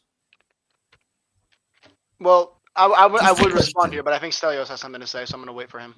Well, no, this was addressed to Matt, so Matt can go first. Just a question. I'm just for the panel and then maybe for the chat as well. Do you think it's got to the stage with a percentage of the fan base that anybody but Ange? So because it's such a situation that you've got to go. So you'll take somebody from the grave. Like yeah, I think. I'm just asking. Because I mean, Dan said he thinks Southgate would do a better job, right? It just seems to me it's interesting. Not that I want Savas using the word. Oh yeah. It's interesting. Savas using the word emotional, and Stel knows me better than most, and I would like to think that I'm probably one of the least emotional people, and just observing one or two people that have shows and get into Matt's a cold bastard, mate. Cold motherfucker. I actually think Sava's actually quite emotional. So I'm not using emotion in here at all. I'm just stating it just appears to me. Really? Never thought that. It just appears to me that it just anybody but Ange, you know. So Lord Lucan, get him in, you know, let's do it. Let's get him in, and we just got to be careful of that. No, I can see where you're coming from, but also on the side, I'll say it again, money does talk. Money can get you anything, basically. If you've got the money, nearly, I'd say 99% of things in the world have a price on its head. But that's just my opinion to it. But I think you've got some fair points with it as well. I do. I mean, why would someone want to go to a job like Spurs when they know it's just a disaster in here's the thing with wages, making? Right? The thing with wages is like someone like Areola. He's a young manager. He knows. Like if he doesn't go to Spurs, he knows he's gonna get a job offer from someone else anyway. If you want to pay, he might say, you know what, I'm gonna wait another year, and okay, maybe Spurs won't. City look like they need a coach. Maybe they'll come after me. Maybe Man City are gonna turn up, and that they're gonna pay, I guarantee you, double the wages we were gonna pay to begin with, and they'll back me. And I'll have performance bonuses that are beating a team, beating a top 6 team, getting, these performance bonuses, they're going to be something worth fighting for. I know Danny Rose spoke about it. It's at Spurs, you don't even get a bonus if you beat a top 6 side unless it's by 2 goals, or something like that. Like things like that are way better at other top 6 clubs. I mean, Arsenal, at some point, Arteta's probably going to get poached away. They're going to be looking at other coaches. Thomas Frank, he knows he's going to get sacked, Arteta. Arteta probably at some point, sacked or left. He's not going to be in the job forever. And they're going to be looking. And Arsenal spend plenty of money. Thomas Frank, the way he plays football, I think his football is suited like. I think he's like the Inzaghi 2.0. As soon as Inzaghi ends up leaving Inter Milan, I think they're going to knock up his door, right? I think there's these coaches know. Very good manager. Yeah. I love Thomas Frank, by the way. I absolutely love Inzaghi and Thomas Frank. And I've spoken before. I said if Ange gets sacked tomorrow, I'm throwing the kitchen sink at Thomas Frank. I love Thomas Frank. But I think these coaches know that they're gonna get other offers. And why would you come here at Spurs, risk it all, and get fucked up, and then the best job you might get afterwards is what? Brighton? And they're, no shame to Brighton, but they're not a top 6 side. They're not even a top 3 side in a different league. So why? Why do that to yourself? Why set your career back 4 or 5 years? If Nuno went from Wolves to Forest, instead of Wolves to Spurs, he wouldn't have ended up at Saudi Arabia before he went to Forest. I was just going to say, why don't we go for the Nottingham Forest manager? There's a thought. Right. Nuno went from Wolves after being very highly rated to us, and he got all the way knocked down to Saudi Arabia until Nottingham Forest came knocking along, and now they've kind of saved his career again. And now he might get another offer at a slightly bigger club. But that's what happens to coaches at Spurs. Someone would use Nuno as an example. Can I jump in on this, guys? Right? Because I need to speak here. Right. So Dan, can you bring up Spurs diehards at 11:56 first? Because this is a common thing I hear from a lot of fans, and I just want to start there. Yeah. And I'll tell you what I think. I will find it in a second. Terzic, I'm not watching. If we get, I don't want Terzic. I see. No, I'm just seeing a lot of comments. If we get Edin Terzic or Palladino, I don't want Edin Terzic. I don't want him. Yeah, no, I'm not saying you do. I'm just saying to the comments. Yeah, to people. Right. Spurs diehards. I hear this all the time. I'm Ange in, not because he's good, not because he's great, not because he's proven anything, not because he's shown us that he's progressing the club, but because I don't want to rinse and repeat. That is not a reason of justification to keep a manager.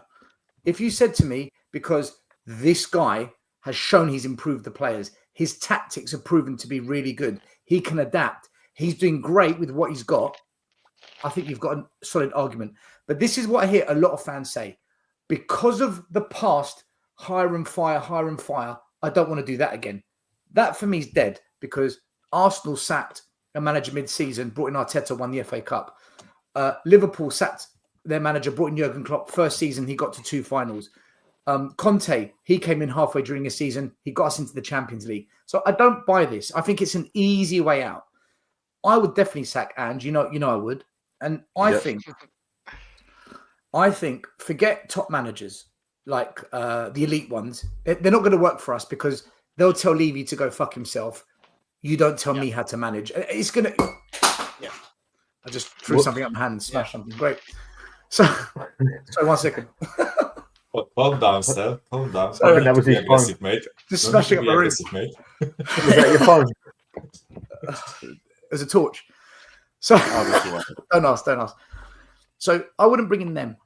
At the same time, I desperately wanted Arnie Slot, and I went on We Are Tottenham TV and I said, get this guy. Before people were talking about him, get this guy. What I'm seeing him do at Feyenoord, what he did in the divisions below with lesser teams, this guy's got something about him, and the way he plays suits us. It was the closest thing I could think of to Poch that I saw in Europe that we could actually attract. And when we went for him, I was so excited. Right, whatever happened. We didn't get him. Whether we fucked it up, or he looked at Spurs and said, "Fuck you." Right, whatever. We bottled it. So I'm thinking now, realistically, what's the closest we can get to Poch? And the reason I say Poch, guys, is because that's the closest thing that worked. I don't think any manager comes to Spurs and wins the league or wins the FA Cup. I don't. But I'm thinking, what manager comes and gets the closest to it? Okay. For me, Areola is a no-brainer, man. This guy's a no-brainer, right? Let me just tell you a bit about this guy. He was manager of Mirandes in Spain. He took them to their second ever cup semi-final in 100-year history of their club. At Real Vallecano, he got them to the quarterfinals. Again, second time in the history of their club. Last season, he gave Bournemouth their highest ever finish. Currently, he's got them 6th. Their last 5 games are 3 wins, 2 draws. Only Arsenal and Liverpool match that. Only Arsenal and Liverpool match Bournemouth's current run. He plays 4-3-3, same as us now, but he also plays a 4-3-2-1. This guy plays 2 formations. There's your adaptability. He plays the fullbacks like fullbacks. We'll get the best out of Porro, hopefully the best out of Vidogi. And we're not going to really back this guy with lots of new signings. He's going to have to work with a lot of what we've got. What manager got the best out of Solanke? Fair enough. Fair enough. Areola. The best season Solanke had was Areola. Guys, Yeah. this is a no-brainer for me. And The only good just like season he's had. Just like Poch, he had a really good Premier League season with a lesser club. When Poch did brilliantly with Southampton, everyone was talking about him. Areola's doing it now. Guys, tactically, his past experience, Premier League experience, he got the best out of Solanke, tactically versatile. The fullbacks play like fullbacks. This is a no-brainer. I don't think we will attract a better manager than Areola to suit us. And I think he ticks most of the boxes. The only worry I've got with him, and I guess we could have said the same with Poch, is, have you ever managed a team in multiple competitions, including Europe? Now, Poch didn't have that experience, but he earned his stripes. That's the only negative I've got. Can you do it in these competitions? Other than that, guys, we can get him. You knock on his door, we'll pay you £5 million a year. He's here tomorrow. You're quadrupling his wages. I agree. Whatever we say, we are a massive step up from Bournemouth. We are a massive step up. So Bournemouth are like the smallest club in the league, to be fair. So guys, which proves the point, right? Yeah. What's that? Yeah. What was that? Bournemouth Yeah, are it literally proves the the point. smallest club in the league. Yeah, Bournemouth are like He was basically agreeing with you, Stel. Yeah, I was. Like, yeah, they are the smallest club. I can't think of another manager right now that ticks so many boxes that will suit us. And I think, for me, if Spurs go and get him, I will have no complaints, and I will back Areola to the end, because I think he ticks all the boxes for what we can realistically do. Not what we think we can do, what we realistically can do. Because, listen, he still ain't going to win shit, but at least we'll have a bit of happiness along the way, I guess. And who knows? Maybe he surprises us and he does what Poch did and gets to a European final or gets into a league title race. Who knows? Who knows? If Forest can do what they're doing with Nuno, why can't Areola do that one level up with our squad? You know? I do think also that, like, part of why I do stick with Ange a lot, and this is just recognizing my biases, is I was pounding for us to get him when we needed a manager. I have clips of it in other shows where I'm like, this guy at Celtic, this guy. So I know part of it, like, I'm sure, is that I don't want to be, like, I want it to work out because I love the guy and I've liked it before he even was at Spurs. So it's not, it is a past history the same way you have with Areola and Slot, and you've been vindicated with probably both of those. And part of it is I want to feel that vindication because I was pounding so hard for Ange. And what you're saying about Ange and about throughout the show and about Areola, I don't necessarily fully disagree with what you're saying. So I'm just kind of, I guess I'm making a point about that. Do you know what else? Yeah. He's shown at Bournemouth he can work and develop some young players. That 19-year-old they've got a centre back right now is fucking off the charts, man. What he's doing. Hutchinson, yeah, he's in here. Yeah, he's great. I trust Areola more with Mikey Moore, Bergvall, Gray, Dorrington. I trust him more to progress them than I do with Ange, unfortunately, to develop our youngsters as well. That's another thing I think Areola is showing that he can do. Also, is that's a solid point. I think that's a solid point because what it comes down to is just, for me, it's the fact that Ange won't adapt. He's blatantly said it. His system just does not work most of the time. 50% of the time, he's not good enough for a club of our size. No, I don't expect us to be winning the league and that, but I do expect us to be fighting for a top 4 place and cups. And for me, Ange has not got it and he's proven nothing for it, but it's that one main thing with me, that he will not adapt. And that is the thing that does it for me. Right, go on, Mike, last bit, and then I'll shut up shop. Yeah, so I wanted like to further like back what Stel said, right? Like first thing with Iraola, by the way, is like as far as I know, and someone can correct me on this in the chat, right? But he's from that like famous Basque school of trainers, right? Like I think Unai is from there. Xavi Alonso did his like did his like first step there. I think there are like Arteta did his like coaching licenses there. I think that that there is like a documentary about it. I have to watch it finally, right? But yeah, I think he's a quality manager, right? And if not Iraola, by the way, I think there are other managers in Europe, maybe with a bit of scouting, maybe with a bit of like, getting to know them, that they can actually find someone who has the qualities that Stel said, right? Because as he has rightfully pointed out, I don't necessarily trust Ange with our youngsters, right? Where I actually think we have quite a few promising youngsters, especially Mikey Moore looks great, right? Vuskovic, the guy that we have on loan in Belgium, looks really great, right? Bergwall and Gray, as much as we want to give them slack for not performing up to the standard that we want them to, right? I still think that there is a player there, right, in both of them, and I don't necessarily trust Ange and his system to develop them properly, but also, maybe that's it. Sorry. I had a second point, but I forgot about. Go on. So. You forgot your second point. I forgot my second point. So right. Yeah. So in that aspect, it couldn't have been that important. Important then. Right. I am absolutely fucking knackered. It is 4 hours 40 minutes from what I thought was going to be a 2-hour show, but we all know where they seem to go whenever I bloody do them. It seems to always go that way. Do we get score predictions for the game and to end it off? Score predictions for tomorrow's game? Yeah, do you know what? Fair point. At the moment, I'll go first. At the moment, for me, it ain't looking good. 2-1 Wolves. Stel? I just want to quickly say big up to Matt, Arin, and Eddie from Enic out for coming on the show tonight. I wish more fans like this would came on. I think it makes for a better show, better discussion. So big up to those boys. Michael, Dan, you're on all the other shows already, so I'm not going to big you up. I big you up every time I see you. It's normal. You're doing an Alex on me now. Yeah. Don't get used to it. Don't get used to it. I don't think Wolves are defensively as good as what Forest are, so I think we score. But, mate, if Dragusin is out, and we are going to go with 2 kids, I think we're in trouble. But I don't think we lose. With Cunha playing, I think this is going to be a draw. 1-1 or 2-2. We're not going to win, but I don't think we'll lose. I think we'll get into them. We'll definitely get into them, but they're going to get into us as well, man. So I think I predict a draw. And Ange, just by the skin of his teeth, holds on to his job for another couple of weeks. Arin?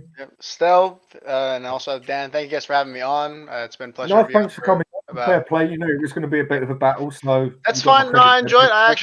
I think what a lot of what I've heard I'm still very, I'm very headstrong, but I am open-minded. I think a lot of what I've heard I'm still in, but I am I've probably skewed a bit more. I think I've heard some very good points made. So, and I'm willing to listen. And I think generally the reasons I have for liking it are still there, but some of the things I've heard are valid criticisms, and I don't. If I don't have an answer against it, I'm going to say, you know what.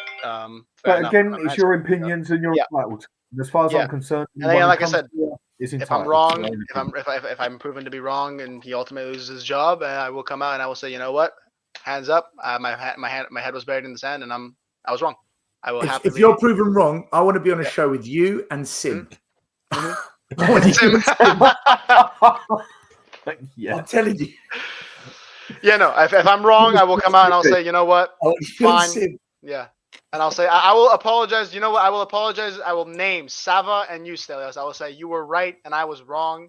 Yeah. So great points. Been very, very good show. I've enjoyed being on here. I better be right now. I better be fucking right. Otherwise, I've got problems. I've got then you apologize.